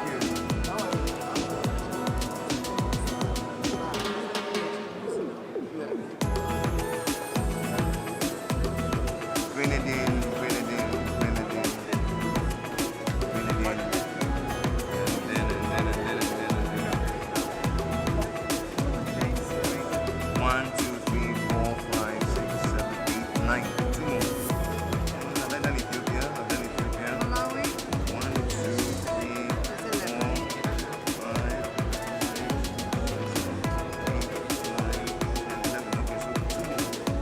Uganda. Okay, Uganda by Rwanda, no. Uganda should come by Grenadine. Niger. Niger is here. Okay. Sierra Leone. Sierra Leone I have. Egypt. Egypt I have. Rwanda. I have. Kenya, not Minister yet. of Finance. So let me put it here. Kenya, I okay. think that's it. Then And then Uganda. I have Uganda. Then Ethiopia. Ethiopia I have. Sao Tome. South Tome I have. Yeah, Grenadines. Grenadines I have. Zimbabwe. Zimbabwe I don't have. Oh, I do. Okay, so. And Malawi. Malawi is David, I also know what it says. Borrow your pen. Okay.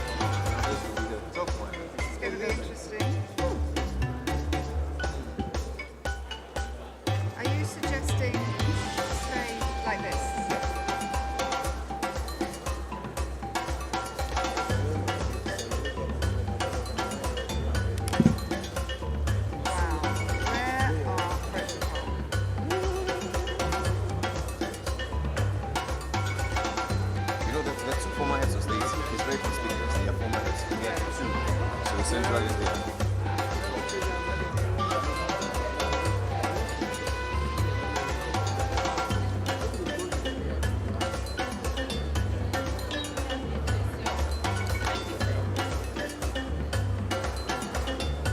I wonder who calls them back in.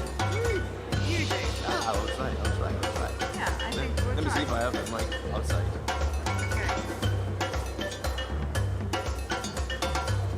Oh, thank you. I need it very much.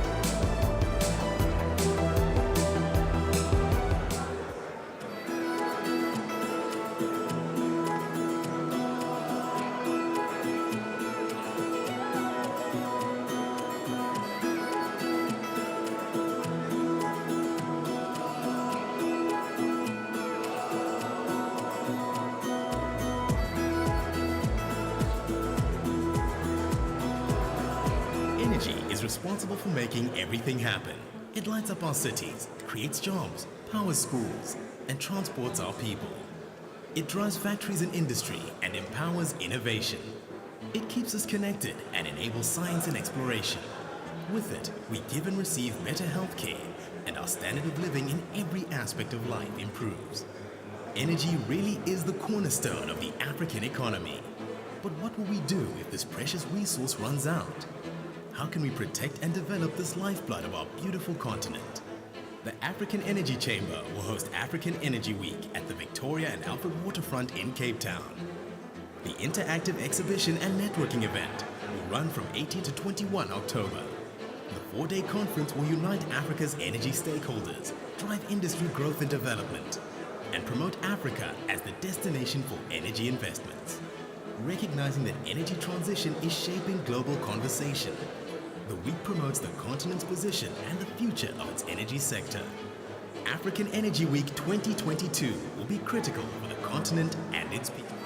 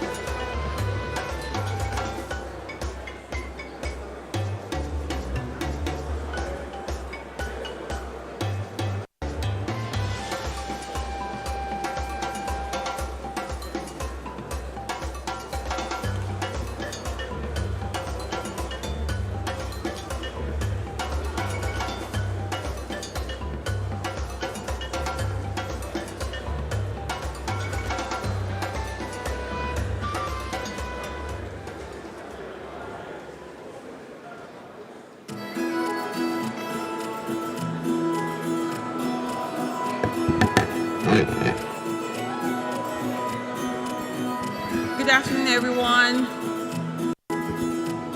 The next session starts in 5 minutes. We'll appreciate if we can sit down.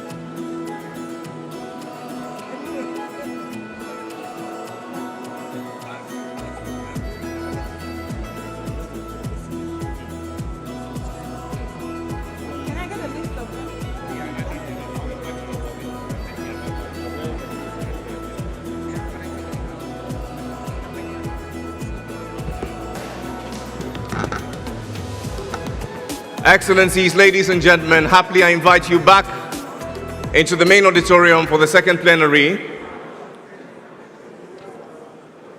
The Excellencies are set to join us for the high-level panel, the presidential panel. We want to do this as swiftly as possible so we can make good time for lunch.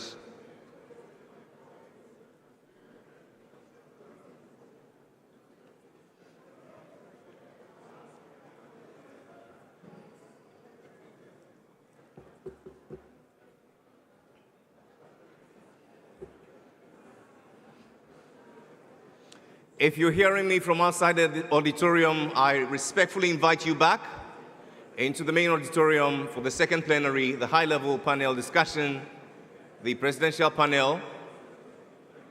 All our speakers are ready, and I invite you all to please join us back in.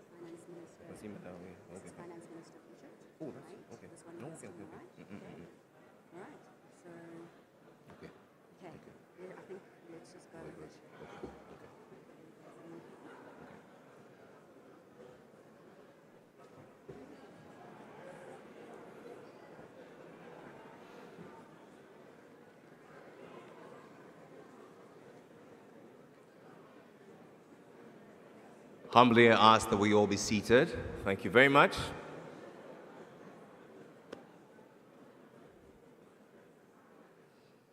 Excellencies, ladies and gentlemen, please be seated.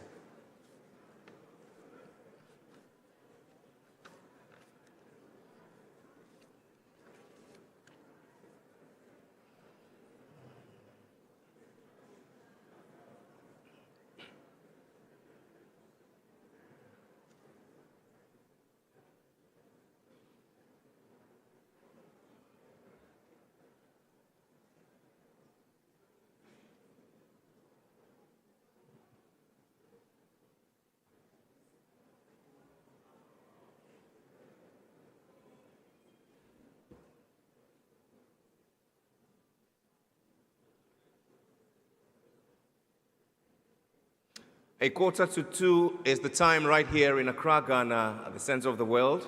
And if you're joining us live here in person at the Accra International Conference Center, on television, on radio, or online, we welcome you to the biggest celebration of progress right here by kind courtesy, the Afreximbank, as they celebrate 30 amazing years of transforming Africa's trade.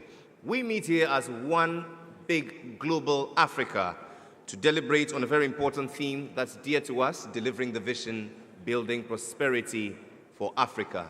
Just gone by was the opening ceremony graced by the President of our Republic in the company of other distinguished heads of state and government who left us with great nuggets to set the tone for what promises to be a very transformative session, a high panel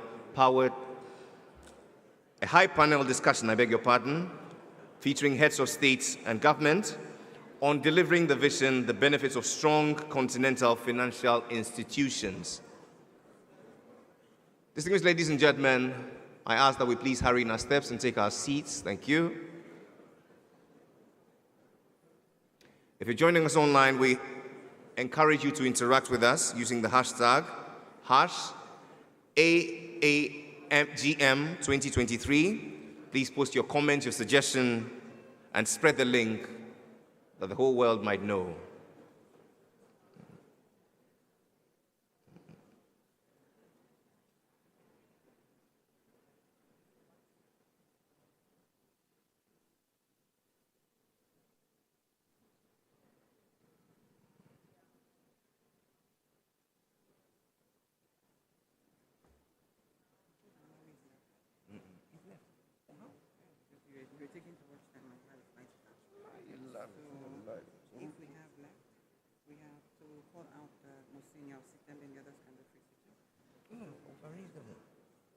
Did you? So the former presidents, they are two. They sit in the middle. No. Wait, no. There are ministers, so we have to spread them out so that you look uniform.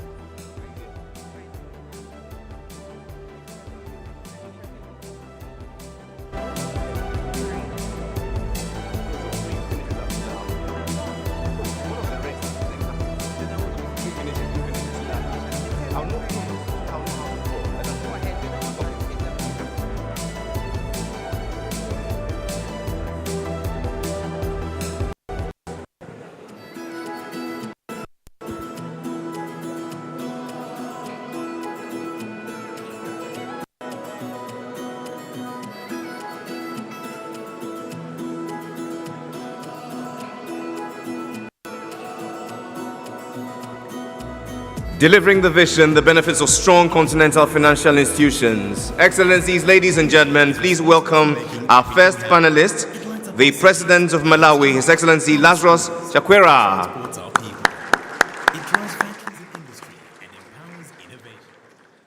Joining him, the Prime Minister of Sao Tome and Principe, His Excellency Patrice Trovoada.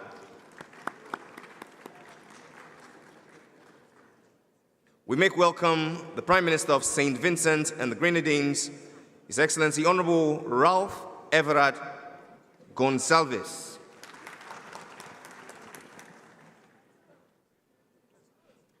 Please welcome an after champion and the former President of the Republic of Niger, His Excellency Mahamadou Issoufou.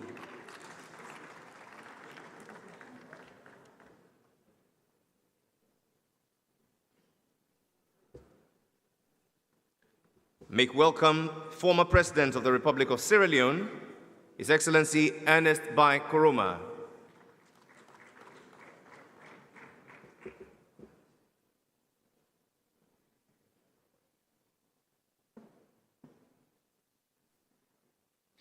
Let's welcome the Deputy Prime Minister and Minister for Foreign Affairs of Ethiopia, His Excellency Demeke Mekonnen.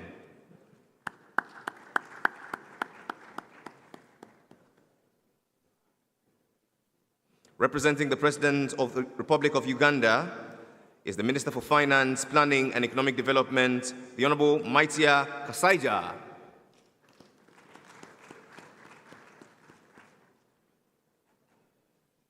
We welcome the Minister for Finance of the Republic of Kenya, representing the President of Kenya, His Excellency Professor Njuguna Ndungu.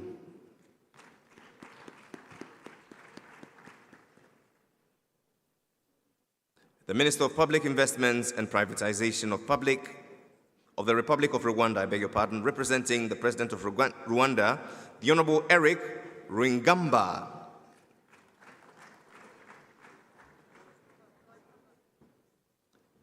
The Minister for Finance of Egypt and Chair of the Afreximbank meeting, His Excellency Mohamed Ahmed Mait.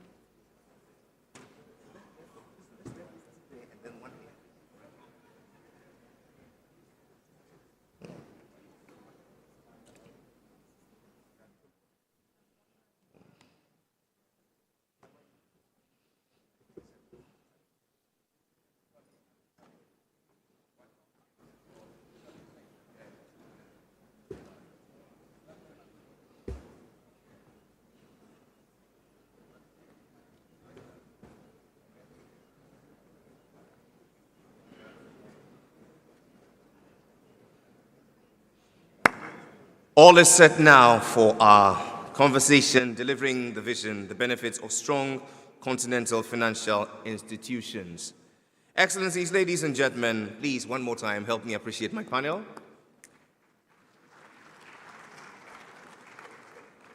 Your Excellencies, I would like to plot the coordinates of this conversation by premising it on a very brief context. With your permission, may I just read out the context for this conversation.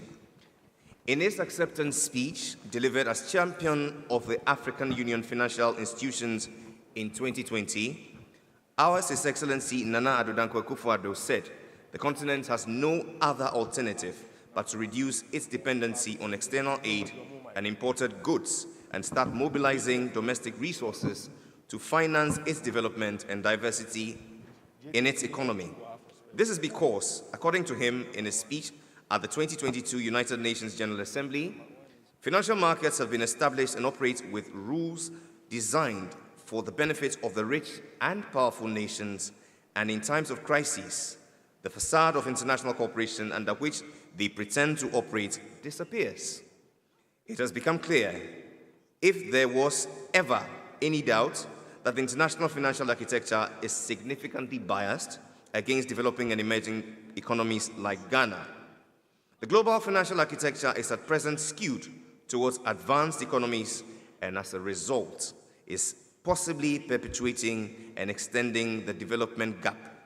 It is evident that countries that have effectively broken free from the curse of underdevelopment are those that are less reliant on the current global financial architecture and that have significant control over their own domestic or regional financial systems.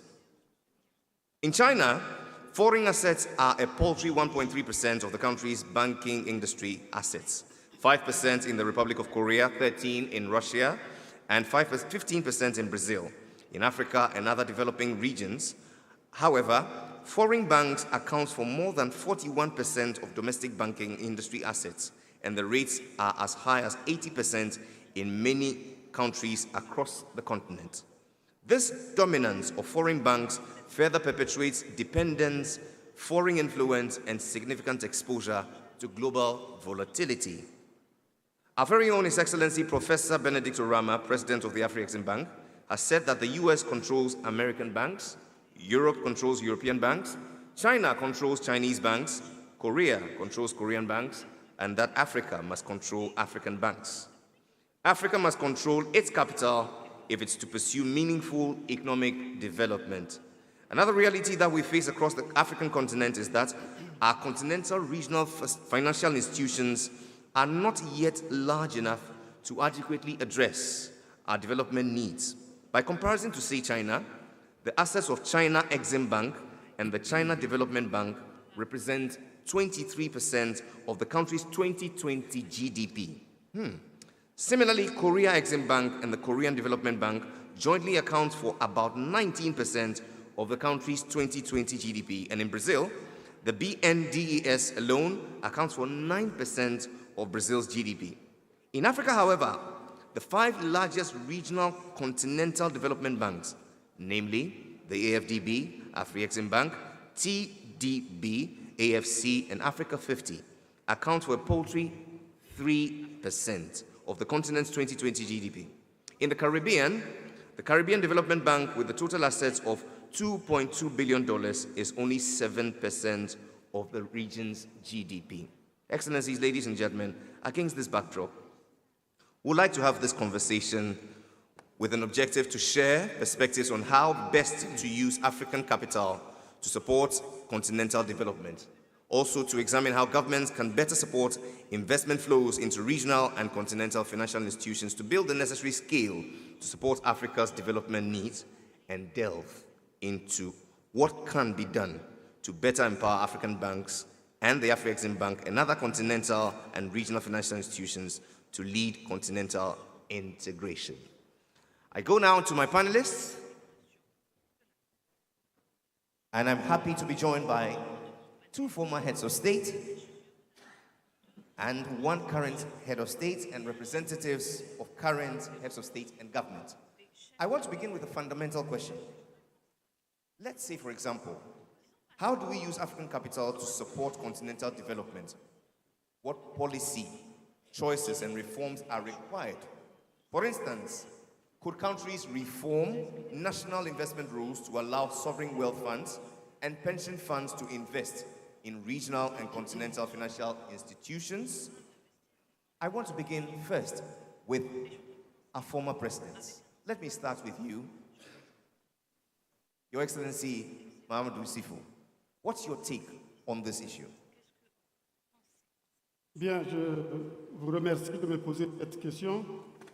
Mais avant d'y répondre, je voudrais rappeler que les institutions financières ont un double rôle. Le premier rôle, c'est bien sûr le transfert de l'épargne. Le deuxième rôle, c'est l'allocation, allouer les risques. Et il se trouve qu'aujourd'hui, puisqu'on a beaucoup parlé depuis ce matin de l'architecture financière internationale, il se trouve que certains acteurs de cette architecture financière internationale, notamment les agences de notation, amènent les investisseurs à surestimer les risques en Afrique. Le président Nana, tout à l'heure dans son discours, l'a dit, pour le cas particulier du Ghana, comment les agences de notation ont transformé une crise de trésorerie en une crise de solvabilité pour le Ghana. Et donc, nous avons là une injustice qui se fait. Nous avons des taux d'intérêt élevés pour des pays pauvres comme les nôtres, alors que l'on sait qu'au niveau des pays riches, les taux d'intérêt, il fut un temps même où ils étaient négatifs.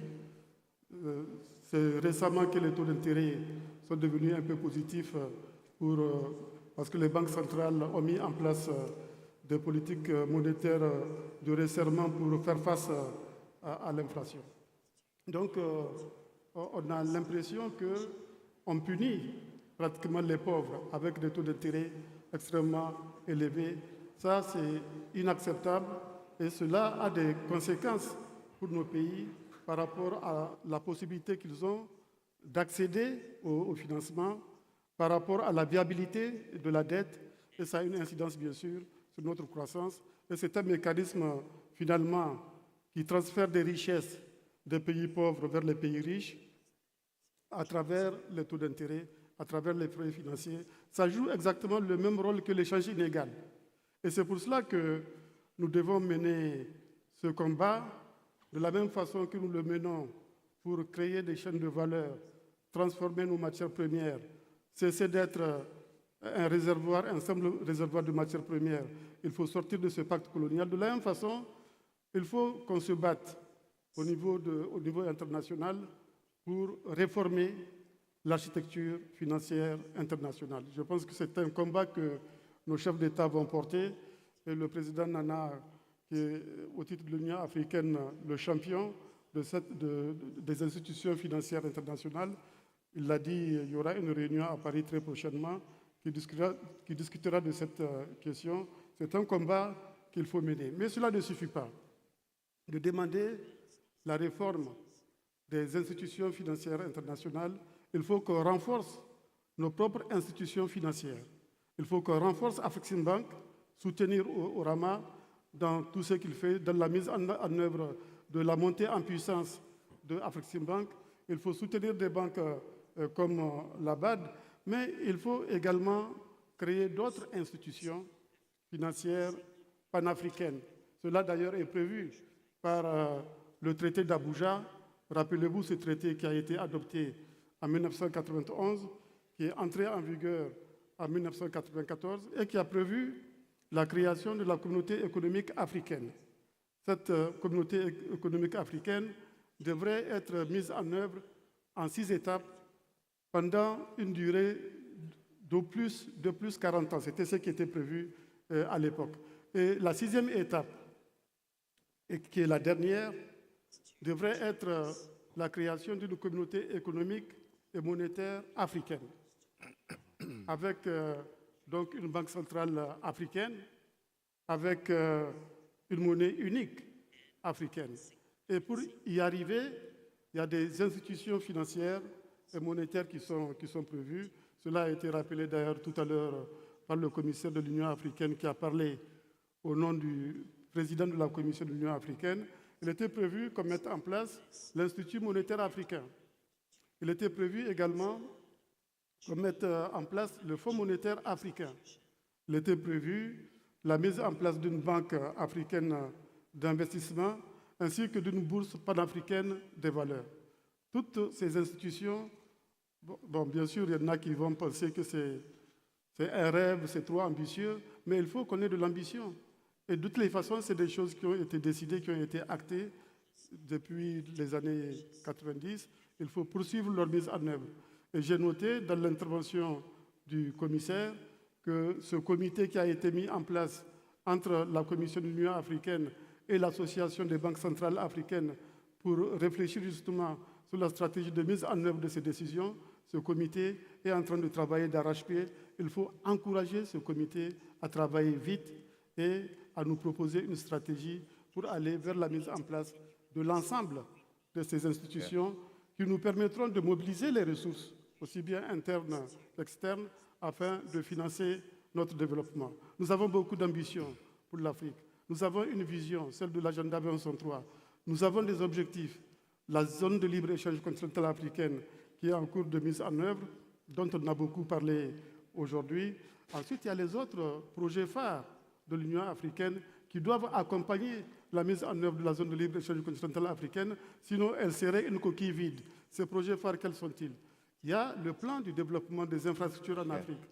On ne peut pas faire de développement dans aucun pays si on n'a pas d'infrastructures ferroviaires, si on n'a pas d'infrastructures énergétiques, si on n'a pas d'infrastructures routières, aéroportières, portières, etc. etc. Il faut financer tous ces projets-là.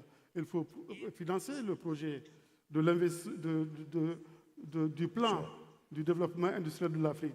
On a parlé beaucoup d'agriculture et de la souveraineté alimentaire de l'Afrique pendant depuis hier qu'on est dans cette réunion. Respectfully, I would love to just intervene. If you could just, hold on, because you're getting to other interesting aspects of my discussion. Please, a round of applause for our father. He comes to this discussion with a lot of institutional memory. I'll come back to you shortly, but let me go to a man of faith. You touched on ambition and how we need to, be daring. Let me come to the president of Malawi. You are a current president in your country. Tell us, in the aspect of innovation, where you can reform national investment rules and allow things like, let's say, pension funds and sovereign wealth funds as investment vehicles. How does it practically work?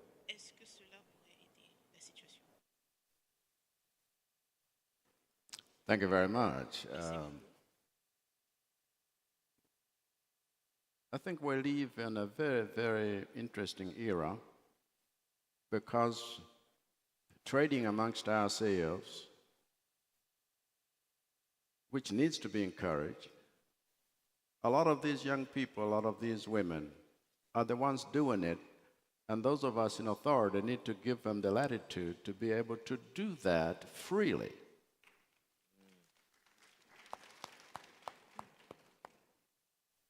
Much of the brain drain can be substituted by brain swaps, where those who have certain skills needed in one country can freely be exchanged with those that have other skills needed in another country, just like we have all things needed to be traded amongst ourselves in a continent.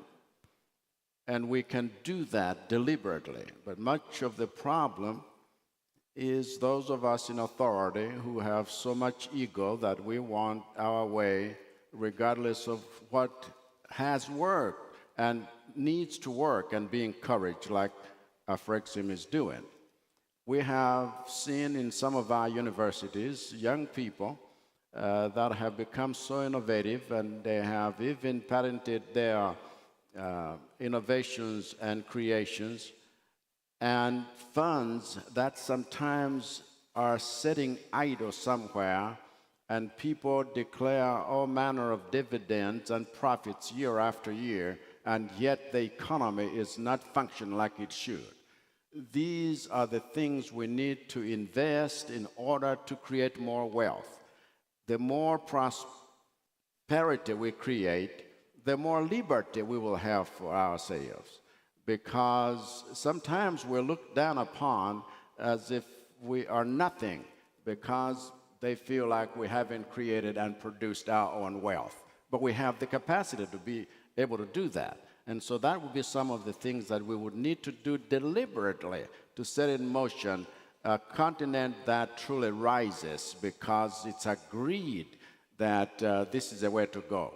And some of these things then, even at a conference like this, when they are shared, they need to go back, for those of us who represent our nations, domesticate them and make sure that we work with them so that together in unity, the synergy that we create is able to lift us all up.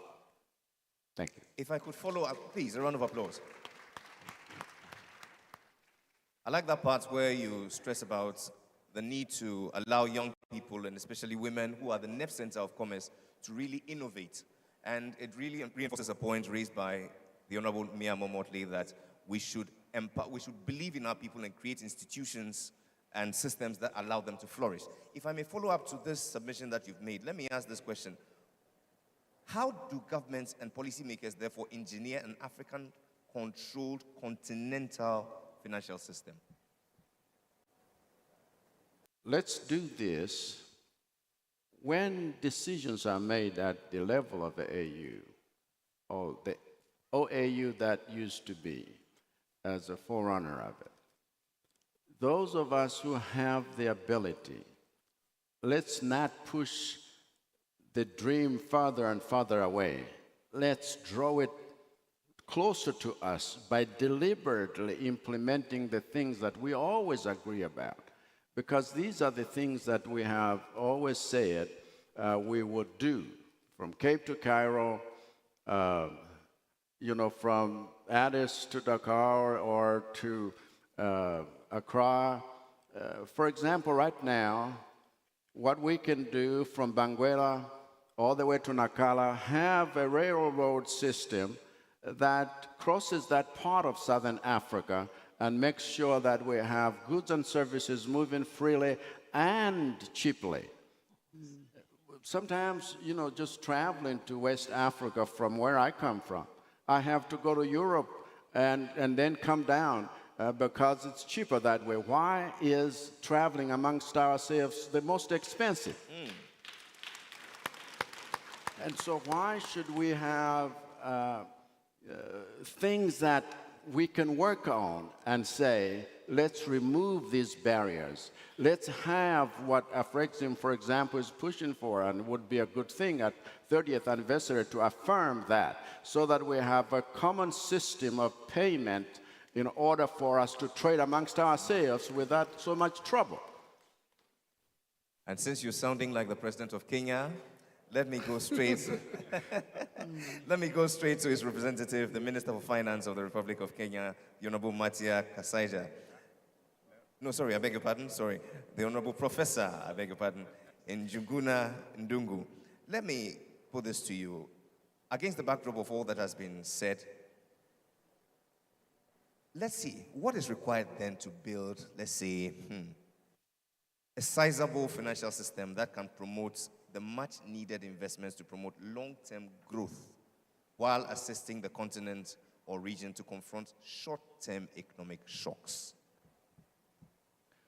Thank you. Thank you very much. And when I came here, I was going to read a speech for His Excellency President William Ruto of the Republic of Kenya. I guess he did that so eloquently. But I think, and the theme itself was actually delivering the vision, and that is the benefits of strong continental financial institutions.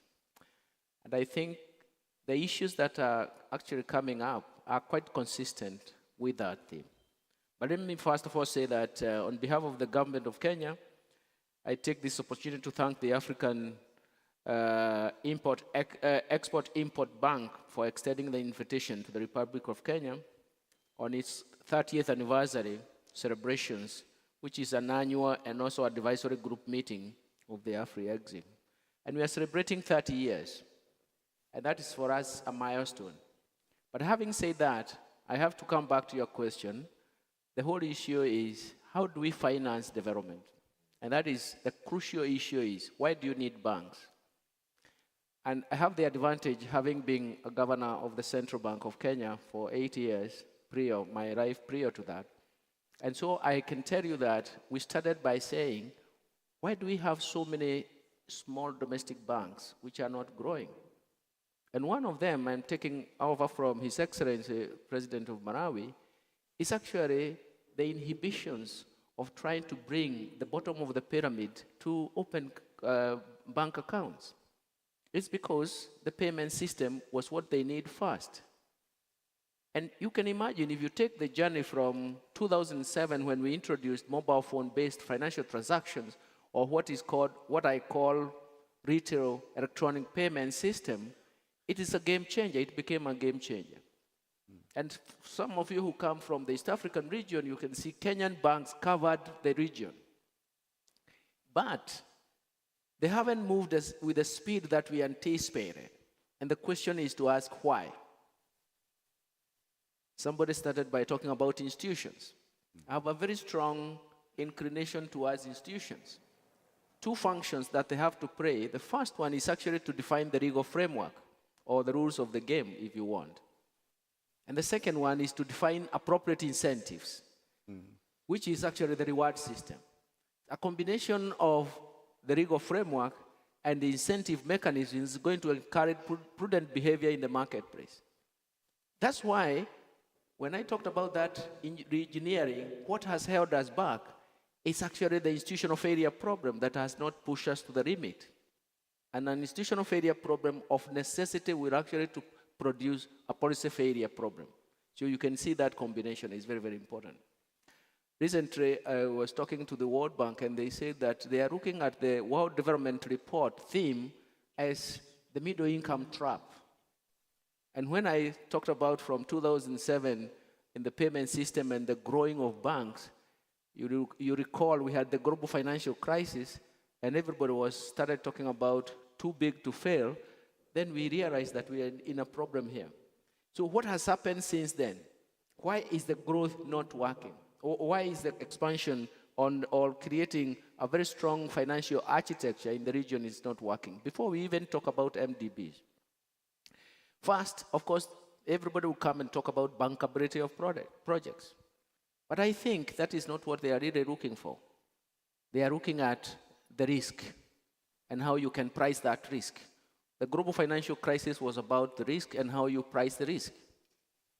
So if you don't have if the information asymmetry is such that you do not understand the risk and you cannot price the risk, then you face all the manner of problems. That is why we have to ask ourselves, what next is going to be very important. But the other one is actually to discover the market niche. We are happy that Afreximbank is actually moving in terms of trying to enlarge our own risk, including industrial parks where we can actually use aggregators. That is the niche we want to push. That is the development space that we can push and we work with. And that is what is going to give us that strong idea. Because we still have to ask ourselves, that World Bank development report on looking at the middle income trap is real. And you can look at all the countries in the middle income and what has happened. And one of them is actually an institutional failure problem. But we have to go back to the MDBs themselves. And because the architect of the Bridgetown initiative is here, I'm very happy to say that we also have to ask ourselves, what about the financial architect we are looking at in our own domestic economies before we even talk about regional? Because we have to talk about regional when we also mirror ourselves in terms of the regional banks and what we would like them to see. The first thing is to understand that you cannot borrow commercially, governments cannot borrow commercially to finance development. This is impossible because of the interest rate structure. That interest rate structure is driven by, one, cost of funds, and the other one is asymmetric problems in terms of pricing risk. And that's where we get into problems. How do we now create a new financial infrastructure, architecture that is going to be consistent with our needs, but at the same time bring down the cost which is emanating from risks, and the other side of it is actually the bankability of the project. That is something that we want to look at, and we want to start from the institutions to the architect of the financial system, and finally, how do we actually sustain our regional banks so that they can actually marry the financial architecture we want to conform to. When we are in emergencies, for example, the Afreximbank jumped into the space to help countries navigate the COVID-19. That's a quick action.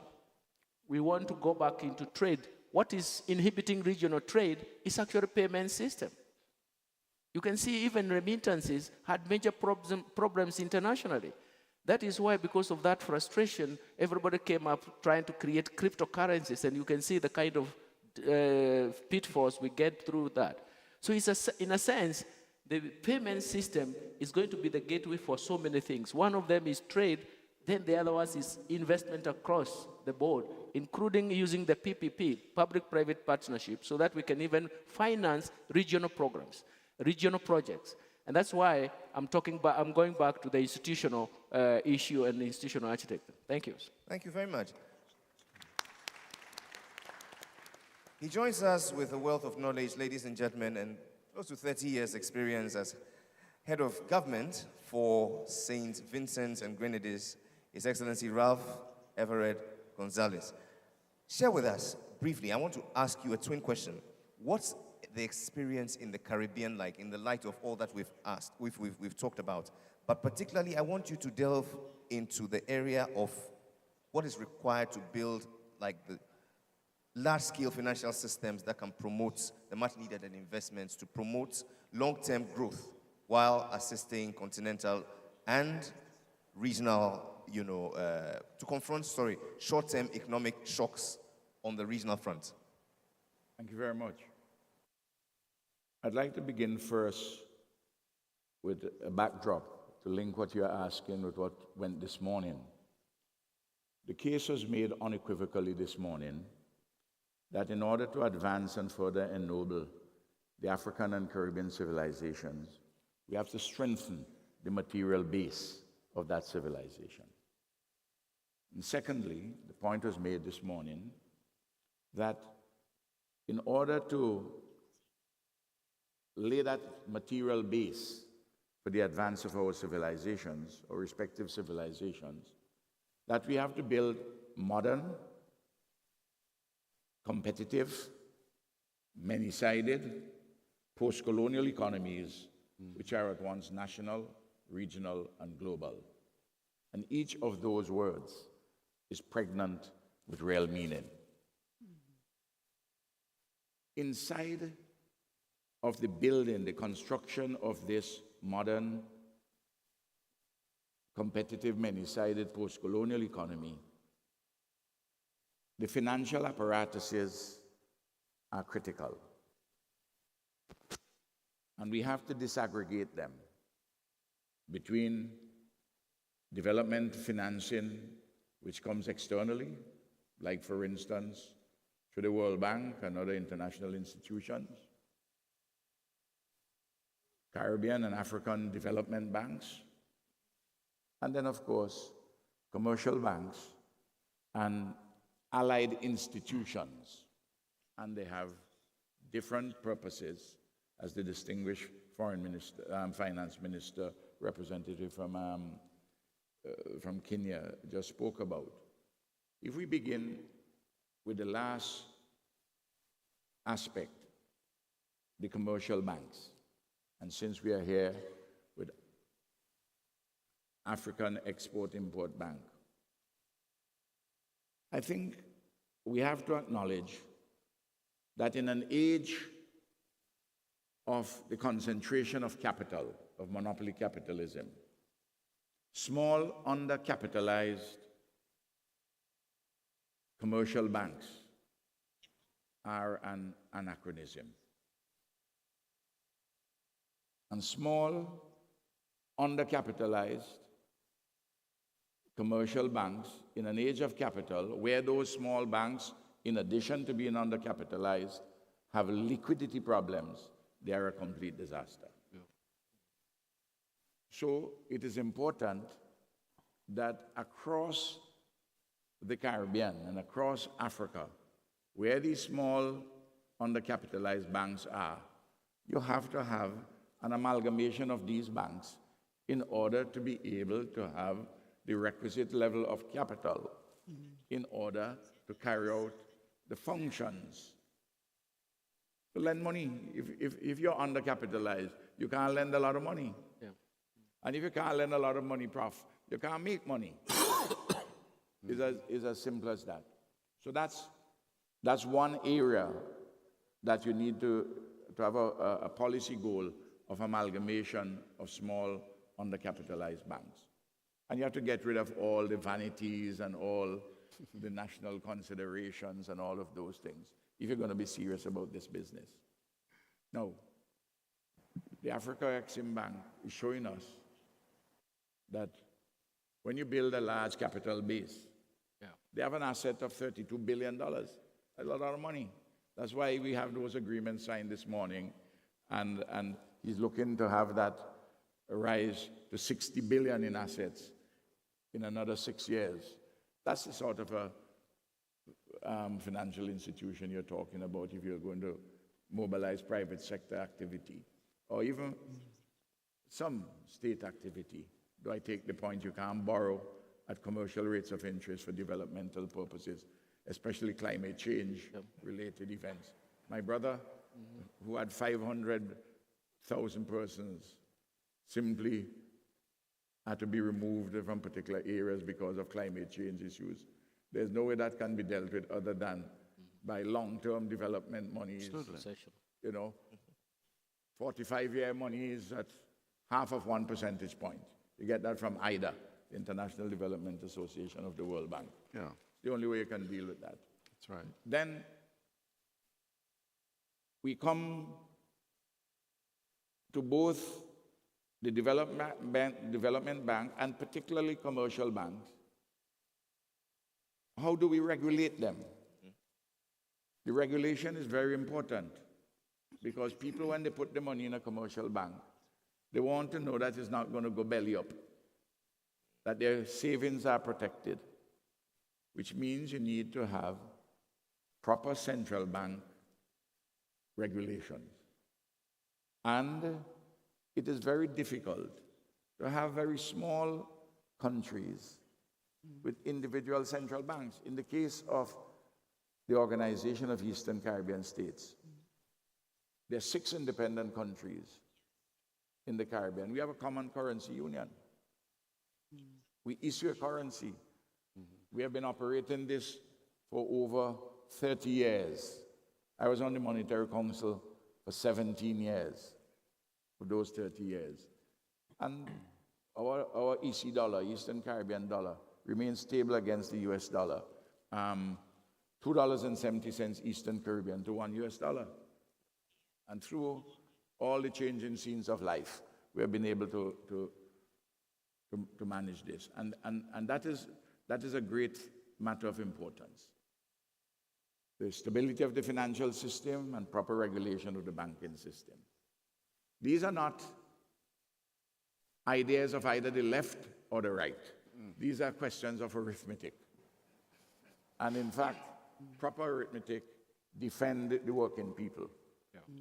It's improper arithmetic, which the big bankers, they rip off all the money, they don't go to jail, and the taxpayers have to take care of the mess that they leave. They take their bonuses and they run, as we have seen in several banking disasters in the developed world.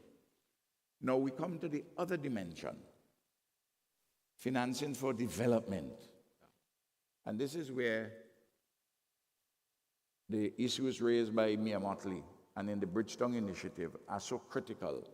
All of we are talking about here, all of these things are connected to one another.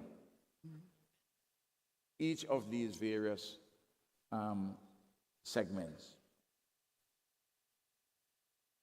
So, regionalism is important. The regional integration movement, and of course the linkage in this case between Africa and the Caribbean. But I want to urge that in order to get the real oomph globally, I want to put something else on the table here today. And I want the professor to hear me on this. We are talking about the CARICOM and the Afreximbank. CARICOM is 20 million people. Very important area. A lot of money there. But the country is washed by the Caribbean Sea. Outside of CARICOM are important. Not only the islands, Cuba, Dominican Republic, but also in Central America and in South America washed by the Caribbean Sea. Venezuela, Colombia, Mexico, Panama, Costa Rica, Nicaragua, Guatemala, and of course, Brazil, Brazil is the largest country in Latin America. It has 220 million people, of which 110 are of African descent. It is the largest group in a state of persons who are Africans of African descent. Outside of Nigeria, Nigeria has 200 million. You have 110 million there. Ethiopia is a similar number. Egypt, I think, close to that, and so on and so forth. Now, if the linkage takes place with using CARICOM as the bridge to make the link with these other areas, you're talking about 1.4 billion people in Africa, plus 450 million people, which I've just described. That's 1.85 billion people. Professor, imagine Afreximbank is linking and playing a leading role in almost 1/4 of the 8 billion people in the world. Heavenly Father, that is something for your consideration. So, and once we do that, we have to set a framework for what I call, and we've proposed it, and it has been accepted both by CARICOM and the African Union, the ABCD Commission: Africa, Brazil, the Caribbean, and the diaspora of the Africa. That is to say, the diaspora including those in the United States and in Western Europe. And to have a permanent commission, and this is easy to fashion both between the African Union and CARICOM, to oversee, to help to carry out the broad strategic purposes and to oversee the implementation of many of the things which you asked me about. And there are a lot of details.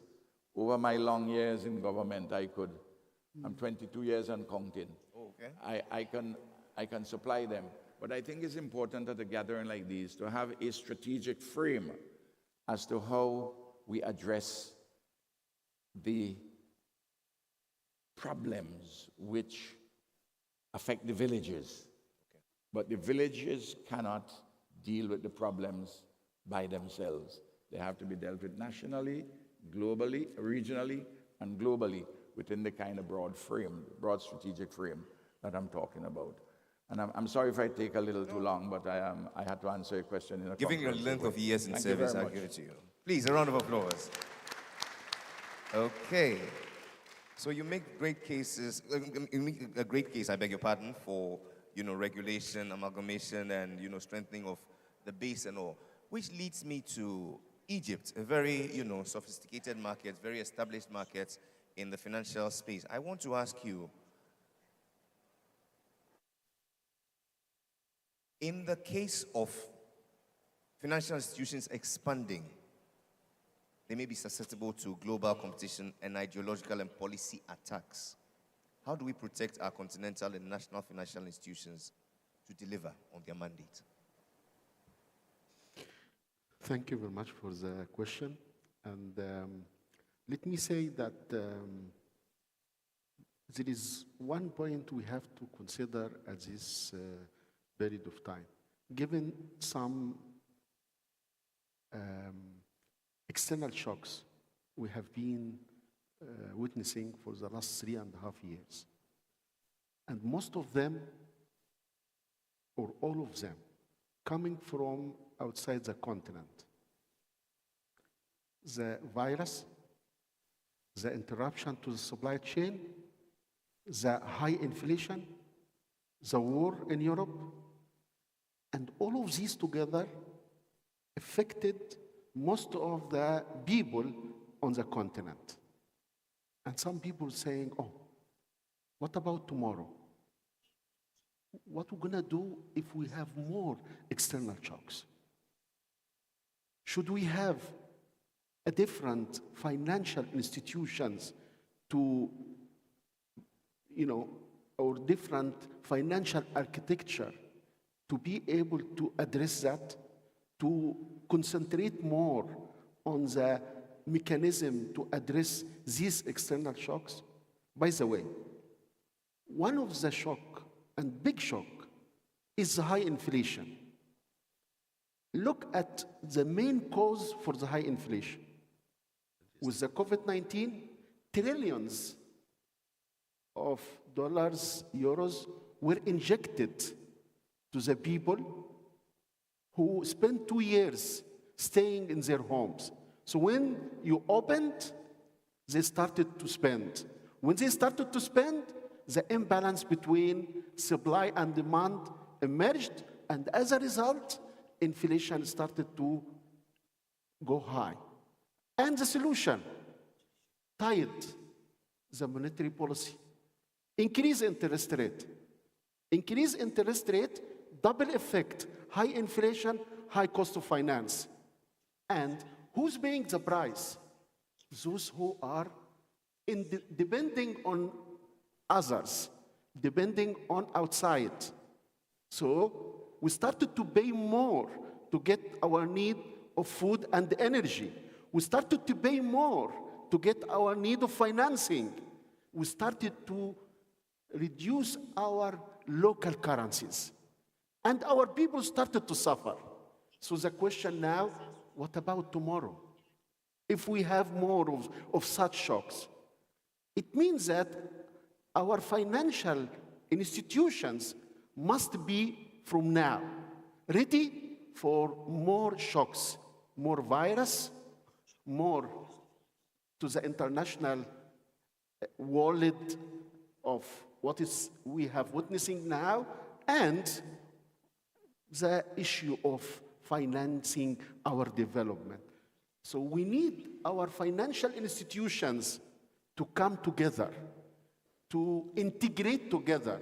We need a master plan for our development in the coming period. We need our financial institutions, African Eximbank, African Development Bank, African Finance Cooperation, Africa Re, blah, blah, blah, all these together to be within a master plan to take us for the coming years, to protect us against such shocks, to ensure that our institutions will be able to observe such coming shocks. Now we are vulnerable. Each individual country in this continent are suffering from what happened over the last 3.5 years. So we need our African financial institution to be stronger, to be more integrated within a master plan.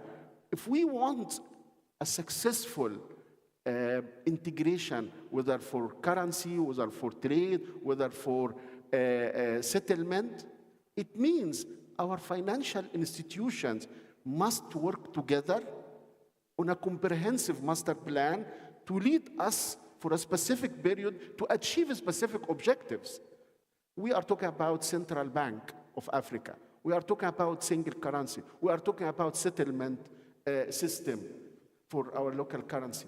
I am very strong supporter of preparing our continent to be able to deal with tomorrow's shocks in order to protect our local financial institutions, which alone for each country might not be able anymore to address that. Given that the rating agencies are behind us, given that our level of debt is behind us, given that our debt service is eating our local resources and leaving us with a small space. So this is the view which I think many of the African finance ministers now are working about. What should be our financial architecture for Africa for tomorrow in integration with the international financial architecture. Last point is that infrastructure in Africa need huge development.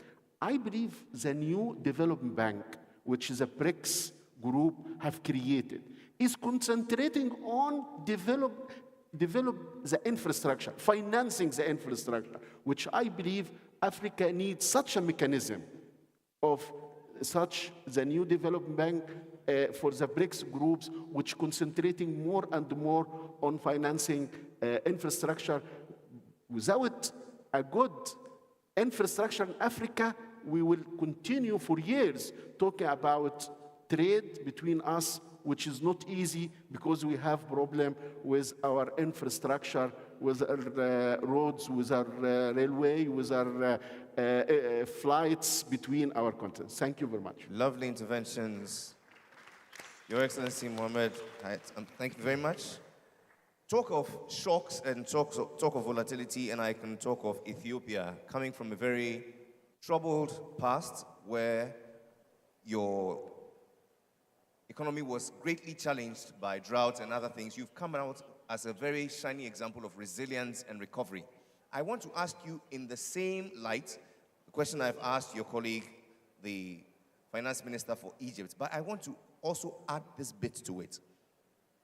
Afrexim is bridging the wedge between the Caribbean and continental Africa through its funding programs, which will enable the creation of a regional office in Barbados and support for the establishment of the Caribbean Eximbank.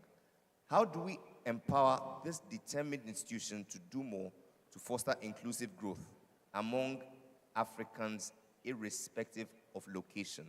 And I ask that you first pay attention to the fact of the issue of the shocks and the insecurities and how you've overcome them, and tie it with this question. Yes, sir. Patrice? Yes. Ethiopia? Yes, please. Ethiopia. No, well, Sao Tome. Forgive me. Sao Tome. Well, that's what happens. I'm African. I can be Ethiopian. Forgive me. That's what happens when your MC is hungry, please. I'm helping my African brother. I'm sorry. Then let me shift that. Let me go to Uganda with that question. I'll come back to you, sir, shortly. Would you please take that question?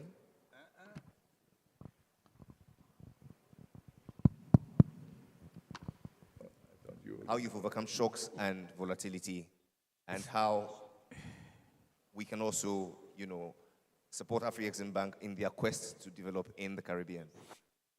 First of all,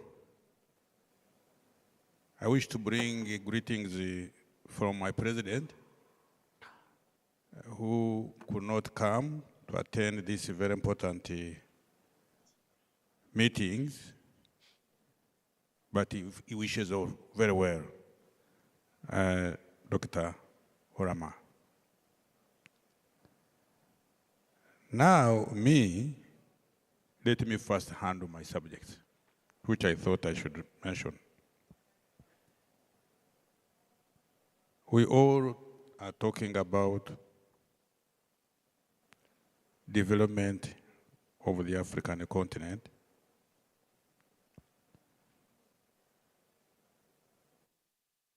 And the surrounding areas, most of which are occupied by people who came from Africa.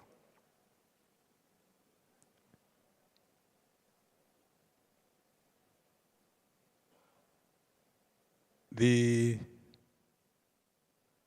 issue that will make us strong, in my view, we should trade among ourselves, first and foremost.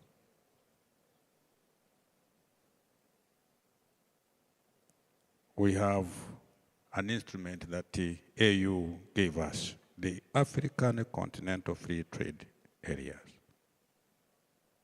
The question I raise, why do you go and buy or import some product which your neighbor is producing, maybe even at a cheaper price, when it supplies?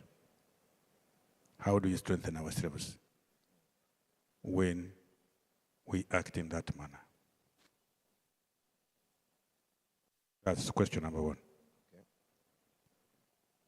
Question number two, I remember about 6 or 10 months we were here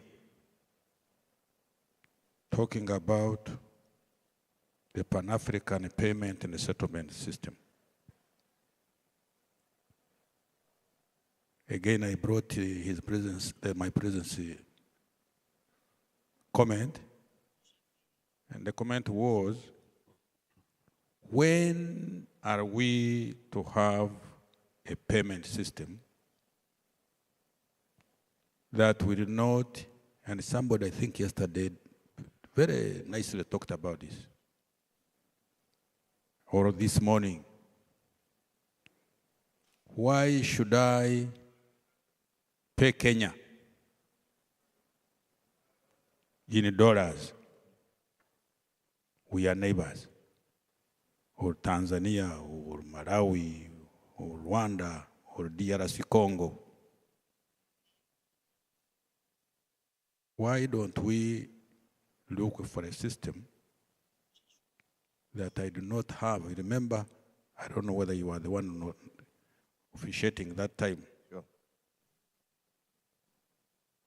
Why should I now demand dollars from Kenya when I export and vis-a-vis? Why?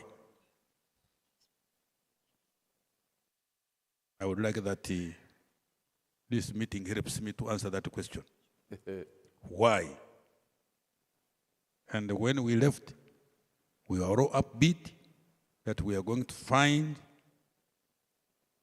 a Pan-African payment settlement system that doesn't require to trade in dollars or pounds or euros, even Chinese money. So the question is now, I'm also turning it to you. Aren't we shooting ourselves in the foot? If we are, then what is required to empower Afreximbank and other regional institutions to lead continental integration? Exactly.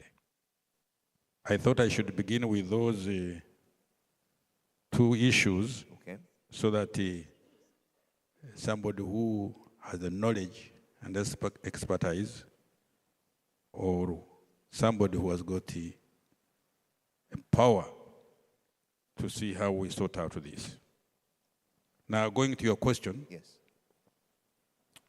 which you said, the question, can you repeat it again? I would have to change it and make it what is required then to empower Afreximbank and other regional institutions to lead continental integration. What do you need to do? We are here. We are here. In the light of what you've raised. We are here. We are the owner of the system. We are the shareholders. The problem is within us. Yes, it's within us. We could even take a decision today and say, this will be operated as this, like this, like this. To me, my suggestion is maybe Afreximbank could come with a suggestion on how to integrate and strengthen this issue, and we vote on it. We don't have even to go, we don't have to come for a meeting. We can vote by proxy, so that the issue is settled and we move forward. But the bottom line, we must trade with each other. We must recognize that when you need a product, don't look outside Africa first and foremost. You only may look outside Africa when either the quality which you want, you don't have, it's not within Africa, or the price. But the price is always negotiable. So I thought that is my view. Okay. And really I pray on these two things, the trading among ourselves and the payment system. I made a very clear case last time when we were here, as I told you, I am waiting for the answer. When do we get this payment system that enables us to trade among ourselves without looking for dollars or for pounds or whatever you are dealing in is. So I thought I can end here. Thank you very much. Let me go to Sao Tome and Principe. The Prime Minister joins us. Patrice Trovoada, let me ask you of this ambition by Afreximbank to bridge the wedge between the Caribbean and continental Africa. How do we empower this determined institution to do more to foster inclusive growth among Africans, irrespective of location? Thank you. In my country, we speak Portuguese. Obrigado. Obrigado. But look, it's about to express exactly what I want to say. I'm more fluent in French, but you know, Portuguese, French, Spanish. Most important is I'm speaking with my heart. Hmm? So in French,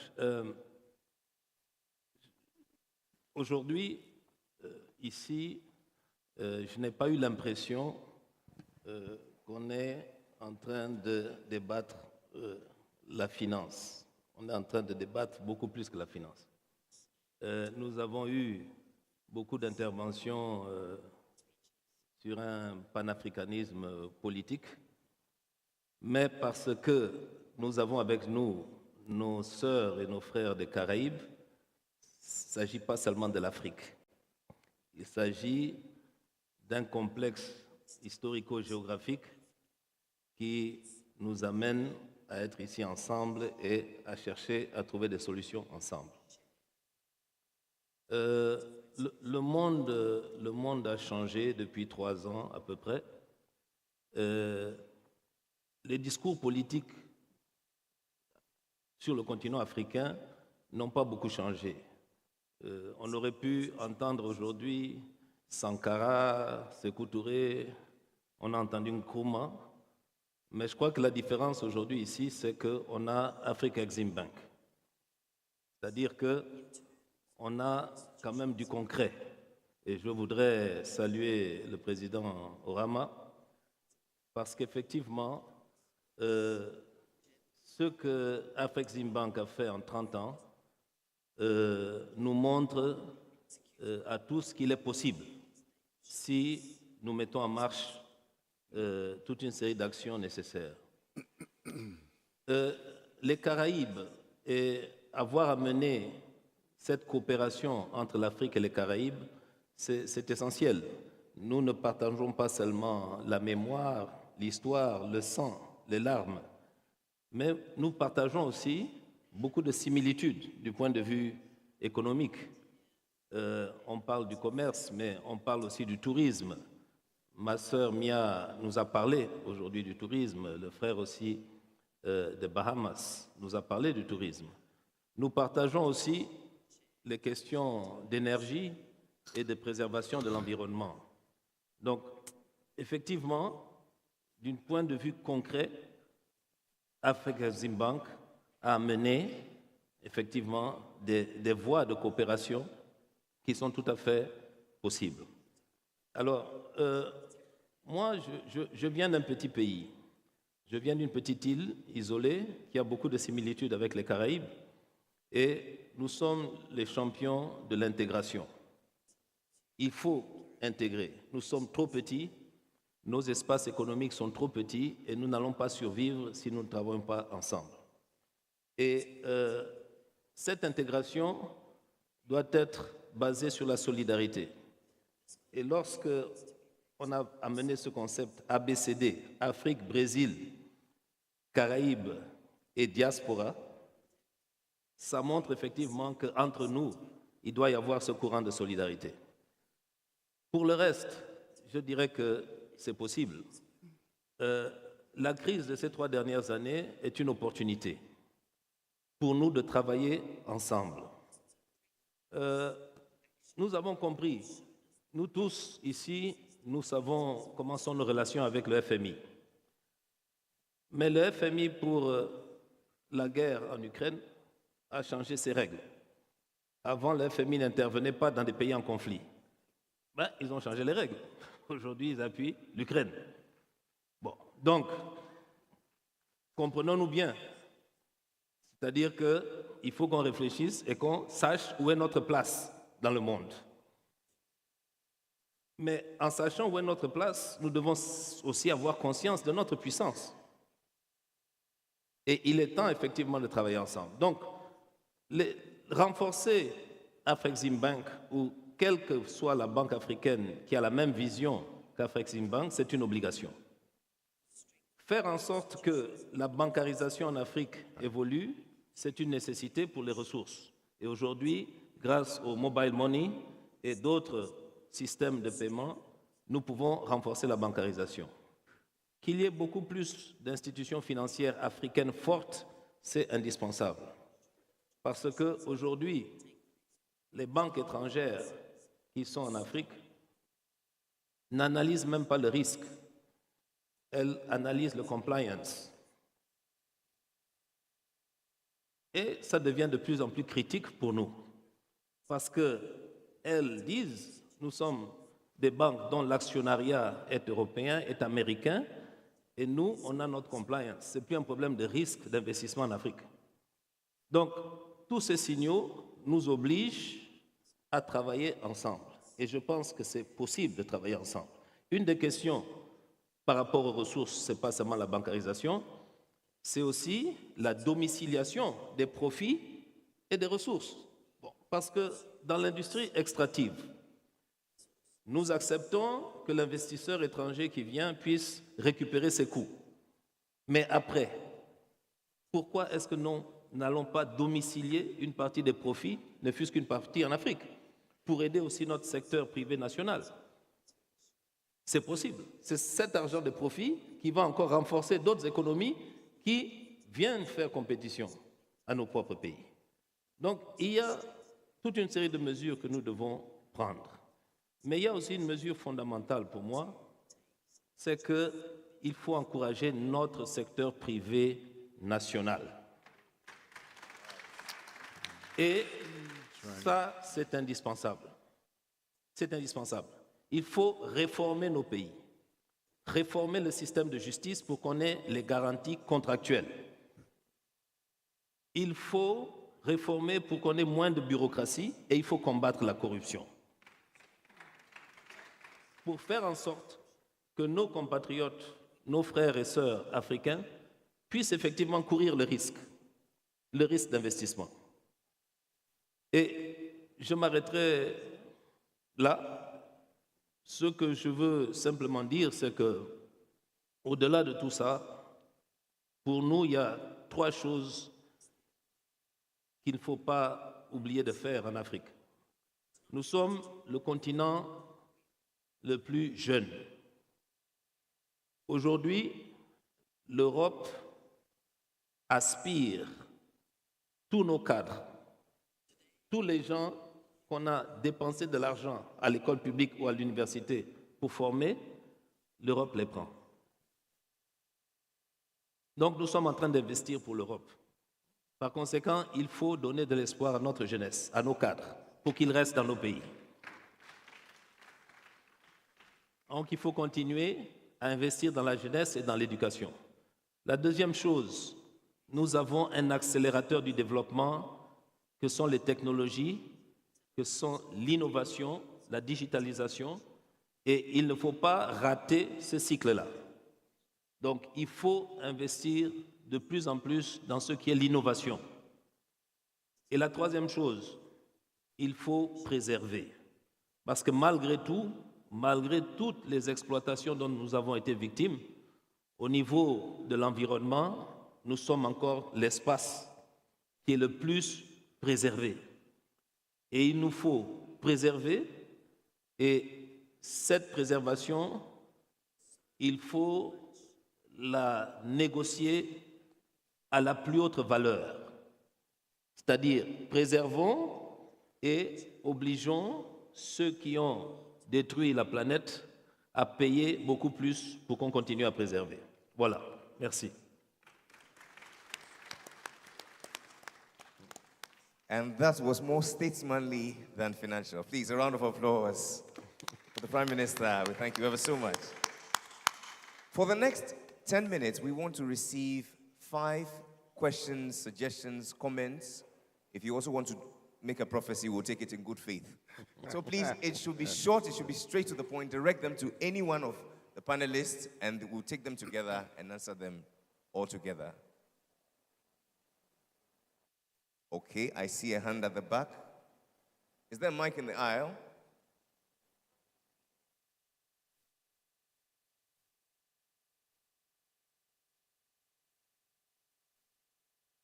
Okay, I see a mic coming round.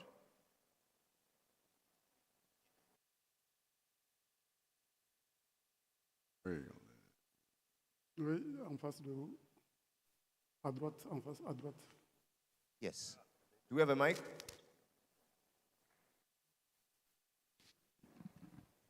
Just 5 short interventions.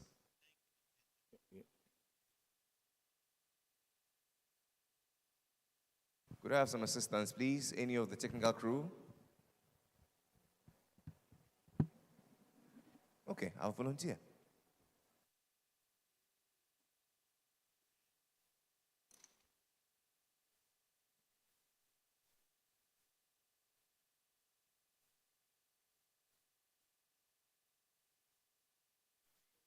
And just shoot straight to your question, your comments, your suggestion. So thank you very much. I am Dr. Amani Asfour, President for the Africa Business Council.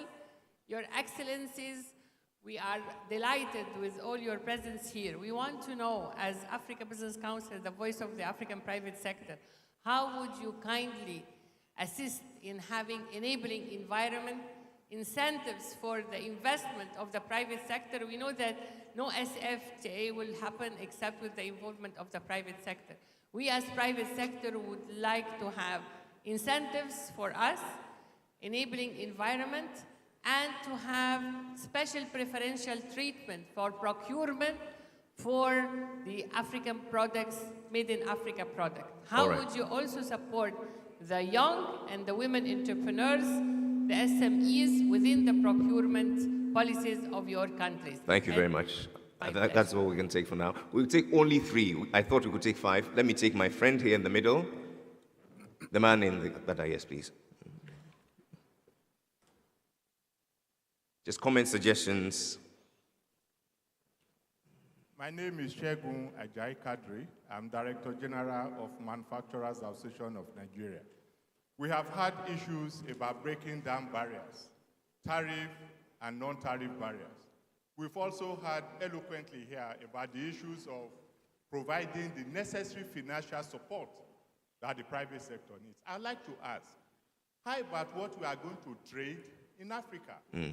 Otherwise, we'll aggregate a market of 1.4 billion people, only for Asia, America, China, and the rest to take advantage of that market. I think we need to emphasize the issue of manufacturing what we need to sell in Africa. Africa must trade what is produced in Africa. And I want our leaders to mainstream this in our calculations. Lovely.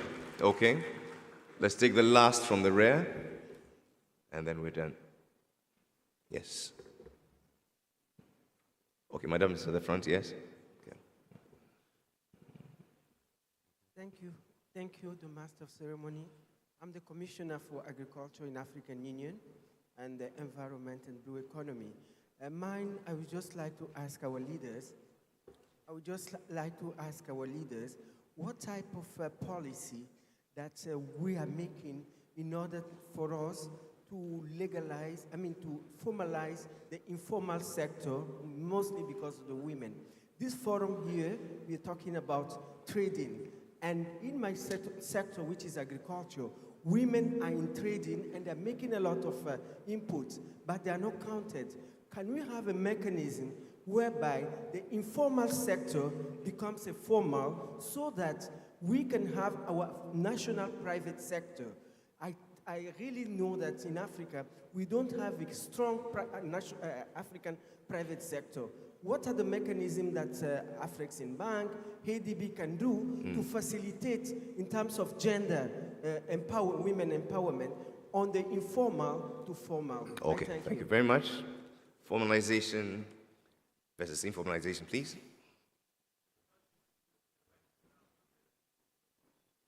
Okay. My producers tell me that we've run out of time, and so I'm going to cut a deal with you. During lunch, our resource persons will be available for us to interact with them on the questions that have come up so far. But we need to wrap this up. For a minute each, I want us to speak to the future of Afreximbank. What can we do to strengthen the mandate of the bank? And what can they do also to ensure that they remain sustainable and relevant to the continent? Just a minute each. Let me start with you, the Finance Minister for Egypt. I think African Exim Bank has shown us with great practicality what they have done with vaccine for COVID-19. We need this to be repeated with other commodities and other, I think, the payment system to trade in local currency between the African countries. I believe also the facilities they are providing us, particularly at difficult times, financial facilities for trading, can also contribute to more integration and more interdependent within the African continent. But the issue is that how to ensure that African Exim Bank will be for the challenge, because we will need to depend more and more on the African Exim Bank to do these objectives. And by giving them these responsibilities, I think they might need to look at how can we ensure they will succeed to achieve and implement our dreams of more integration within the continent. All right, thank you very much. Thank you. Thank you very much for your question and also the questions that came from the ground here. Let me say that Afrexim and Professor Orama has done very well and has come up with innovative solutions. But at its stage now, the recovery in African economies is the one that is should be there to drive the activities of Afrexim. Let me mention 4 areas because it is the drive of the African economies that is going to generate and sustain that innovativeness. 4 areas. First, because it has been mentioned by so many people, well, the first thing is actually Africa, we have to build our human capital. Because it's our human capital that is going to strengthen institutions. It's our human capital that is going to make sure that we move in the direction that is required after the devouring of the COVID-19. Our human capital, let's look at health, education, labor markets, and even nutrition are quite dilapidated. We have to build them. The second thing is we have to develop markets. And markets means that why we have informal markets and formal markets is because we don't have instruments that navigate through segmentation of markets. That's the point you're raising. Okay. We have to come up with instruments that helps us navigate through all segments of the market. So we have to develop markets, we have to protect those markets, and it is on the basis of that protection that we can nudge markets to the optimal path. So we will not even have segmentation of formal and informal. And for us, that is very, very important because markets are the ones that are going to help us in terms of moving to the next level. The third point is that domestic resource mobilization is actually the one that actually fails us. And that also includes the tax revenues. We have to finance development, but where are you getting these resources? You can get long-term finance from Afrexim banks and other regional banks that are coming up, but you have also to have revenues from taxation that is going to help you. Tax is actually can be used as an incentive, and that is very, very important. And at the end of it all, we had to take, somebody mentioned, we have to take advantage of digitalization. Okay. Digitalization is the one that is going to coordinate all our activities, including the payment systems. We have seen it work, and this is what we need to move in that. We need to move in that direction, and it's consistent with what everybody is asking. An upbringing environment is a question of efficiency. Sure. services must be digitized, so that essentially taxes should be digitized. So those enabling services is going to be very critical. Thank you very much. Thank you very much. Prime Minister of Sao Tome and Principe. Yes. Je pense que Afreximbank a déjà fait beaucoup en termes de structuration, de segmentation, mais il nous faut soutenir la banque. C'est notre banque. C'est la banque qui connaît le continent africain et il faut la soutenir parce que nous sommes quand même dans un monde d'intérêt et de compétition. Et je pense que Afreximbank ne fait pas plaisir à tout le monde. Donc il faut que politiquement, on soutienne notre banque. Il faut augmenter les ressources et il faut aussi que nos propres économies soient des économies qui puissent accompagner la banque. Donc, réforme fiscale, chercher effectivement à mobiliser plus de ressources internes et au niveau politique, au niveau de l'Union africaine, au niveau des régions, travailler pour pouvoir effectivement renforcer l'intervention d'Afreximbank et de quelque autre banque qui a la même vision que le professeur Rama. Lovely. Okay.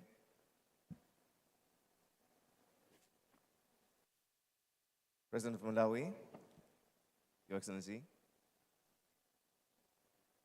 I would say that first we must recognize the importance of strong institutions. These are building blocks. If we want to build strong, we must have strong foundations. And when we have institutions like these, all of us must appreciate that it might take long to have them established, but it's important. And helping young people, helping women, helping the informal sector get formalized means that we must have a certain level of appreciation of institutionalization that helps them become the best they can, rather than just everyone doing what they just want. Second of all, Africa must add value to what Africa produces. And when I say so, I'm including all of the folks that we've been talking about here that are supportive of Afrexim, wanting Afrexim to be the kind of arm that reaches where we cannot reach personally. And we must cut out levels of corruption so that we do what we say we are going to do and mean it. That way, then, we are strengthening the hand of these institutions that want to help us achieve the most of what we have. And finally, I would say, let's all support our own institutions, and let's all affirm our institutions. Let us throw away the Afro-pessimism that sometimes darkens our reasoning capacity to look at other institutions as the best when our own are downgraded as the worst. Thank you. Lovely. Thank you very much.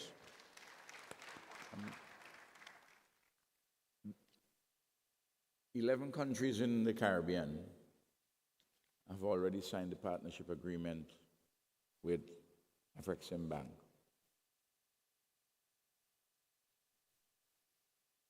And as the professor pointed out this morning, on the basis of the joinder of those countries with Afreximbank, $1.5 billion are available for investment in the Caribbean. That means private sector entities from Africa, all sorts of groups get together and Caribbean groups in relation to Africa. And that if 2 other countries, Jamaica and Trinidad and Tobago, sign on, you will have a number of $3 billion. So I think just like in the Caribbean, and as my brother Patrice from Sao Tome and Príncipe he has said, it's not just what the bank can do, because Benedict has outlined a lot of things, very progressive things, and he has a good agenda. But it is what we ourselves, as the state, as the government, as the society, can do to assist institutions and to own institutions. We have to own our own. This institution belongs to all of us. And there are similar institutions, of course, across the African and Caribbean civilizations. And what we have to bear in mind is that when we seek to build our independence, and we are relatively weak countries, but with enormous strengths and possibilities, though we have weaknesses and limitations, that we have to emphasize our strengths and possibilities. And we recognize that there are always forces outside which would wish us to roll over and play dead. Well, that's not the option today. We are not prepared to do that. And that we accommodate ourselves to realities where we have to accommodate in order pragmatically to survive and thrive. But at the same time, we must resist creatively where such creative resistance is necessary and desirable to further strengthen institutions like the Afreximbank. So again, I put the issue in strategic terms. Benedict and his team have outlined an excellent program for the next 6 years, and we support them in that, and we ourselves help to create the milieu to let this remarkable bird called the Afreximbank fly with 2 wings so magnificently from 32 billion in assets to 60 billion in 6 years. I'm with you there, my brother. Lovely. Alors pour, Let me come to him. And since you are father, you close it for us. okay. Now, I think somebody raised the question of attractive investment, environment, sorry. You know me. Our closing thoughts for now. Sorry? We'll answer the questions later. For now, our closing thoughts. Our closing thoughts. What can we do to empower the Afreximbank to be relevant and sustainable for the years to come? And I hand over to someone else. All right. And so our father, Voilà. His Excellency Amadou Issoufou. Bien, merci pour répondre à cette question. Je dirais qu'il y a 2 choses à faire pour soutenir Afreximbank. Premièrement, faire en sorte que Afreximbank soit une agence d'exécution de l'Union africaine. Cela me paraît important. Afreximbank a prouvé par le passé sa capacité à accompagner la mise en œuvre des projets phares de l'Union africaine, comme la zone de libre-échange continentale africaine. Ça, c'est la première mesure. Deuxième mesure, quand on regarde un peu les homologues d'Afreximbank dans les autres continents, on se rend compte que la capitalisation d'Afreximbank est négligeable. Donc, il faut soutenir une capitalisation plus puissante, plus forte d'Afreximbank. Afreximbank est à 30 milliards de dollars. Il faut rapidement passer à 50 milliards, 60 milliards, pourquoi pas 100 milliards. Voilà, moi, les 2 mesures que je vois qu'on peut mettre en œuvre assez rapidement pour soutenir Afreximbank. Mais cela ne suffit pas pour financer le développement en Afrique. Il nous faut d'autres institutions. Ces institutions sont déjà prévues Il faut que ces institutions soient mises en place assez rapidement pour compléter les actions de la BAD qui existe, d'Afreximbank, pour financer la modernisation de nos économies, parce qu'on parlait de mobilisation des ressources. Toutes ces institutions sont destinées à contribuer à la mobilisation des ressources, mais pour mobiliser les ressources internes, par exemple, il nous faut des économies modernes. La structure actuelle de nos économies ne permet pas la fiscalisation de tous les secteurs de l'économie. Ça, tout le monde le sait, parce que pour la plupart de nos pays, le taux de pression fiscale est largement inférieur à 20%. Ça, c'est un indicateur de faiblesse de nos institutions qui est lié en réalité à la structure de nos économies. Ailleurs dans le monde, les taux de pression fiscale sont au-delà de 30%. En Europe, c'est au-delà de 40%. En Europe du Nord, c'est même au-delà de 50%. Nous, on est en dessous de 20%. Donc, pour améliorer la mobilisation des recettes, il faut moderniser les économies.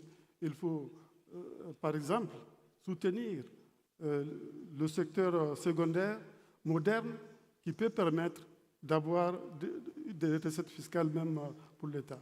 Et ce secteur secondaire moderne, c'est l'industrie, c'est l'industrialisation. Qui dit industrialisation dit aussi qu'il faut des infrastructures pour ça. Il faut l'énergie. Aujourd'hui, malheureusement, quand on regarde la situation en Afrique, c'est qu'on a de l'énergie qui coûte trop cher. Le coût moyen du kilowattheure, c'est 14 centimes du dollar en Afrique, sur l'ensemble du continent, alors qu'il est de 4 centimes le dollar en Asie du Sud-Est. Même pour promouvoir l'irrigation, pour promouvoir l'agriculture, par exemple. Si je fais de l'irrigation avec 1 kWh à 20 centimes, je serai moins compétitif que l'Asie. Le kilogramme de riz qui sera produit au Niger ou au Ghana deviendra plus cher que le kilogramme de riz qui sera importé d'Asie avec 4 centimes du dollar. Donc il faut de l'énergie à faible coût. Il faut aussi créer les conditions de réduction des coûts de transport. Dans un pays comme le Niger, le coût de transport entre pour 40% dans la valeur du produit. Ce n'est pas acceptable. D'où la nécessité de promouvoir le chemin de fer. Il n'y a pas de développement sans énergie. Il n'y a pas de développement sans chemin de fer. S'il n'y a pas ces deux infrastructures, bon, bien sûr le numérique, il ne faut pas être en marge de la révolution numérique, il faut promouvoir ça, mais ces deux aspects, il faut qu'on mette l'accent là-dessus, il faut qu'on se mette ensemble pour mettre en œuvre les différents plans qui sont prévus au niveau de l'agenda 2063, et c'est cela qui créera les conditions de base pour restructurer les économies, moderniser les économies et accroître les ressources internes. Il y a un système dit itératif, moderniser l'économie, améliorer les possibilités de mobilisation des ressources, ce qui permettra encore d'investir dans l'économie et dans le développement. Alors, Afreximbank doit être soutenu. Il faut compléter les institutions financières existantes, Afreximbank et la BAD, par les autres qui sont déjà prévues dans le cadre de l'Union africaine. Merci. Excellencies, ladies and gentlemen, it's been 1 hour and 12 minutes of deliberating on the topic, delivering the vision, the benefits of strong continental financial institutions. The takeouts are many: unity, investment in tech, innovation and digitalization, in infrastructure, value addition, consolidation of efforts and institutions, reduction of waste and corruption, a call to be optimistic and empower our own, allow innovation from groups, create a fine combination of legal framework and incentives, discover our market niche, and not just to concentrate on our place in this world, but our power also. Preserve Africa, because in the end, that is all there is. I want you to put your hands together and celebrate my amazing panelists. It's been a delight listening to you. And on behalf of a grateful continent, we say thank you. How about a group photo together? Merci.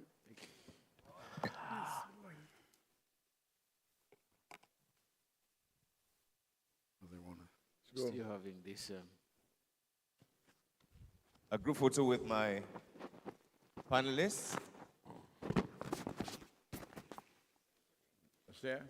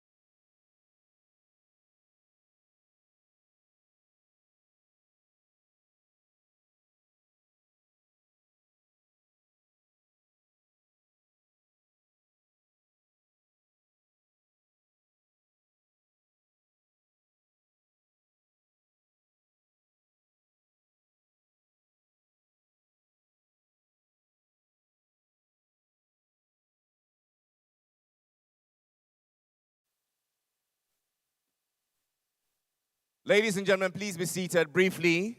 We have just 2 signings to do, and then we'll break off for lunch.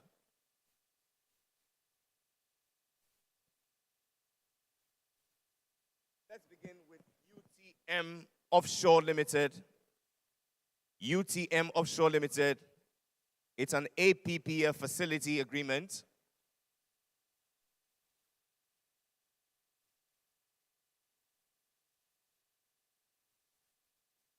Let me invite up the Executive Vice President, Mr. Dennis Denya.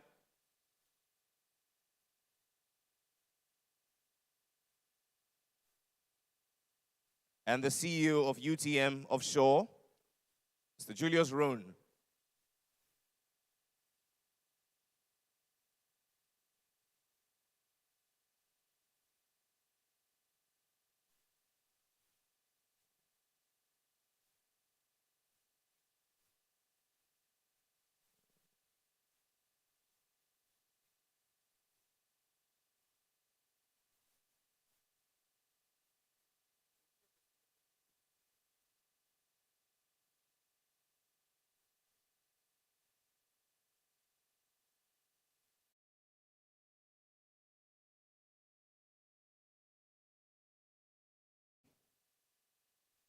As we witness this signing, and thereafter we break off for lunch.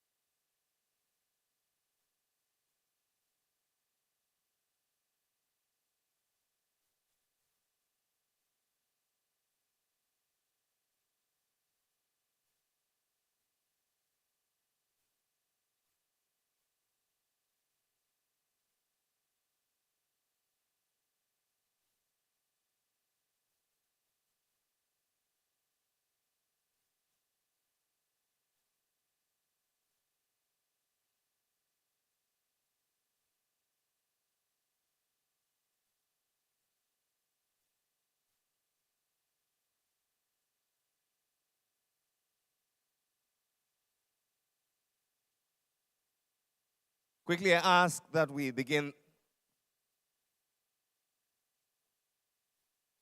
Let's begin the signing. Once implemented, this project will bring on stream an estimated asset of 1.5 billion US dollars. It will be the first indigenously owned FLNG platform, which is expected to augment LNG supply globally.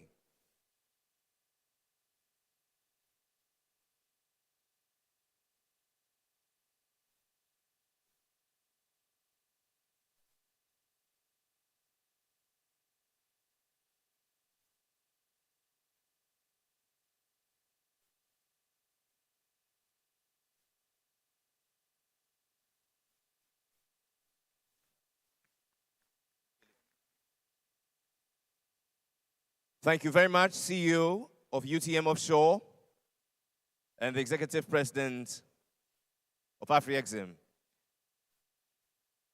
Humbly, I shall invite now the Secretary General of the AFCFTA, His Excellency Wamkele Mene, to please join the President and the Board Chair of the Afreximbank for the next signing.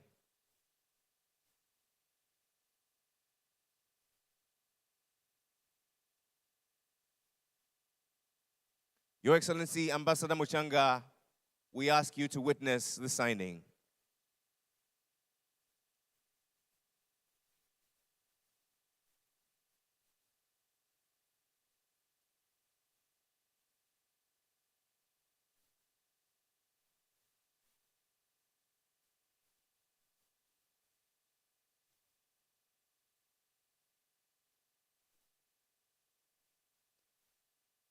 The signing of MOUs between PAPS and leading African group banks to accelerate the implementation of PAPS across the continent. The purpose of this MOU, Afreximbank seeks to facilitate settlement of group banks' transactions, including the transactions of all their subsidiaries through PAPS. Afreximbank seeks to liaise with group banks to facilitate settlement of transactions for central banks or commercial banks in their countries of operation, where these central banks or commercial banks may not desire to join PAPs directly. Group banks to seek to facilitate the participation of fintechs in PAPs, and group banks to seek to extend PAPs to all existing digital channels. And finally, the purpose of this MOU is for group banks and PAPs to collaborate on marketing, roadshows, and events.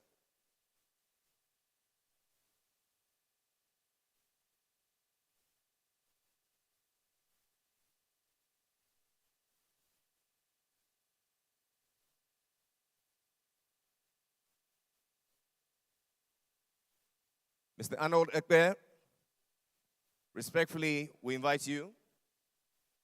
And Mr. Rona Ote, please join us in witness.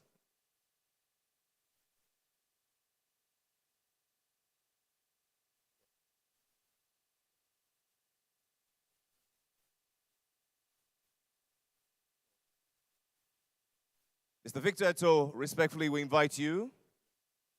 Access Bank, please join us.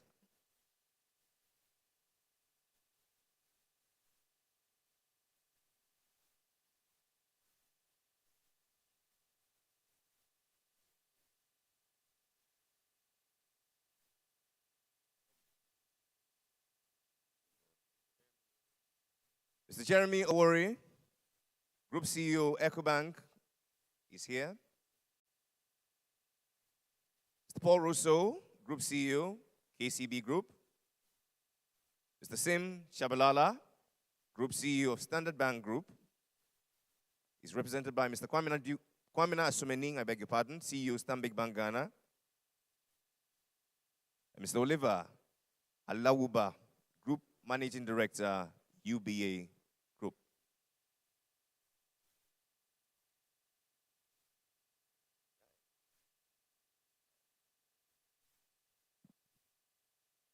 Mr. Victor Asante,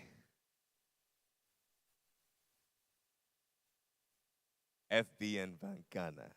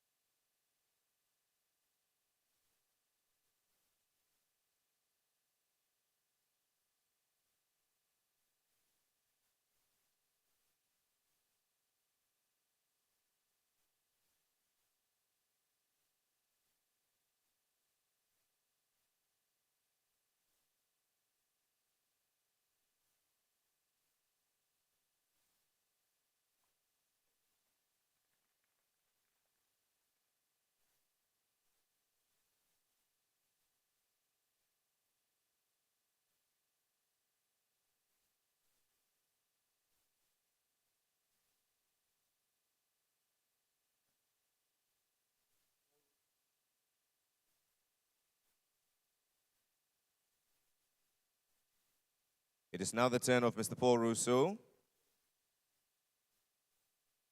of the KCB Group.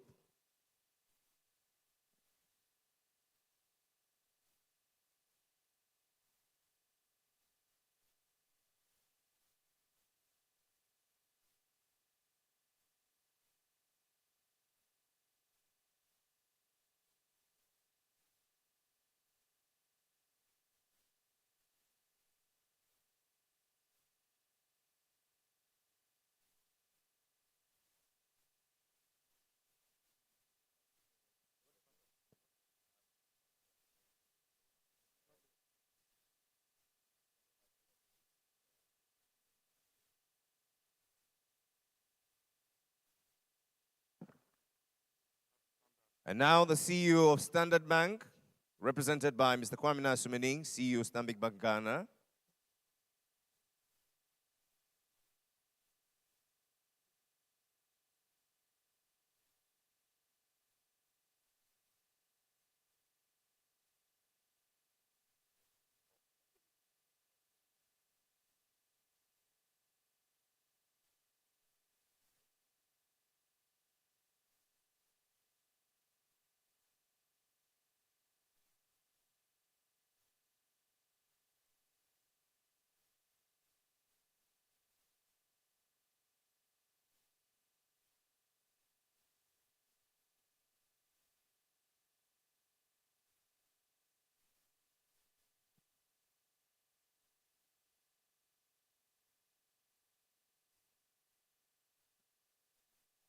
And finally, UBA, the Deputy Group Managing Director.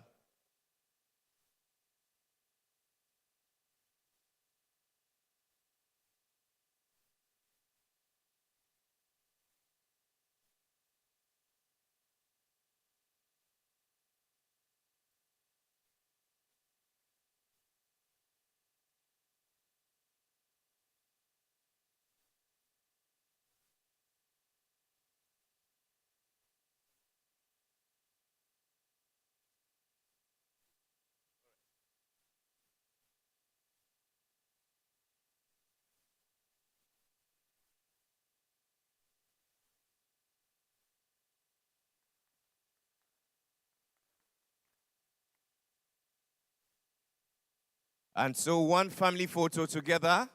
Please stay where you are as I invite Your Excellency Wamkele Mene, together with the CEO of PAPS, President of the Afreximbank.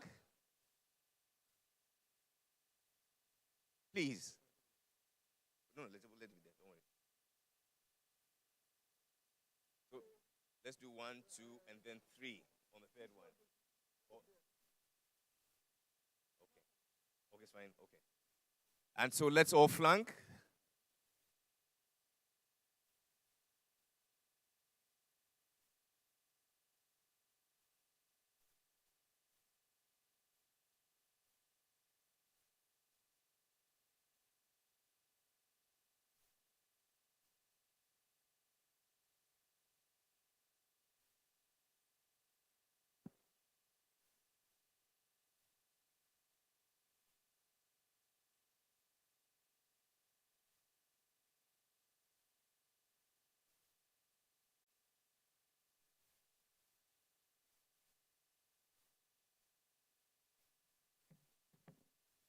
One, two.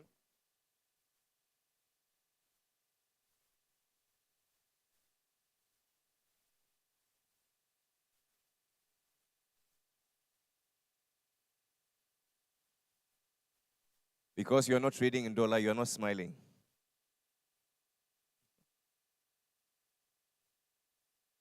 Excellencies, ladies and gentlemen, lunch is served at the tent. Our ushers will be glad to assist you. Bon appetit. We reconvene here at exactly 4:30. Please, lunch is exactly 1 hour. 4:30 exactly, we reconvene for the next plenary. Thank you very much.